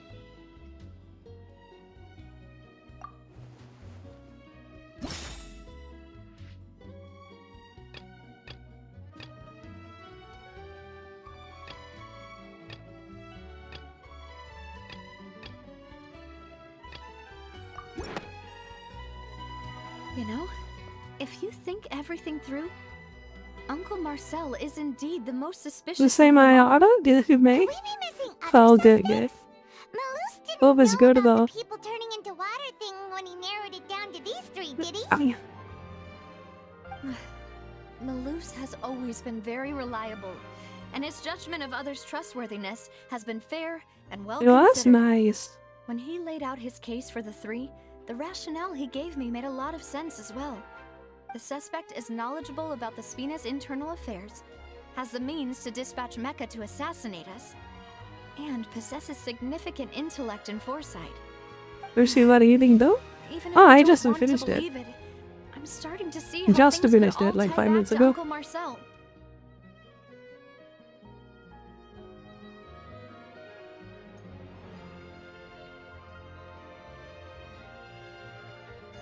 Well, we still have another trump card on top of all the theorizing and speculating.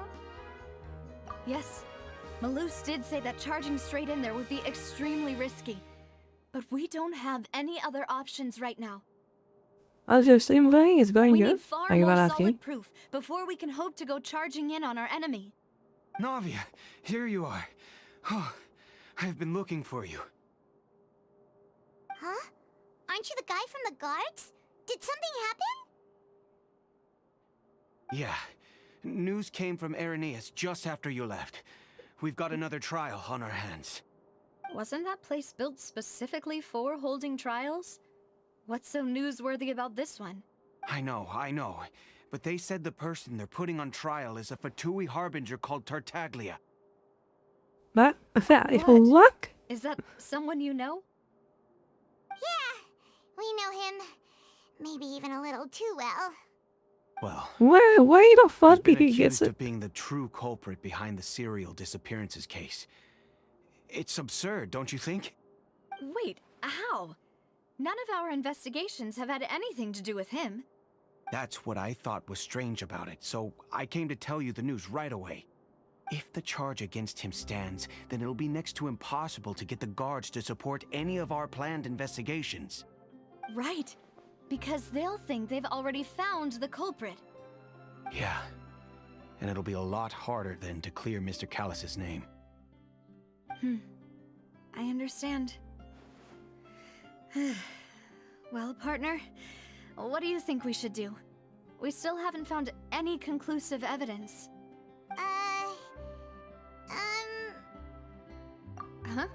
Split up? What do you mean?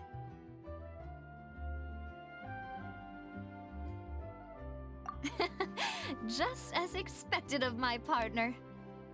Since this is a Oh, trial time for combat. about the serial disappearances case, the culprit's attention will be focused on Irenaeus, leaving his home base wide open. You're right. This is our best opportunity. All right then, let's do this. I'll stall them at the Opera House and charge Marcel as the true culprit. I won't have any chance of making that charge stick though, unless we find more evidence. It'll be up to you to make it back in time and hand the decisive evidence to me. We'll help you, just like you helped us in Linny's trial. Demoiselle, please allow us to accompany you. I'm ready. Ah, Malou, Silver, when did you two get here? We heard that you'll be leaving Poisson and figured that you might require our assistance. It's our hope that your confidence will be bolstered with the two of us by your side. Thank you so much. Then, let's make haste for Irenaeus. Paimon, Traveler, I'll see you at the Opera House. See you then!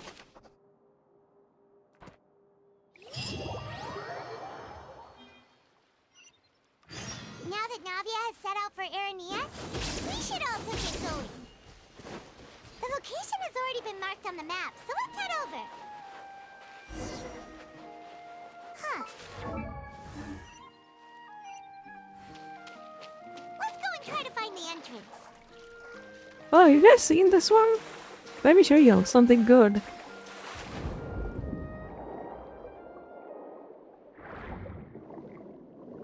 Alright.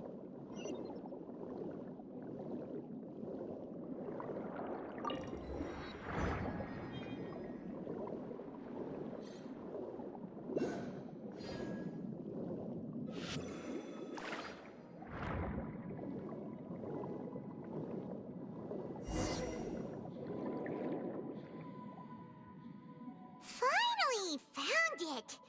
Huh. So this is the entrance that leads to the synth production base. It sure doesn't seem out of the ordinary at all. Ah, you're right. An important place like this is bound to have a ton of protective measures and mechanisms. Navia's probably arguing up a storm right now to stall for us.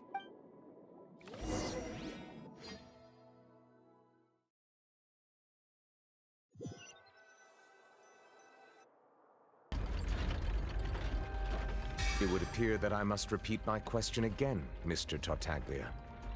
Do you accept the charge that you are the true culprit behind the serial disappearances case? To be perfectly honest, I don't understand your country's complicated court system, or the reason why I'm being charged with something I've never even heard of. However, I did hear that people who have been charged can choose to participate in a duel to clear their name. Is that right? In which case, as long as I accept the charge, I can have an all-out fight with that champion duelist Clorend, right? I've got to admit, that's one of the most enticing offers I've ever received. When I privately sparred with her last time, she was obviously holding back. Real disappointing. Hey! Don't you understand? You're currently the prime suspect for a major case. This isn't the place for you to be looking for fights. Oh? Sounds like the Hydro Archon wants to lecture me on the ways of the Opera House. Then why don't you duel me too? I'm the kind of student that learns best in the heat of battle. Look at this guy! The boss on this guy! No. That's not what I meant. What a grade for doing. Just did. Let this guy duke it out with the final It would Archon. appear that communication with the defendant is going poorly, and we have made very little progress. In that case, let me explain everything from the very beginning again. The goal of this trial is to determine the culprit behind the serial disappearances case. That case had nothing to do with him. You've got the wrong man. Huh? What's going on? Why is she interjecting again? I told you it couldn't be one of the Fatui harbingers. Miss Navia, this is the second time you've interrupted the court proceedings. I only tolerated your behavior last time because you were able to provide the court with a key eyewitness. But that was an exception rather than standard court protocol. I can very well charge you with contempt of court for your interjections. Oh, please. Did you ever think I had any respect for this place's pointless theatrics? We can put that discussion aside for now. I'm not here to argue with you. I'm here to charge the true culprit behind the serial disappearances case. And if my charges prove true, then Tartaglia here will be proven innocent by default, correct? Oh, a young lady has charged in and offered to clear my name. How fascinating. Well, I'd gotten half bored to death by all these rules and procedures anyway, so I'll take you up on that offer. So, Your Honor, is there nothing else for me to do now? You may take a seat for now in the audience, Damn. but that doesn't mean the suspicions against you have been lifted. He is a sly one, isn't he? He knows how to talk. I know how to Who fight. is the person you would like to charge instead? That person is...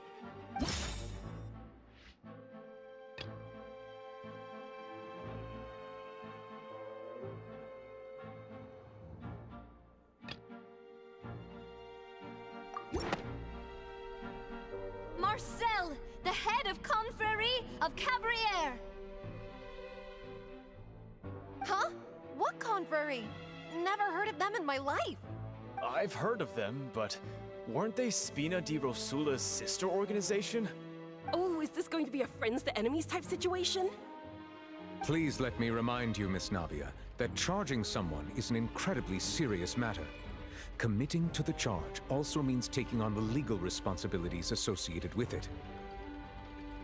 What legal responsibilities? And if the charge fails, depending on the circumstances, you may also be charged with the crime of making a false accusation. Knowing this, do you still wish to charge this man? Yes, I do. In that case, I declare the charge to be valid. Miss Navia and attorneys, please take your places on the court. Members of the guards, please contact Mr. Marcel right away so that he may stand trial.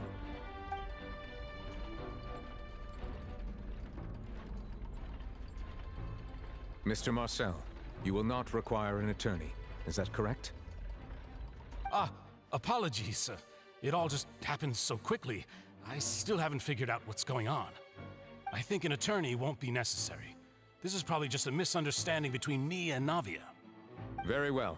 In that case, since both sides have now arrived, Miss Navia, please present your charges. I would like to take everyone back to 3 years ago, to the case of Callus the Unfaithful.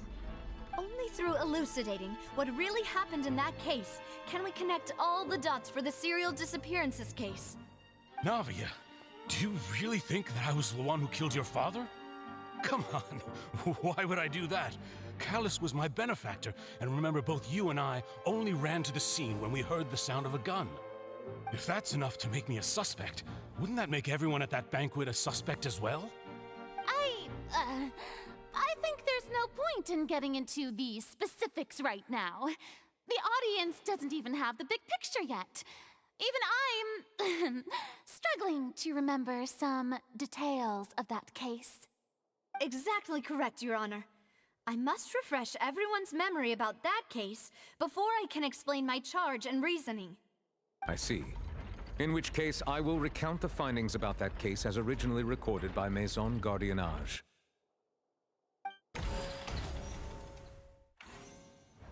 On the day of the murder, Spina di Rosula hosted a large banquet in a countryside estate owned by the Confrérie of Cabrières. During the banquet, all attending guests heard 2 gunshots from the courtyard. When the guests arrived at the scene, they found the primary suspect, Callus, holding a gun, while his acquaintance, Jacques, lay dead from a gunshot wound. The guards' investigation did not recover any other firearms from the scene.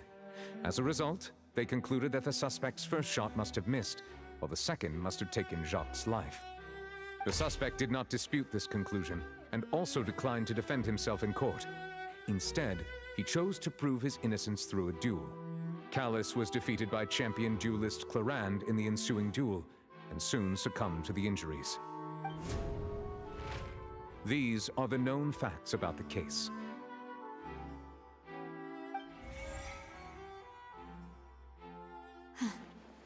The one with the motive motive to kill was Jacques, not my father.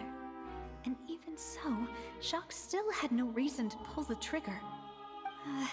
In truth, the third person shot Jacques first, and was shot in turn by my father when my father seized the gun from him. After that, the true culprit turned the third person into water, erasing all traces of him from the scene. Thank you for the summary, Your Honor. Of course, the guard's conclusion appeared quite sensible to us at the time. However, we should revisit the case now that we've gained new information about the abilities of water from the primordial sea.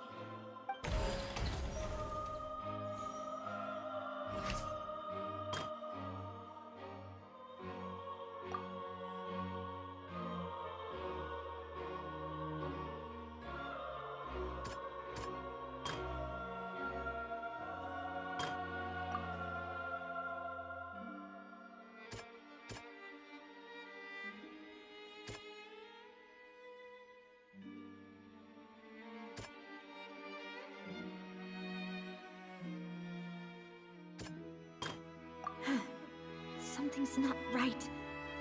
Let me think for...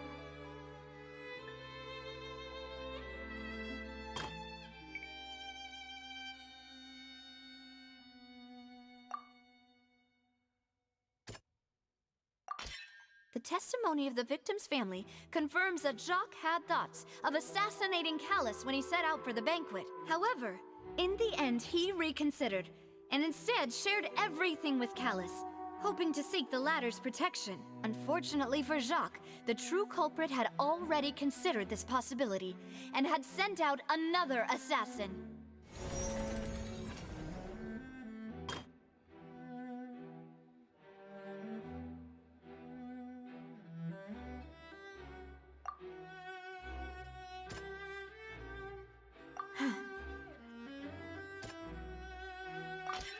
This assassin first shot Jacques, then turned to shoot Callus, only for Callus to wrestle the gun from him and kill him instead.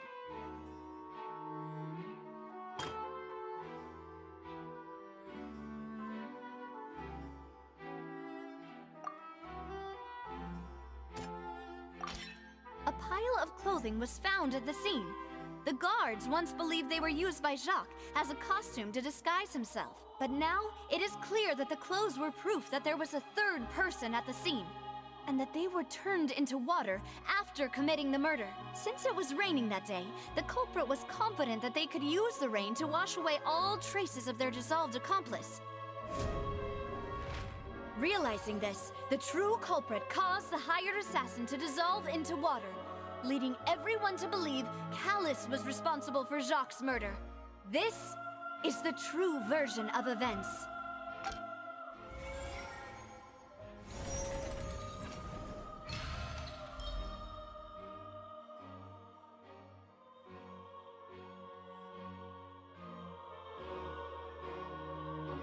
Not me. Cooking, That's yes. what happened.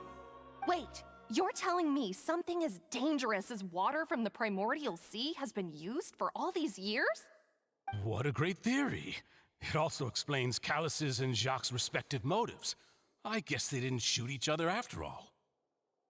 Mr. Marcel, you are the one being charged with the crime.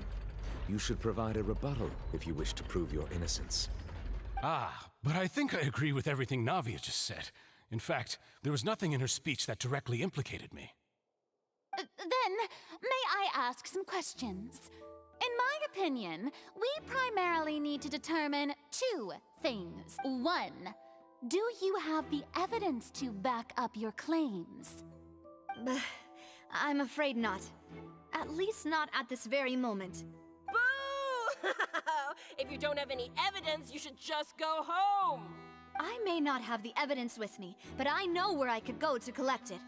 If we look up the deserted clothes against a record of people who went missing around the same time, we should be able to find a match. Considering the serial disappearances case, the guards probably kept careful records of all missing persons from around that time, regardless of age or gender. That makes sense to me. Monsieur Neuvillette, I would consider this to be a reasonable investigative direction. Why do I feel like Farina's acting a little differently today? Maybe she's scared of embarrassing herself again? Alternatively, she's become more diligent after charging an innocent citizen in the last trial. My second question has to do with the ensuing duel. If the truth is indeed as you described, then why didn't Mr. Callus explain himself in court? If he had testified that a person had been dissolved, he could have at least mounted a defense. I thought about this too, and the answer is actually pretty simple. He felt there were things that were more important to him. The dissolving power of water from the primordial sea is an important secret for the true culprit of the serial disappearances case. My father could have exposed it for all to see, but he chose to take it to the grave. At that time, Spina di Rosula was in dire straits, and his reputation had already been shattered. He had no guarantee that going forward with the truth would allow the culprit to be brought to justice. What was certain, however, was that it would paint a gigantic target on my back. Boss once told me that Demoiselle had already been selected as the next target of the serial disappearances case. What? If the secret had gotten out, the culprit would have fought an all-out war with Espina right there and then. I wouldn't have been the only one in danger. All of us would have stood to lose our lives. Of course, the guards might eventually figure out the truth of the matter and determine that we were in the right. But what good would that do? How can a hollow verdict protect anyone? Had this opera house ever given my father any kind of confidence in its brand of justice, Spina di Rosula would have had no reason to exist. But by staying silent, we retain the ability to deter our opponents and continue the stalemate. I was able to become Spina di Rosula's president, which made me harder to target, as well as giving me more time to grow and learn. And once I have figured out the truth and stepped up to the challenge, I will do what this opera house cannot, and restore my father's truth and honor back to him. So, you mean to say, your father intended to die in the duelist's ring? That's right. Do you have any proof? Of course. All you need is to ask his opponent, Clarand. I don't need your apology, your guilt, or your support from the shadows. You don't have to do anything for my sake. But since he entrusted his will to you, Clarand, you should tell us the truth about his sacrifice.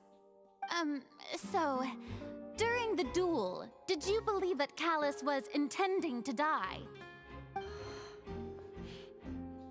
Yes, I did. As a champion duelist, I've fought many battles and taken a countless number of dishonored lives. In my line of work, I've seen all kinds of people give their all for the faintest hope to continue living. Some were determined, others passionate, and some even manic and twisted. Just one look and I can tell if a duelist is hoping to live or if they're looking to die. I hereby swear on my name and honor as a champion duelist that Mr. Callus never intended to leave the ring alive. Since that's your testimony, I have no more questions. It appears there really are good grounds to reopen this case. I concur. However, Miss Navia, you still have not explained the link between your father's case and the serial disappearances case. Right? What she said was fascinating, but kind of beside the point. Wait, weren't they just talking about the serial disappearances case? Of course, Your Honor. The two cases are connected via a matter of timing. In my father's case, the culprit intended to kill both Jacques and Callus. As a result, they planned to act after hearing 2 gunshots. And at the end of Linny's trial, the culprit also only dissolved the victim in front of everyone because they realized they were at risk of being identified. The culprit could only time their actions so precisely if they were already at the scene. Coincidentally, Marcel attended both the banquet and the trial. So that's why you suspected me. Even after hearing your reasoning, I still can't help but find it a little preposterous. I'm used to it, though. You've always been an impulsive and sentimental child, Navia. It's one of your most endearing traits. No need to appeal to pathos. I won't try to refute your points one by one, but even if everything you just said was true, can you prove that I was the only person present at both events? On top of that, does a person have to be physically present to control the timing? Can't someone remotely monitor the place?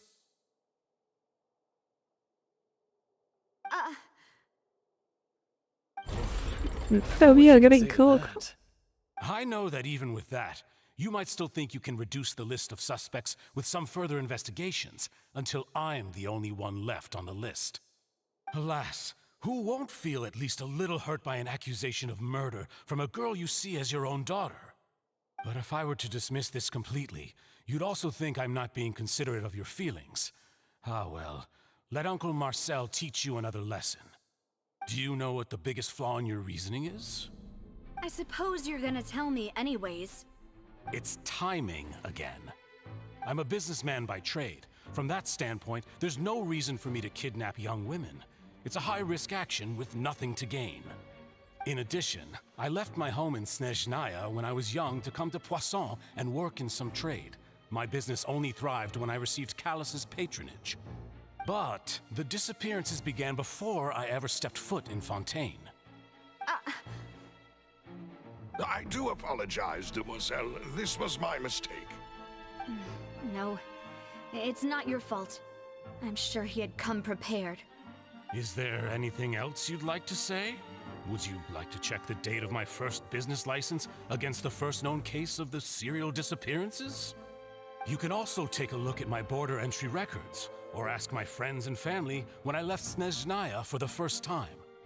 Could those records and testimonies do something to appease the unspeakable anguish in your heart? Seems like she got the wrong guy. At this rate, Navia will be convicted for falsely accusing him. I think you've done a superb job of dissecting your father's feelings as he neared the end of his life.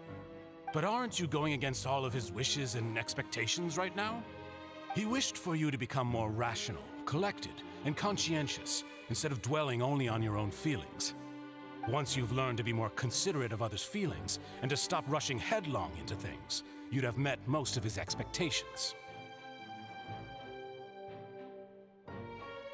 This isn't just about me, and it never has been. The biggest difference between me and the rest of the victims is that I still have the ability to search for the truth, while that same agency has long been taken from them. The people whose families were destroyed by synth abuse, the people who lost their loved ones to the serial disappearances, and the people who suffered tragic ends due to their sense of justice. Many people's images are flashing before my eyes. I'm sure some are coming to those of you in the audience as well. And whose image do you see, Marcel? Is it a man named Vacher? Oh, so you do know that name. I'm merely surprised you'd suddenly say the name of someone I've never even heard of. I was waiting for you to say that.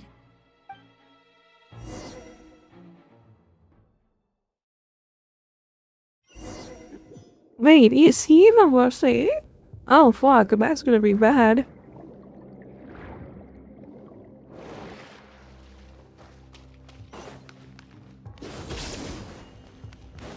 Oh my god, I had a massive start ever. This game is a sparkly mess.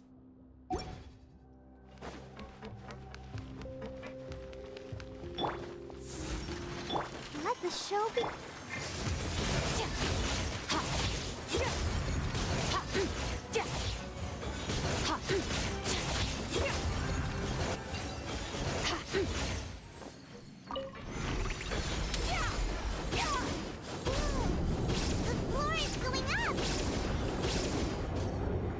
Is it because of this mechanism in the middle? That guy really prepared a lot of stuff for this place.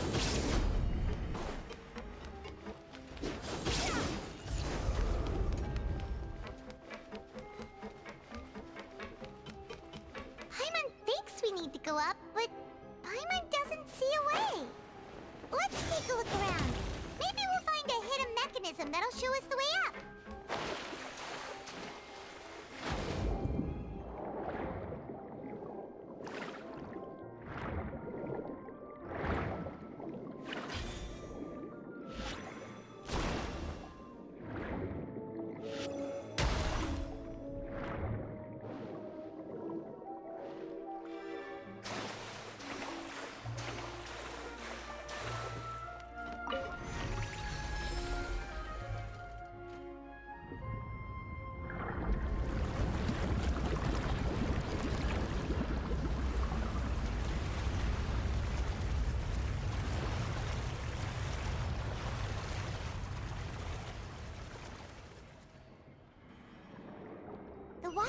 is rising.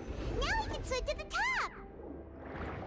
But this is still a ways away from where we need to go. How do you even know that?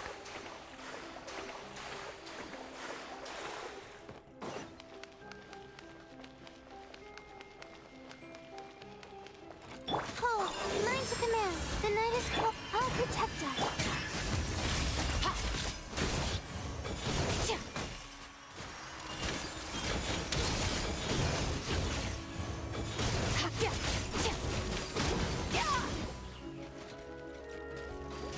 Uh-oh.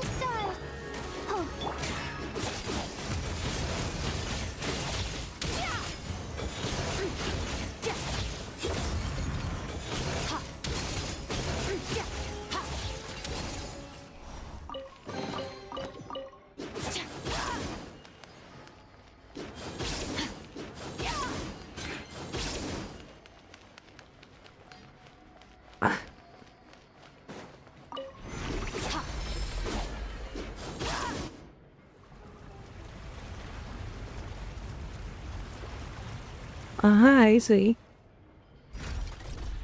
Well, that's what Paimon meant. Now the path is clear. Let's go.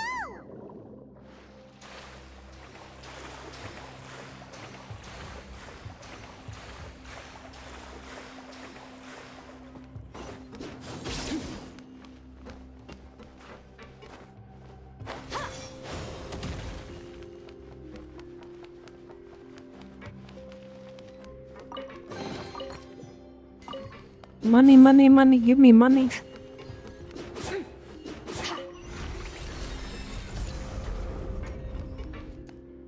Oh, would you guys notice it?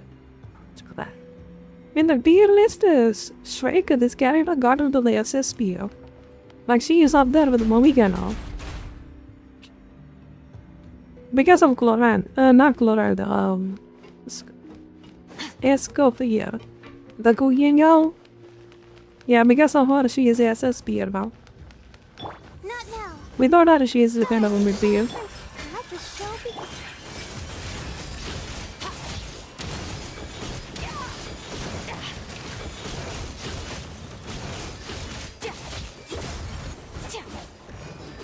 begin. Yeah, so son of a bitch, I'll be popping my shield.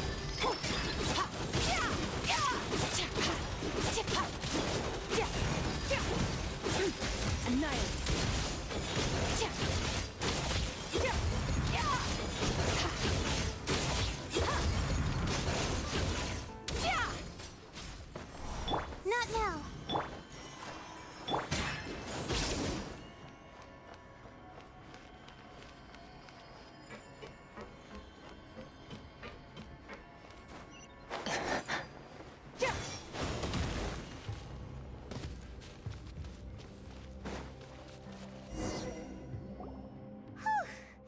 After all that, we finally made it to the innermost sanctum. Though, as expected, the mastermind isn't here.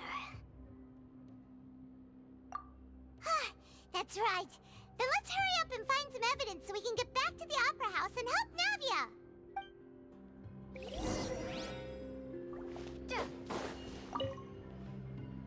What's all this? It's a bunch of really cute things. Pink accessories, a hair tie, a necklace, even a makeup box. Oh, Paimon sees it too, but why are all these cute things labeled with different girls' names? Huh? You mean the girls from the serial disappearances? They were brought here? And then they were turned into water. And all the boxes of things, these names. That means... Oh, this is terrible.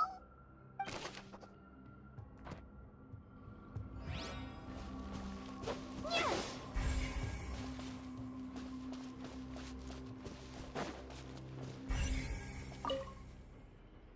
Let's see what's written here. Nothing escapes Detective Paimon's eyes. Callus. Navia's father. Oh, this seems to be an investigation report on him.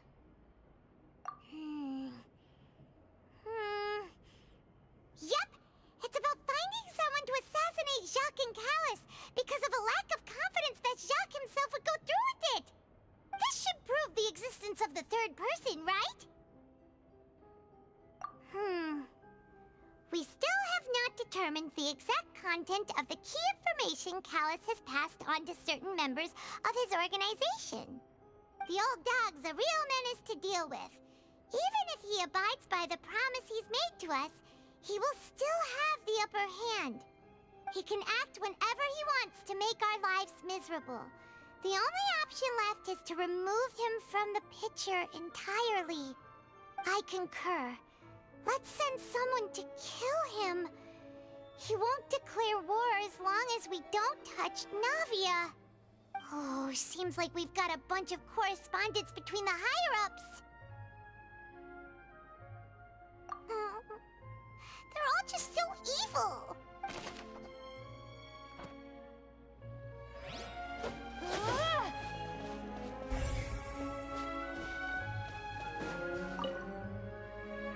Oh, look! There's an important-looking basin over here, and it's full of water. That means this is where they make all the synth, and that special water is the main ingredient. If you dilute it with normal water, you'll get synth, but the pure stuff can dissolve a human. Paimon will take notes on this incriminating evidence.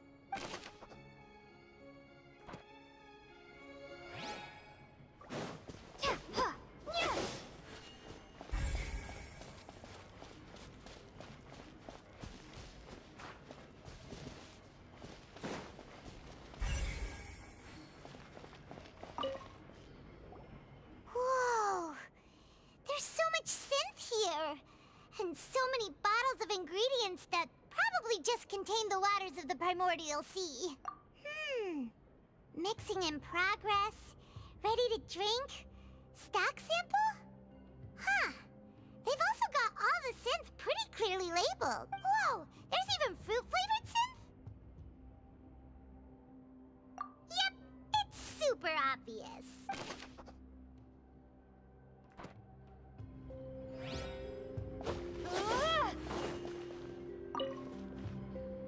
What's this over here?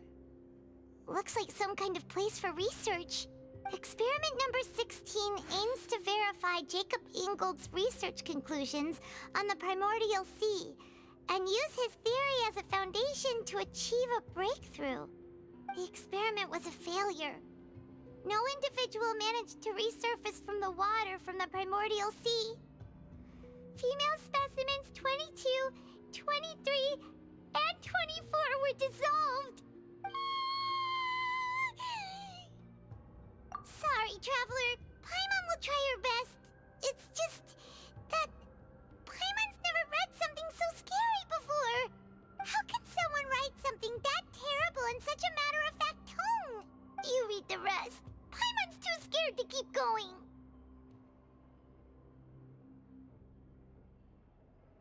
So that's why he did all of these experiments.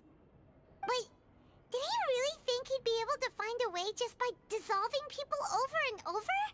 That's just insane! Huh? Isn't that the name you heard by the fountain? Paimon thought he was an eyewitness in the serial disappearances case.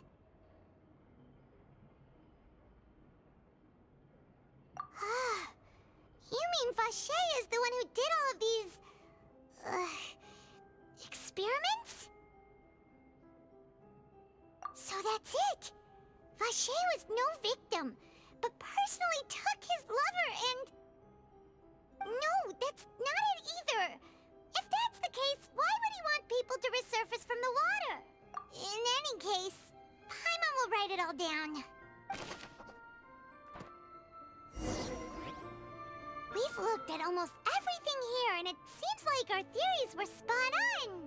But, yeah, we haven't found anything that reveals his true identity.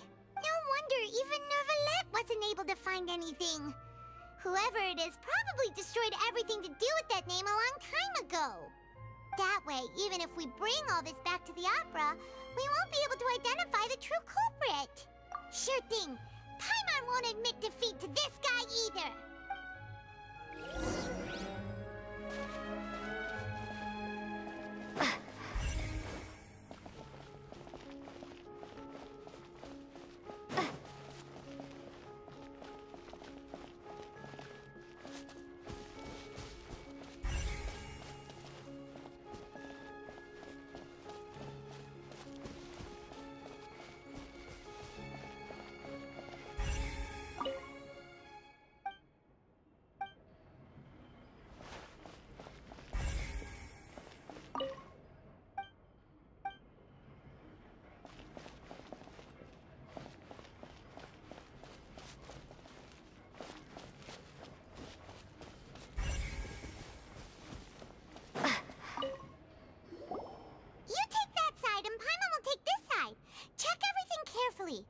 find something for sure.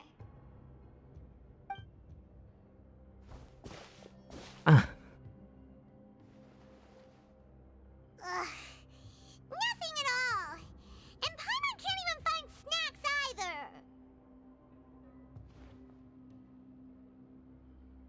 Whoa, really? Let Paimon see. Vinier. Isn't that Vache's lover's name? Then you found her diary. Let's see. Aw. It's just a normal diary chronicling their love story. She was so sweet, too. Oh, Paimon feels even worse for her now.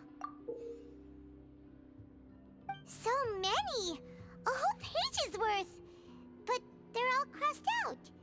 Was she unhappy with all of them? The final name she decided on was...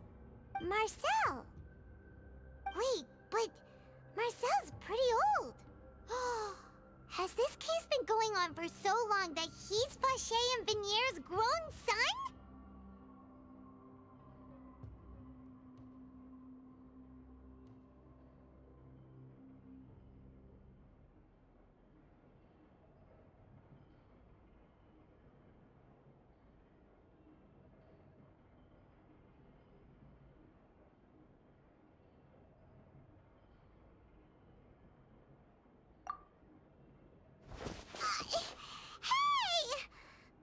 Still hasn't figured it out yet.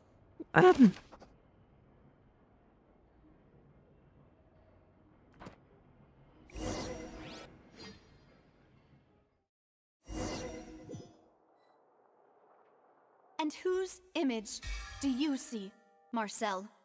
Is it a man named Vache? Oh, so you do know that name. I'm merely surprised you'd suddenly say the name of someone I've never even heard of. I was waiting for you to say that. Navia! We're back! As expected of my partner. I just knew you'd return in the nick of time. Just how often do you intend to flout the rules of this court? It's all right, Monsieur Nervalette. Given their confidence, I expect they've found the crucial evidence.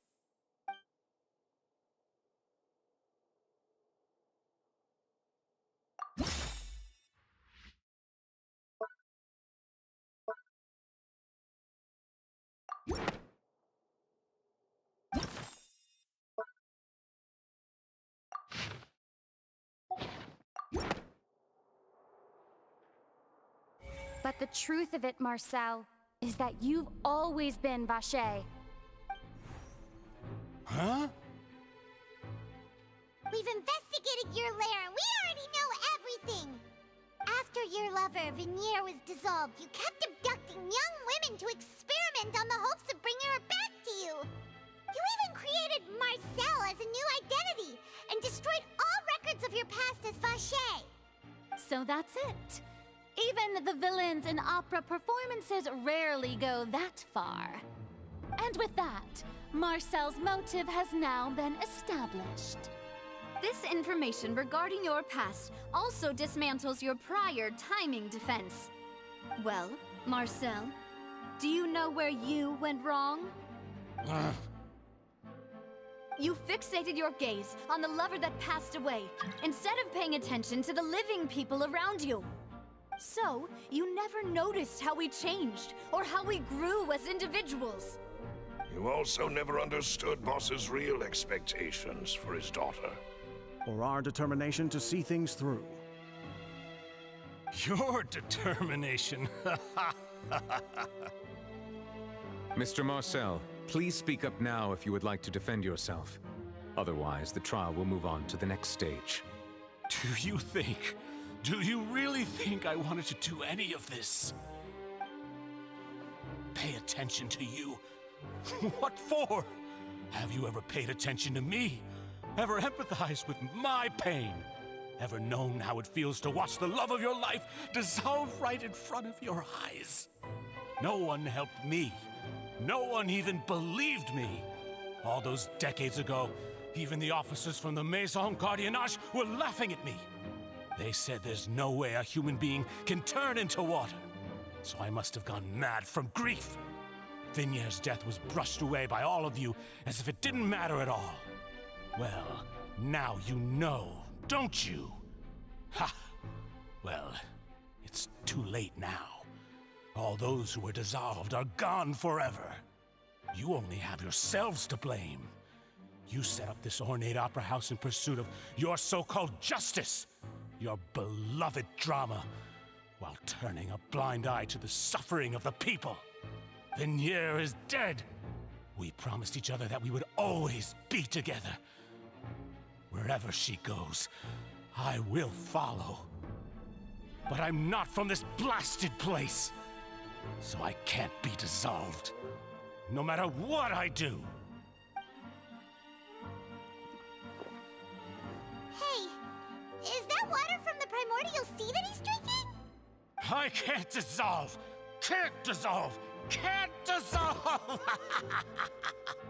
Do you all see? I can't go! I can't follow! So if I can't go where she is, what choice do I have but to try to bring her back? I did all of that, and in the end, that accursed Callus still got the better of me. I spent my entire life living on pins and needles, only to get stabbed by his idiot daughter at the very end. The suspect is exhibiting signs of mental distress.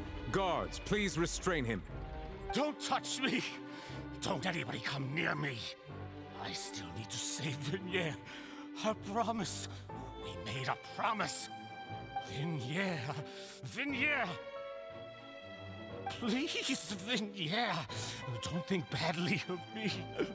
All I want to do is fulfill our promise.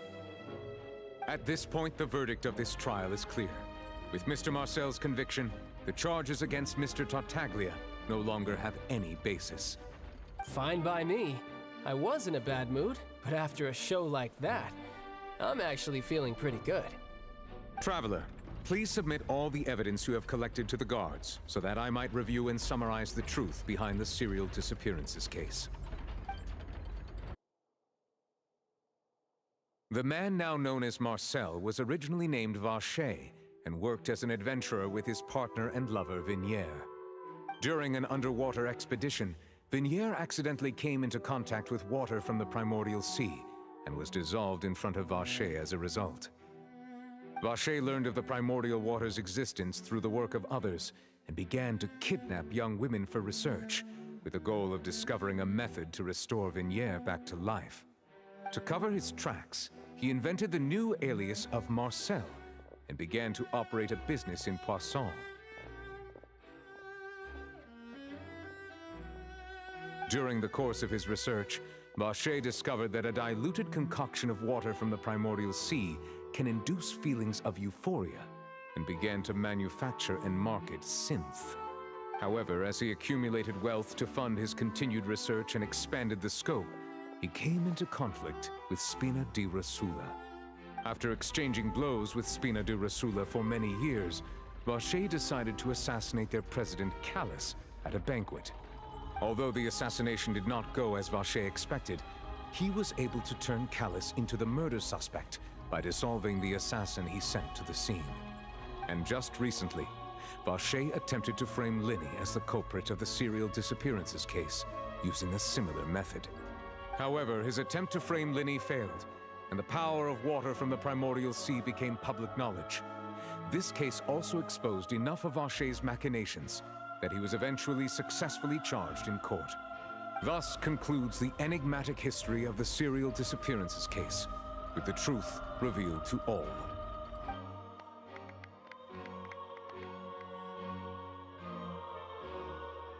The oratrice will now deliver the final verdict regarding the charges against Mr. Varchat.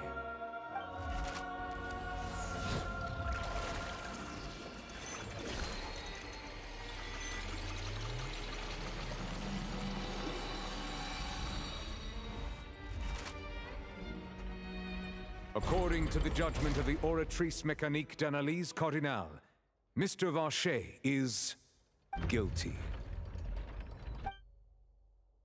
Guards! Take sashay away. Good. It's what he deserves. With that, the serial disappearances case is over now.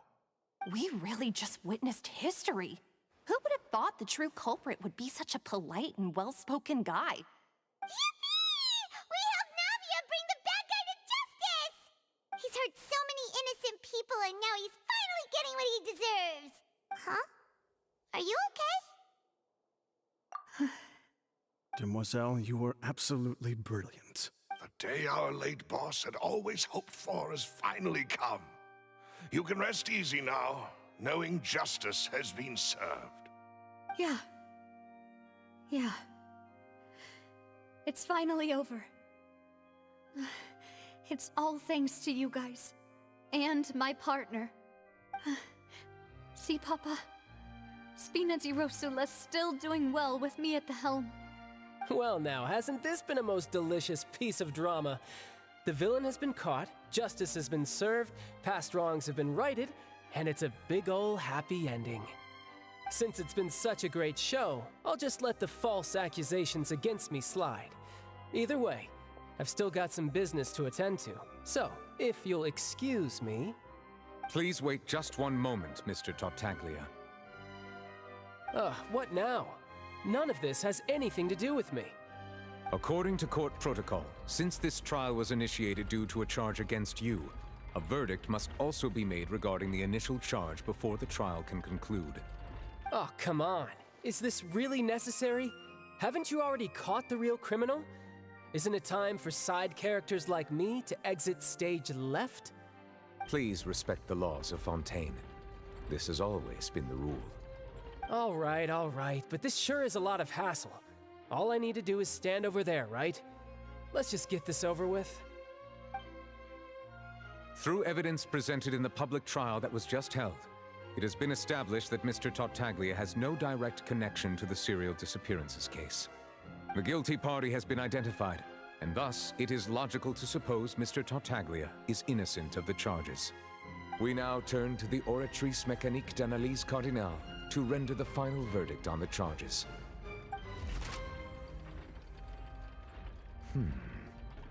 According to the judgment of the Oratrice Mécanique d'Analyse Cardinale, Mr. Tartaglia is guilty.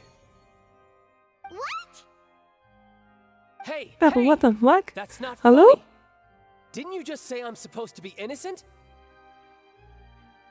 What's with this verdict? Is your justice machine malfunctioning? Huh? This has never happened before. The Oratrice actually returned a different verdict from the Chief Justice. I mean, have you ever heard of an innocent Fatui Harbinger? Do you think the Oratrice might have just convicted him on general principle? But weren't the charges about the serial disappearances case? No matter what else he's guilty of, it shouldn't affect the verdict in this case, right? The judgment of the Oratrice Mécanique d'Analyse Cardinale is, by law, the final verdict of the court. We must accept the guilty verdict. Guards, please take the suspect into custody per court protocol.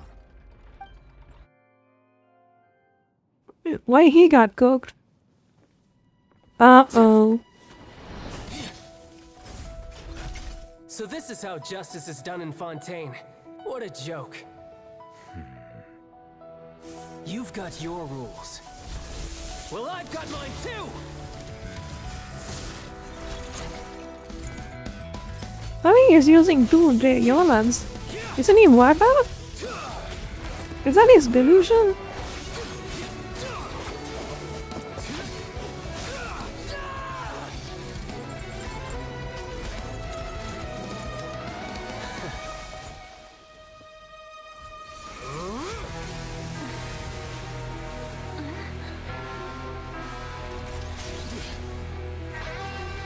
Yep, he is just switching.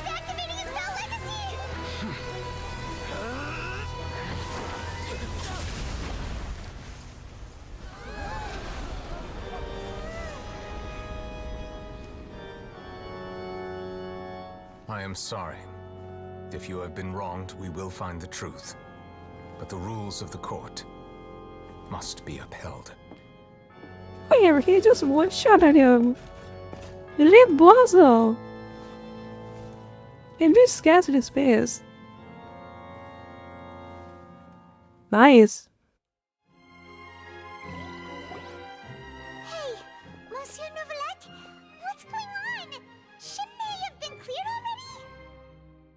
Apologies. This is also the first time I've encountered such a situation. However, according to the rules established at the conception of Fontaine's court system, the Oratrice's judgment is the final verdict of the court. All I do is follow court procedure. As for why the Oratrice arrived at the conclusion it did, you should probably ask someone more knowledgeable than me.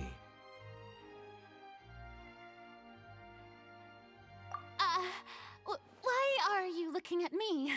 I had nothing to do with it! I don't know what happened there either! Hey, stop staring at me!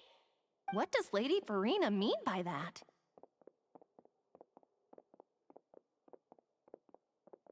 She says she has no idea either, but that's impossible. Didn't she create the Oratrice herself? Yeah, so are the verdicts reliable or not? Can results like this really be called justice? My dearest citizens, did you really think we'd allow an incorrect verdict to be handed out in this court? Uh-oh, she's on it. Did you She is really on believe again. that the judgment could be mistaken? Oh no. Or be the result of some sort of random mishap? Don't tell me. You thought even I had been blindsided by the Oratrice's result. But the way she looked just now, it was pretty obvious she had no idea what was going on.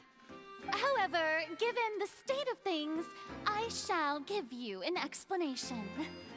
Everything that just took place, including my supposed shock and bafflement, was a part of an elaborate performance, with every action meant to stir up drama and excitement.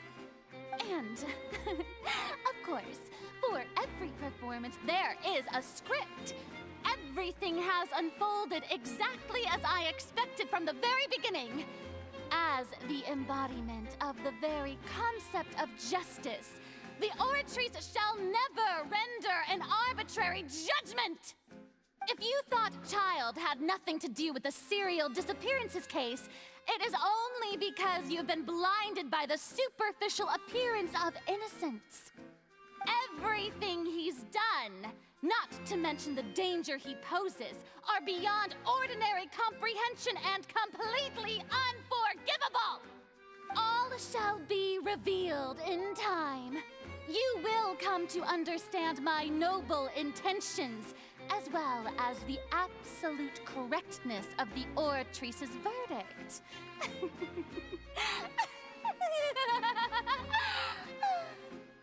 Now, having said that, although I hate to leave things hanging in suspense, it is now time for this performance to end.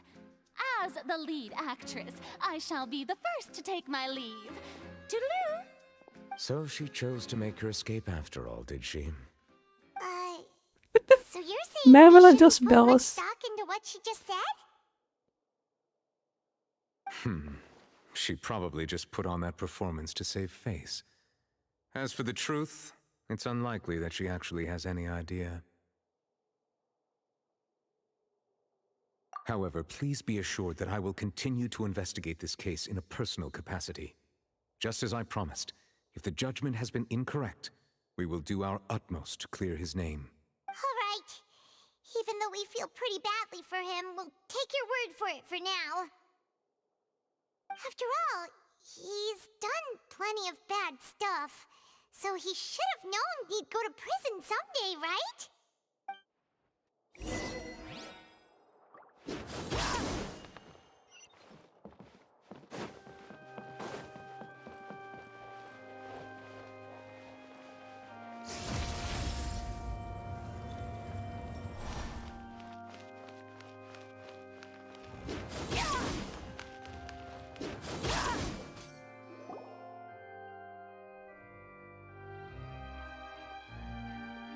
Hey, what are you doing? Quick, stop him! Traveler! Hey! Traveler! Marcel! What are you doing over here?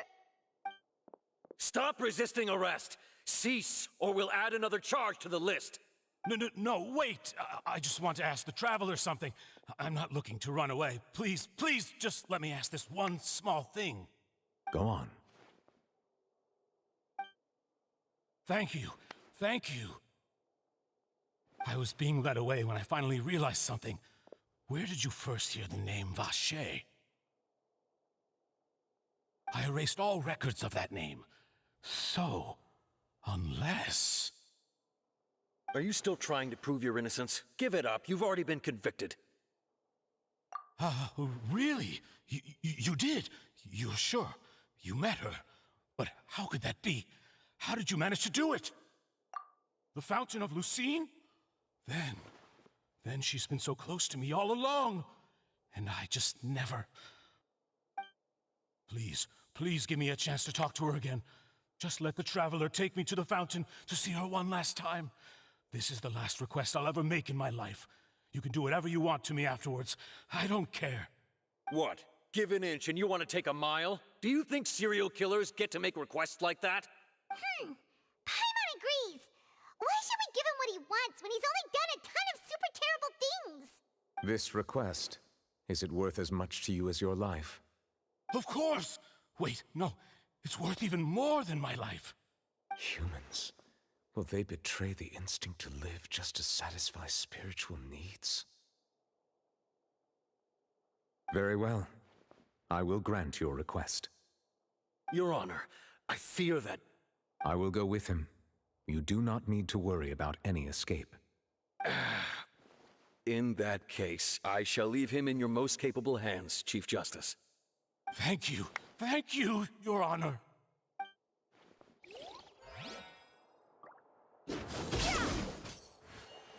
Uh-oh. It said I kinda didn't do a quest.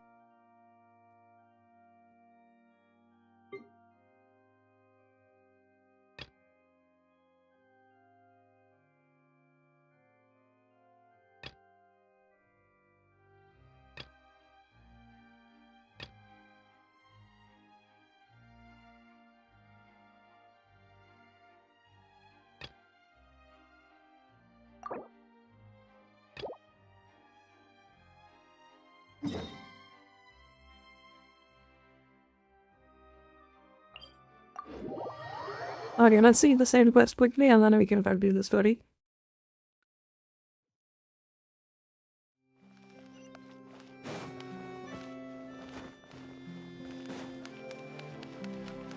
Merciless.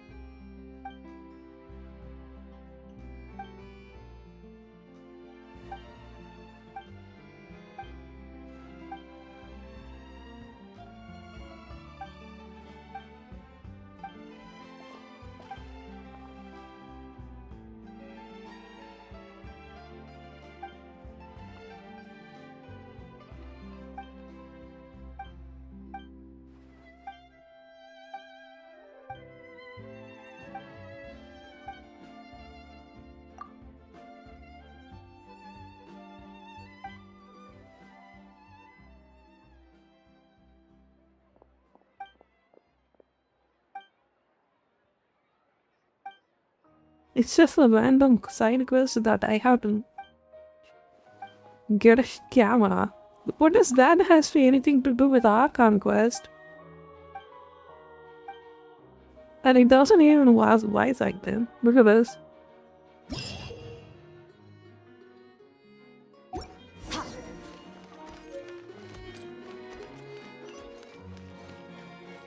So weird.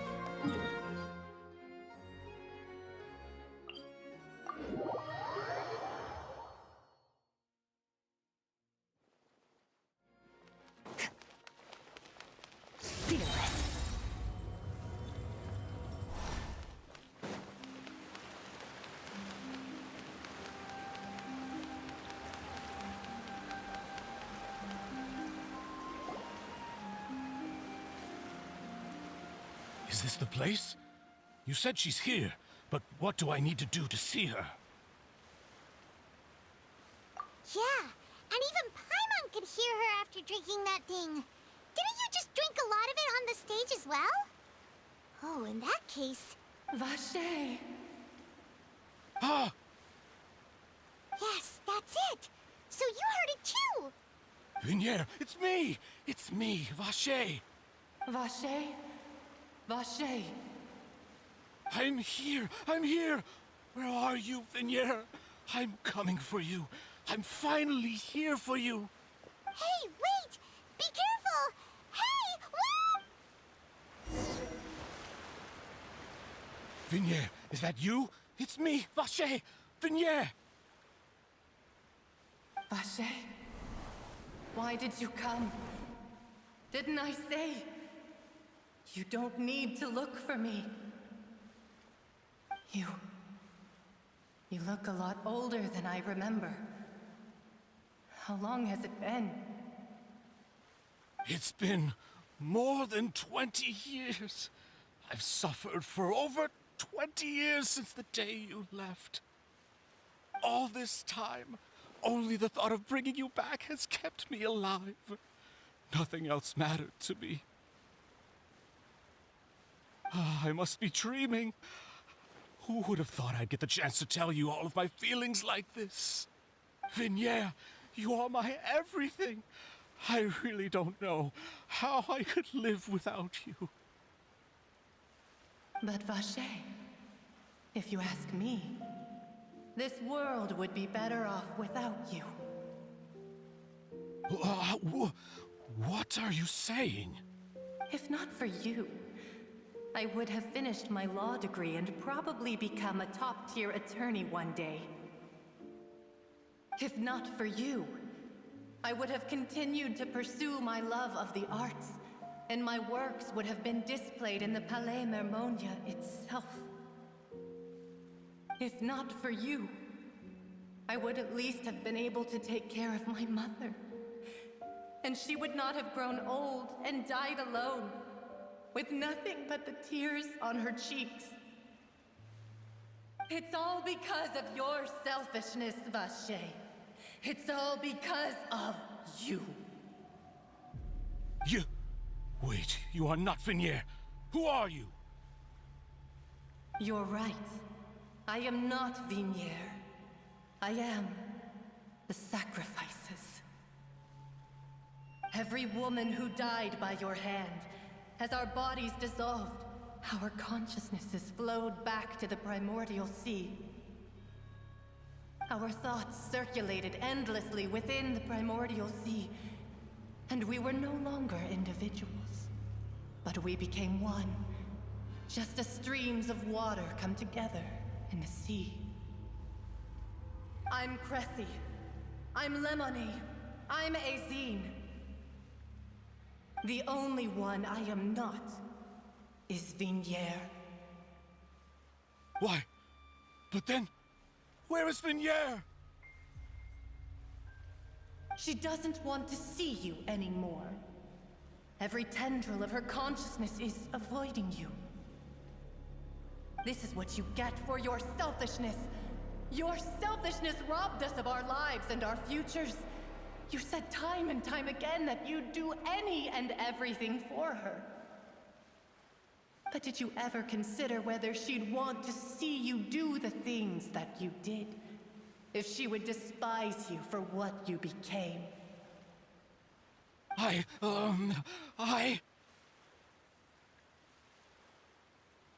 You are a liar, a heartless murderer, and a cowardly narcissist. The only thing you are not is Vigniere's beloved.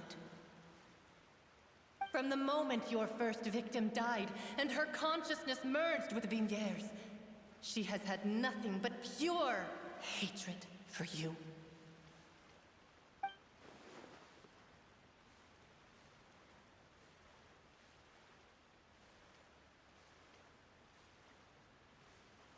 No! Yeah! She can't hate me. Let me see her. Please! Have mercy! You still don't understand. When I said don't look for me, that came from the real Vigniere. She really doesn't want to see you anymore.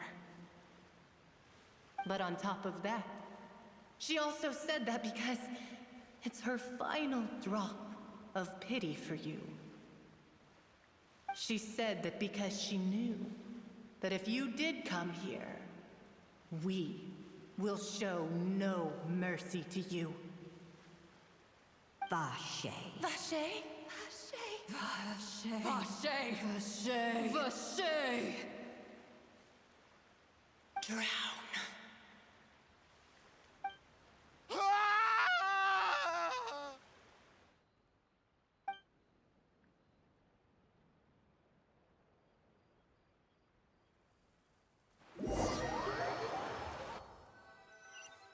Master's soul? What the hell? That guy is fucked up.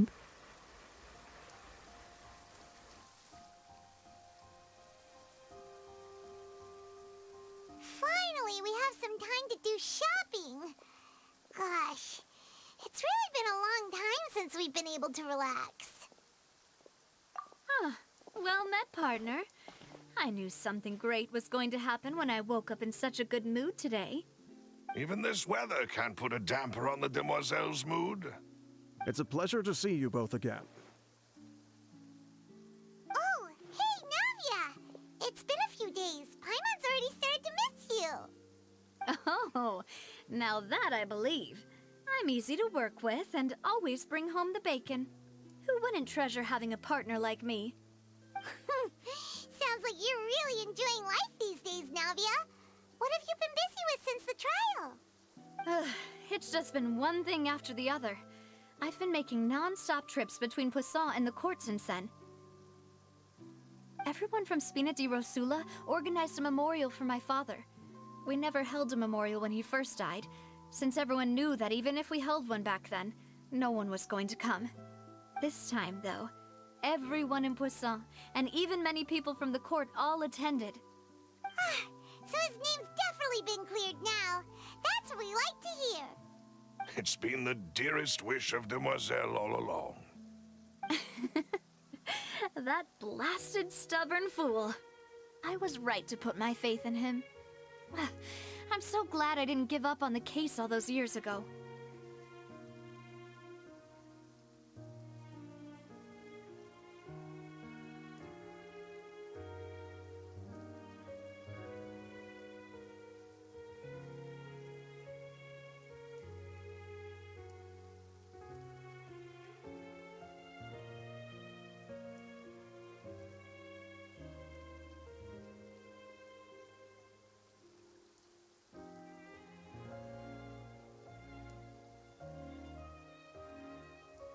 Oh, by the way, I ran into Charlotte just after I left the memorial service.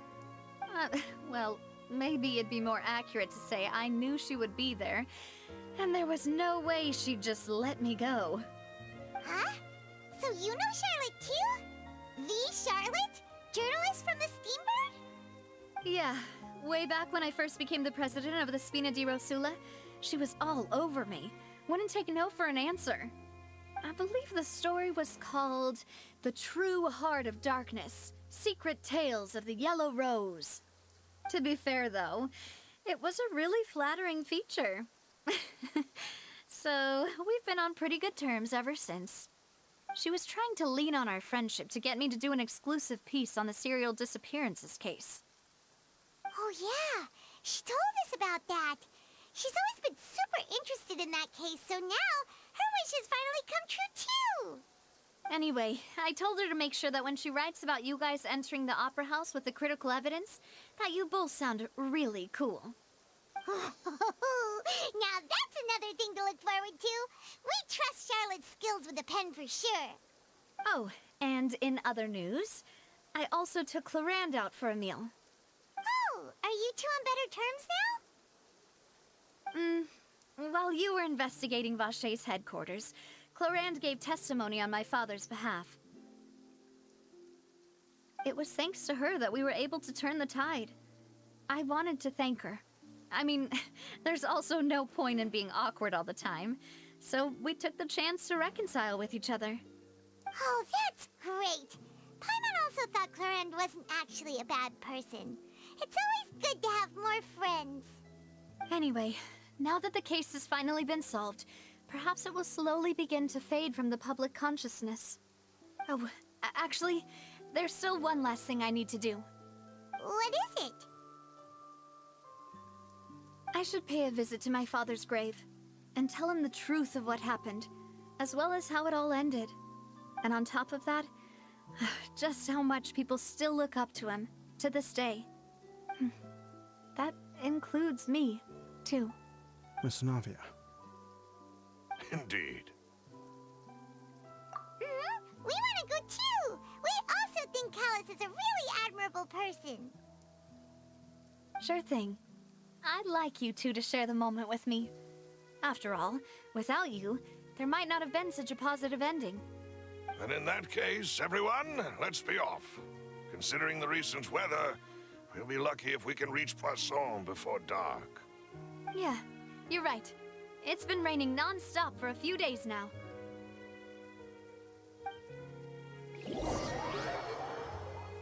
Shut up, I'm asking. Yep. This is where my father's grave is. To be perfectly honest, even I haven't been back here for a long time. Huh? There's someone there already. Wait. That figure. It can't be... Isn't that Nervalette? Why would the Chief Justice be here? Huh? Navia?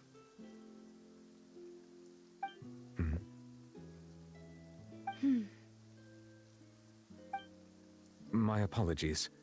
I should have asked before coming to pay my respects. Don't say that. Sorry about that. Oh, I was trying to say there's no need for you to apologize. I wanted to show my father how much I've grown.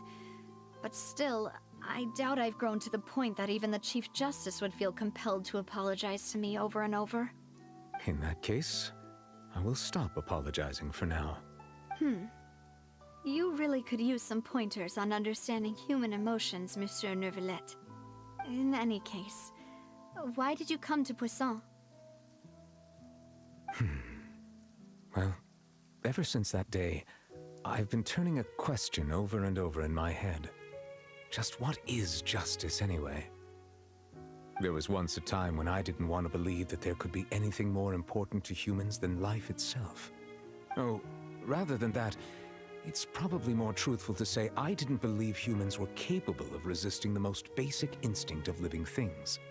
That they could rebel against their own nature, or consider certain things to be more important than their own lives. Which is also why I didn't stop your father from beginning that fateful duel. I believed that a truly innocent man would never throw away his life like that. That there was nothing, should have been nothing more important than one's own continued survival. But Mr. Callus proved me utterly and decisively wrong. If not for his sacrifice, the serial disappearances case would have remained unsolved to this day. Mr. Callus made the choice he did for his daughter, for his associates, and for many people completely unrelated to him. And in the end, from a certain perspective, one could say that he did it all for for the sake of justice. A justice that's higher than life itself. So, you asked me why I came here. I just wanted to say my apologies to Mr. Callis in person. I should have noticed all of this much sooner. This regret has filled me with a sadness that has haunted me for days. That high and mighty chair in the opera Epicles indeed insulates one from many important things. Spina di Rosula, thank you so much for your hard work and perseverance. I'm sorry for being mad at you before. So, you're actually one of those types that's cold on the outside, but pretty thoughtful on the inside, huh? That reminds me of Silver, one of my guys. Sorry about that. Self-expression is not one of my strong suits. Didn't I just say you don't need to apologize? Ah, so Navia and Nervalette seem to have made their peace as well. Let's not disturb them for now. We can wait till after they're done.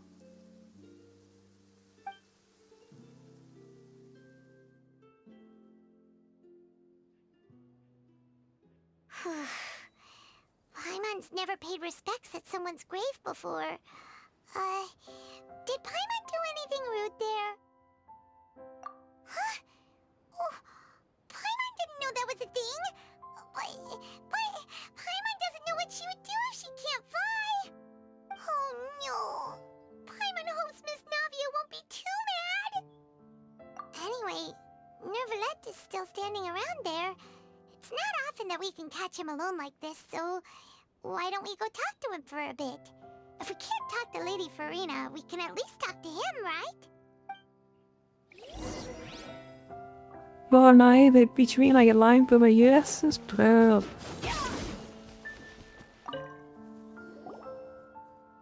Oh, it's you two. Jeg gotta listen to Did it Miss på Navia en dag. invite you to come pay your respects to her father? Mm-hmm. We ran into Navia on the streets today, so we just followed her here. I see. Then is there something that I can help you with? Well, it's pretty hard to run into you like this since you're usually super busy. So we figured we could try to ask you a few questions, if that's okay. Please feel free. Though outsiders, you helped us solve one of the greatest mysteries in Fontaine, and it would be my pleasure to return the favor.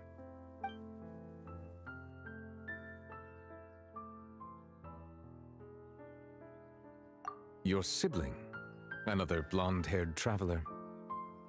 I'm sorry, but I've never seen anyone who matches that description. If he ever stepped foot in Fontaine, I'm sure he followed our laws to the letter and had no reason to appear on the stage of the opera Epicles. Is there anything else you'd like to ask me about? You need that real, bro? Yes. So, at court, the bad guys referred to that special water as water from the primordial sea, but what is it really? Truthfully, that name is already quite accurate.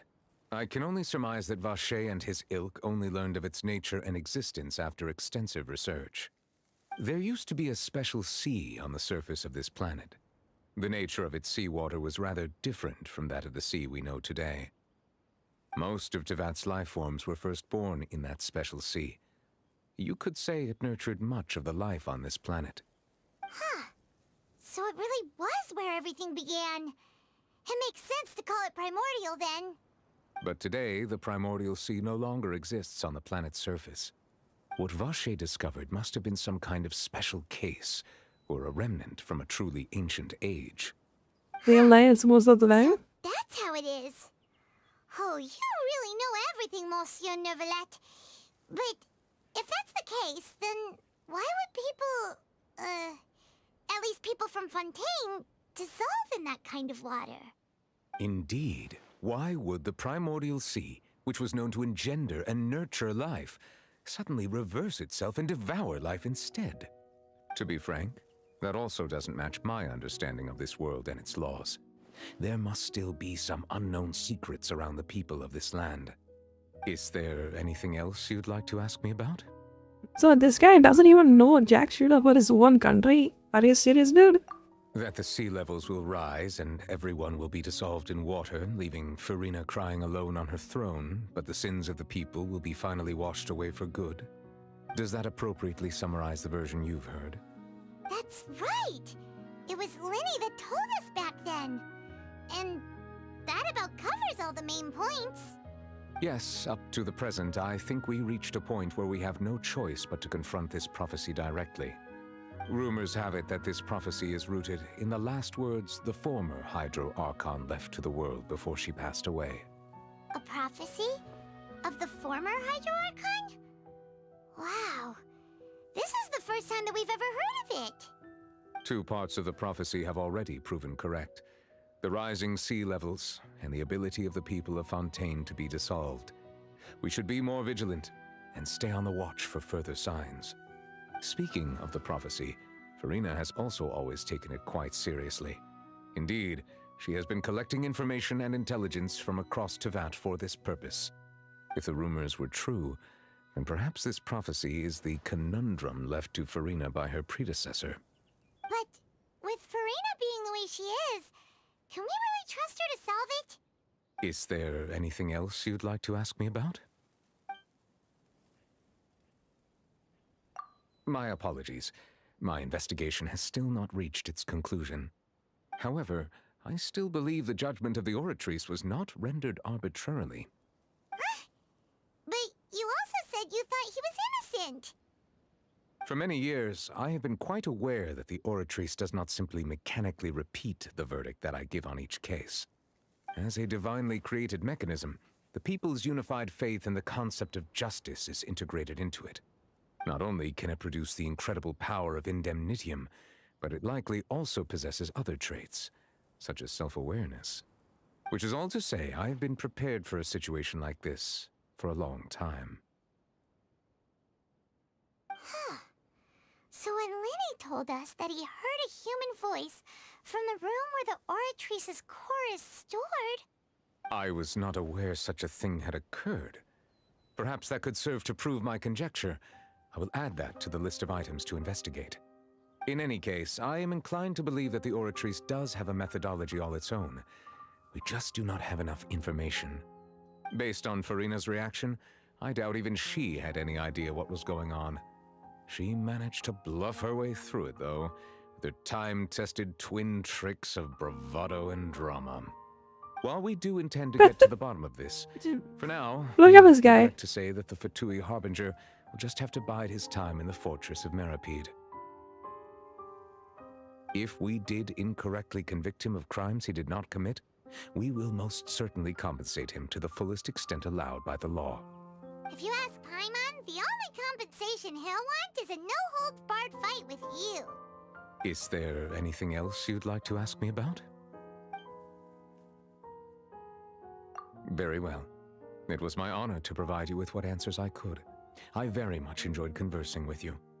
It will soon be time for me to leave this blissful tranquility behind and return to Palais Memornia. You really are super busy, Monsieur Neuvillette. Paimon thought you only came here to pay your respects today because you had the day off. Crime and villainy do not have the day off, and so justice must work around the clock as well. This is merely the nature of a justice's work. Body mother gas, no You've got no. a point. Huh? Paimon just noticed that the rain has stopped.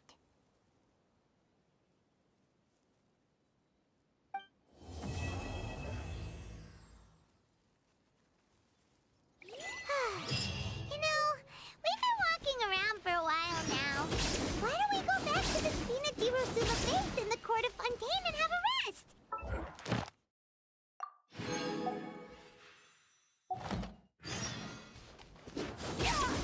Navia said something about having a place ready for us there, didn't she? Come on, let's go!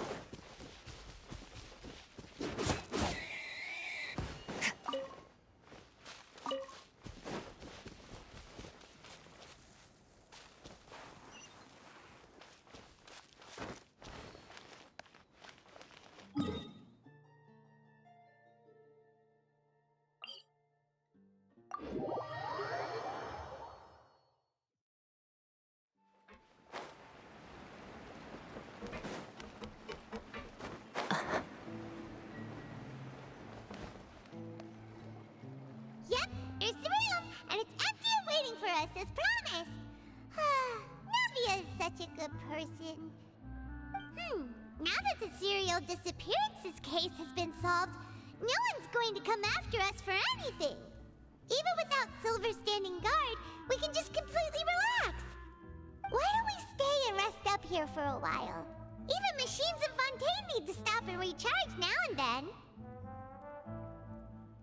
Oh, come on! This place isn't that bad.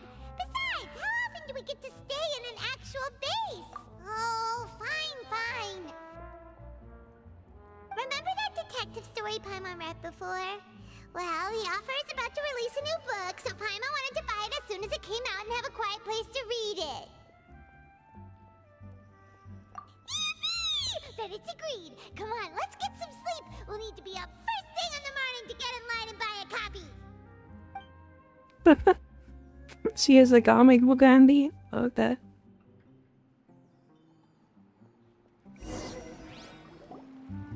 Paimon didn't expect that style at all. Even though it's a detective novel, it's also like a social documentary. No! Paimon just spends a bit more time sleeping than you, that's all. Excuse me, but do you know if the Traveler and Paimon are lodging here? Huh? Who are you? Paimon doesn't recall seeing you before. Wait, you're not here to give us trouble, are you? A blonde traveler and a chatty little fairy. Whew, looks like I found the place. Good thing I asked the Spina di Rosula. Seems they sent me the right way. Hey, what do you mean by chatty? Paimon's always careful not to talk too much. Most of the time, anyway. It's an honor to meet you both. I was sent from the Palais Mermonia. Monsieur Nourilette wishes to see you. It seems he has something important to discuss in person. Nourilette? He wants to see us again already?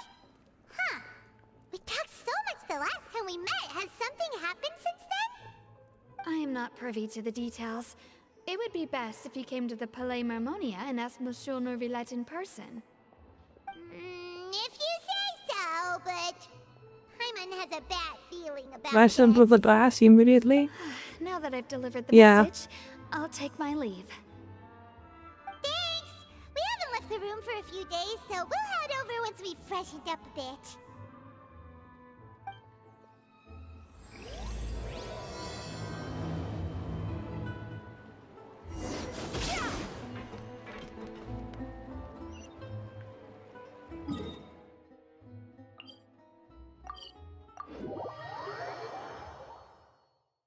Oh, you ran away. The Pokemon ran away. Rip.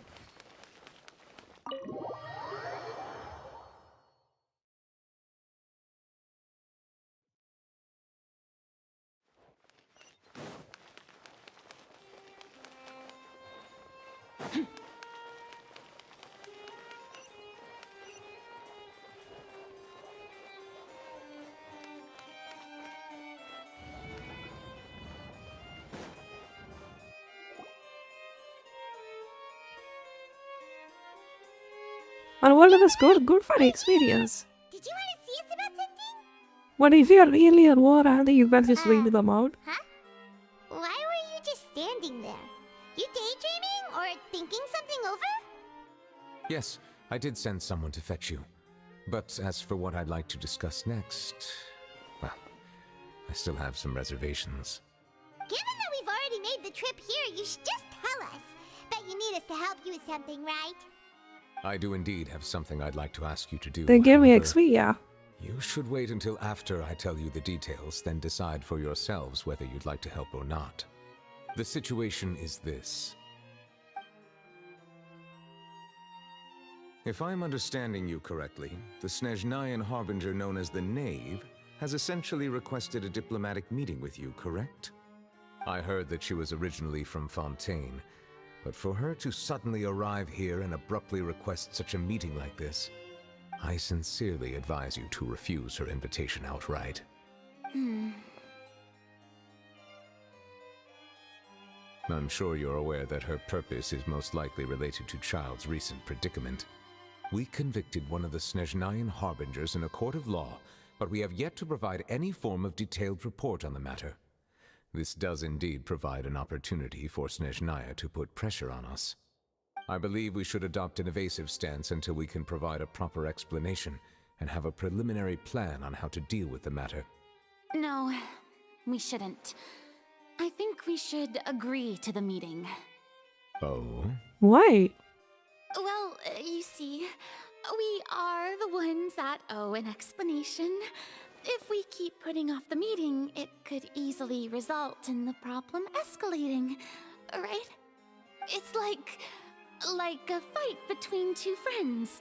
If they don't agree to see each other and talk in person, isn't it possible that the friendship could end entirely? Though diplomatic relations between Fontaine and Snezhnaya could be considered as friendly, it is only superficially so. You wouldn't go so far as to say that our nations are friends, as you did in your example. It was just an analogy. An analogy, okay? Moreover, even if we were to talk in person, if we don't have sufficient information prepared, it is quite possible the result wouldn't be restored relations, but a complete falling out. I don't think we should overthink Oh, those it's not possibilities problem. yet. Even if the logic of the divine is not immediately apparent, its wisdom will only be revealed with time. Besides, you'll be at the meeting. If any problems do pop up, you'll have no problem navigating them. I must clarify that interacting and communicating with people outside of court is not my cup of tea. It seems you think too much of me. But more importantly, when did I agree to join the meeting with you? You mean you won't come? No, that won't do. I can't go to the meeting alone. You have to accompany me. I must take you with me. Lady Farina, could there be something else regarding this matter that is being kept from me? No, not at all. Look, I am the Hydro Archon of Fontaine, Focalor, the god of justice who is loved and adored by many.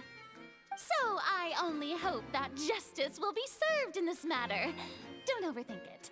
I'll go find someone to arrange the meeting.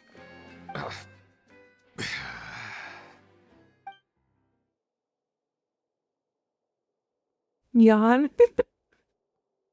Though it could officially be considered a diplomatic conference, I prefer to see our meeting today as Best an of one of ordinary the tea game. Let's party. go. I assume you see it the same way, Miss Farina?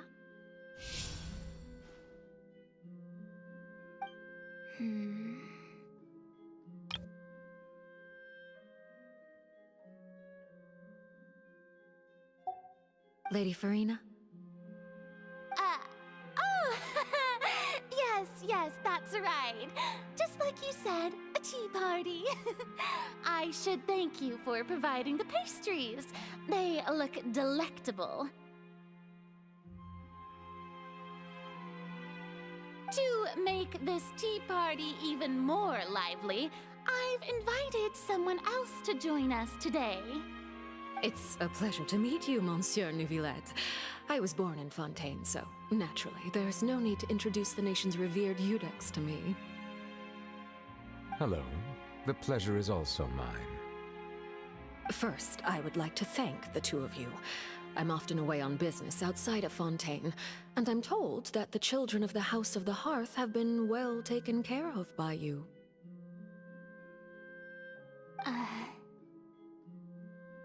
Oh, I'm not referring to when my children, Linny and Lynette, were falsely accused by you. Please don't misunderstand. The children of the House of the Hearth are often misunderstood, perhaps due to the reputation of the Fatui. There's no getting around that. All I meant to say is that Fontaine has been stable in recent years.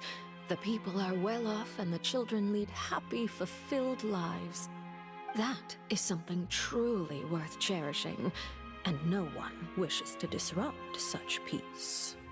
Now then, you have come regarding the matter of child, correct? Well, yes. It appears the ever-busy Eudex Neuvillette doesn't wish to waste time with diplomatic pleasantries, and hopes that we can get straight to the point of our talk. Yes, as you surmised, understanding Child's situation is indeed one of the goals of this trip.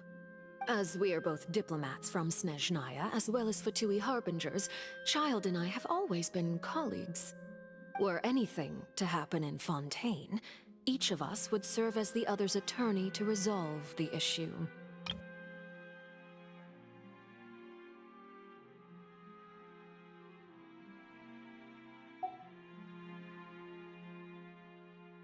Anjali, thank you for the So, raid. in my Hello, capacity hello. as his attorney, I request that Child be turned over to Snezhnaya. We have a responsibility to cooperate with Fontaine and resolve what has happened to him together. Okay, thank you for dropping by. Hope you're streaming well. The rules governing attorneys only apply before a trial has concluded. Since a verdict has already been rendered, we see the case as settled. I apologize for being unable to grant your request. An outright refusal. Very well. I respect all the rules of Fontaine's courts, just as I respect you as Chief Hello, Justice. Anjali. How are you doing? Okay, why don't we back up a step?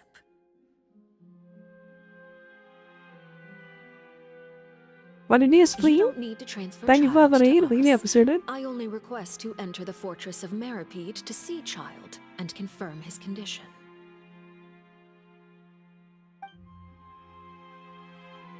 It's not like you couldn't even manage to fulfill a simple request like that. Right, Miss Farina? About that. Think that's good. Nice. Did he got laid? Yes. Thank you so much for the Meripede raid. has always been completely autonomous. Even we have no authority to interfere there, and diplomatic issues do not suffice as an excuse.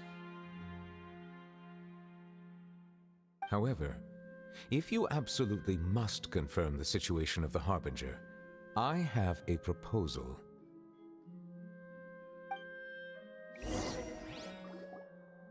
The knave showed up already? Well, Linny did say that father will be returning soon. We didn't even know that Linny was from the House of the Hearth at the time, so we kinda overlooked that information. Yes, thank you for your kind advice. I'm well aware of the situation.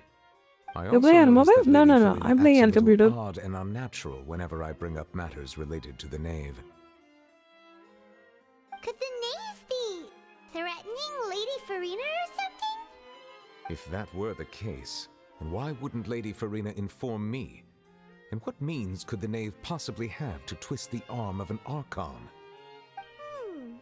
So maybe that's not very likely. Even though Farina can act a little weird at times, she's still an Archon. In reality, this problem is even more thorny than it appears. According to reports from the Fortress of Meripede, Child recently disappeared under mysterious circumstances. The details are still unclear. We cannot rule out an escape, but there have also been no reports of him outside of the Fortress of Meripede. Special guards Oh, if you're the doing the fortress, rest, and its be internal sure to take it systems are easy and extensive. have some food hydrated. Combined with the special And thank you so much for the characteristics of raid. surrounding terrain, an escape should Maybe not be Tim, go to possible. rest. I suspect that there's something else behind Child's disappearance. I was only willing to share this information with you because you are friends of Child, and it is my duty to see justice done. So this is what you wanted to see us about before. Yes. I would like you to go to the Fortress of Meripede and investigate Child's disappearance. This was my proposal during our meeting with the knave. How's the game going? Rather Pretty than good, allowing pretty her good. to intervene, The I story is offered to getting send interesting. someone to find out about Child's situation and report back to her in detail. The knave did not seem satisfied by my proposal. Oh, is your stream? but she Pretty still good as agreed well. to go Thank you along for with it asking. for the time being. Her words were, "We will talk more once we have that report." So that means we bought ourselves some time. Firstly, you're already acquainted with Child. Your eyes may discern relevant details there that others would miss. And secondly, is the consideration of the unique nature of the Fortress of Meripede. Isn't it just Fontaine's prison? I would not define it so crudely. The Fortress of Meripede is not affiliated with the court system of Fontaine on paper. It has always existed as an autonomous entity. Early in Fontaine's history, criminals were punished with exile, not imprisonment. Even today, sentences against convicted criminals still include exile, just as before. The Fortress of Meripede may seem like a prison, but it should in fact be regarded as a gathering place for exiles. All we do is dispatch guards to keep watch and help maintain security, but we have no right to get involved with any other matters. Although I do have a personal relationship with the administrator there, neither myself nor the courts have the right to be directly involved with the investigation, no matter how serious the grounds. Oh, Paimon gets it now. That's why you need us to conduct our own investigation as a third party, right? Correct. I will arrange false charges against you so that you may secretly investigate inside the fortress during your detention. This will save us a lot of unnecessary trouble. So, are you two willing to accept my proposal? Yeah, no matter how you look We at gotta it, go into it's not jail. the best choice. Alright, we hereby accept this difficult task. Reluctantly. You two have my sincere thanks. This matter is of critical importance to Fontaine's current situation. Yo, Butterscotch, thank you for the I hope read. that Thank you both for of you dropping can by. keep this operation a secret. We will rendezvous at the Fortress of Thank you for Meripede's dropping by, entrance on Utanjali. Irenaeus Really once you've appreciate it. prepared yourselves. I will arrange for someone to take you inside. Prepared ourselves?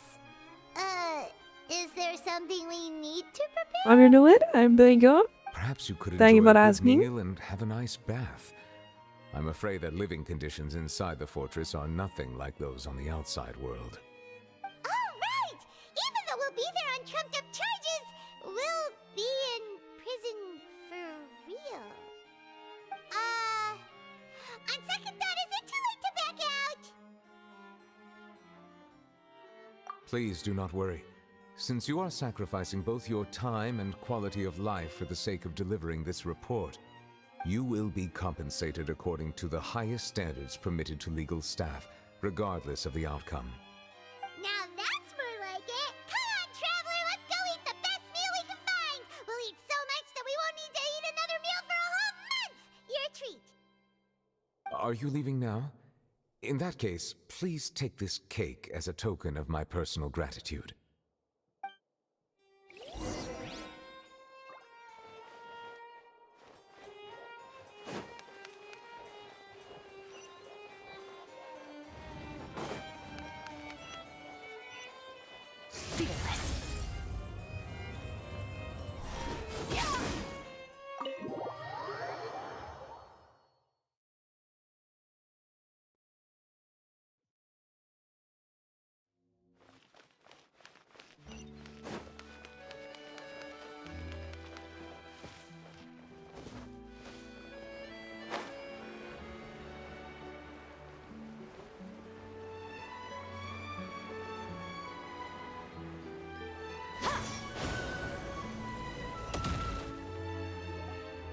Paimon will have that, and that. Oh, and one of those too? No Fonta, thank you!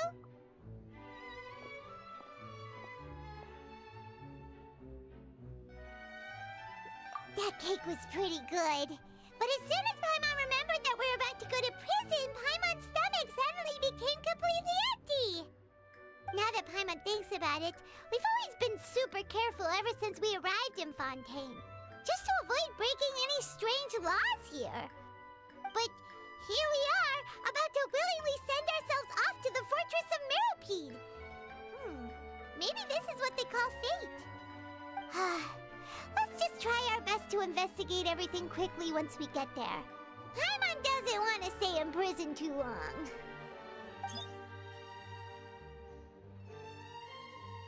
Oh, what is that I hear? Is it the taste of a breaking story? Hey! You can't hear a taste! And what are you doing here, Charlotte? Oh, don't remind me. I invited an eyewitness to a case to eat here, and I was planning to get some great material out of him. But he didn't even show up. Calm down, calm down. This is nothing new. As a journalist, you should be used to this by now. As long as you can score some juicy tidbits from the Traveler, you might still be able to recover the cost of the meal. You know we can still hear you, Charlotte.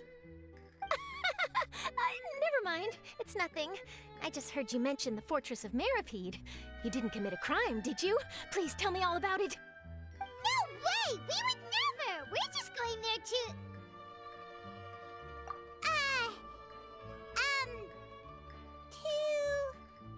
Oh no, Paimon almost forgot that Neverlet told us to keep it a secret! Huh? You're being arrested for that?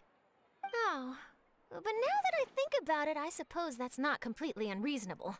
That's pretty despicable, almost as offensive as committing theft. You mean Paimon really did something that serious? Sorry, Paimon really messed up. In that case, it's nothing particularly newsworthy after all. Oh, how disappointing. Oh, right, there's still a chance. Since you're going to be at the Fortress of Meripede, would you be willing to help me gather some material for a story? About that, Paimon doesn't think we'll have any time. It's nothing difficult. All you have to do is think of a way to get some time face-to-face with the Warden of the Fortress. He was awarded the honorary title of Duke in Fontaine. Sounds really cool, huh? Only those who have made significant contributions to the nation have been conferred this title. It's incredibly rare. On top of that, the Fortress of Meripede has never been under the jurisdiction of the courts. Practically nobody, including journalists like me, knows anything about the person in charge there.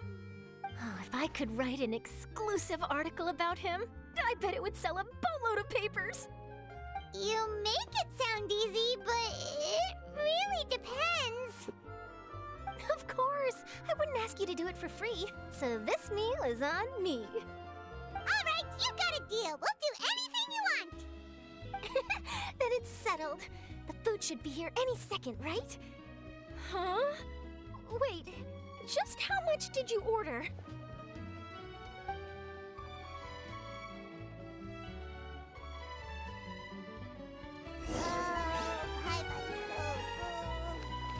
Well, guess we have nothing to regret now, so let's get going!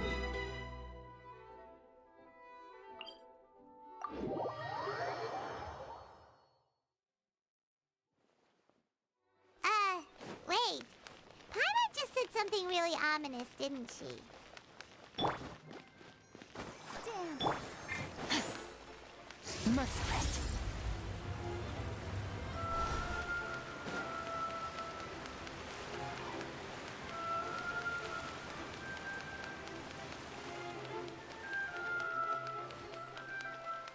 Merciless.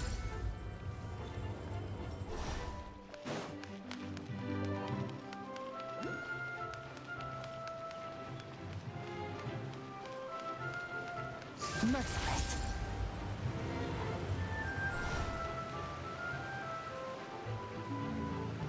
All right, Neverlet, we're ready. Is this where the entrance is? You have come, just as promised. Yes, this is the one and only entrance to the Fortress of Meripede from Araneus. Careful. You may want to step back a bit. Ooh, so you have to go down from here? Is the prison underwater? Utilizing both the barrier of the water as well as the fear humans have of the depths, the Fortress of Meripede is naturally the perfect place to confine and guard criminals. But do not worry. It is not nearly as frightening inside as you may think. You will see for yourselves once you are down there. Paimon hopes you're right. Don't know about you, but just thinking about being at the bottom of the sea like that gives Paimon the heebie-jeebies. Oh, and there's one more thing. I mentioned that I have had personal dealings with the administrator of the fortress, Wriothesley. He's a very shrewd fellow. Yeah, we heard about him too. He's that Duke, right? Correct. He is the highest-ranking manager of the underwater prison. Even though you are going there to investigate at my behest, it would behoove you to avoid any confrontation with him or any of his subordinates. The Duke rarely ever leaves the Fortress of Meripede, But that does not mean he is not privy to all that is happening inside and outside the fortress. He is quiet, but not unaware, so please bear that in mind. All right, it's about all the time that we have to talk privately. I'm counting on you two. Don't worry, we won't let you down. Good. Madeline! I'm here, Monsieur Nervalet. These two are the newest convicts, I presume? Don't worry, they won't escape on my watch. Like we would try. Please follow me, you two. I'll process your paperwork for entering the Fortress of Meripede.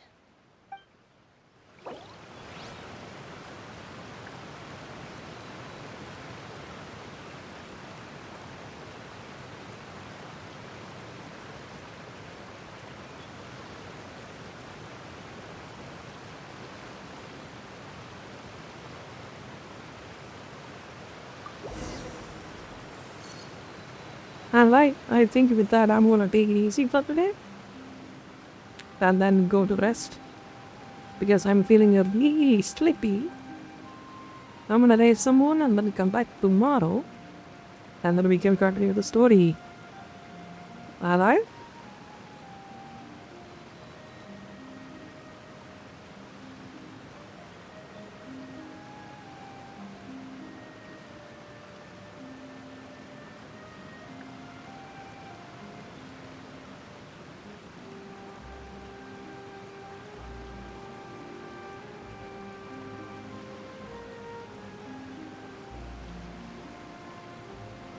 May go rest and sleep. Come back tomorrow. Bye bye, buddy. Take care, take care. And have a nice day. With that, Alex is too. Bye bye.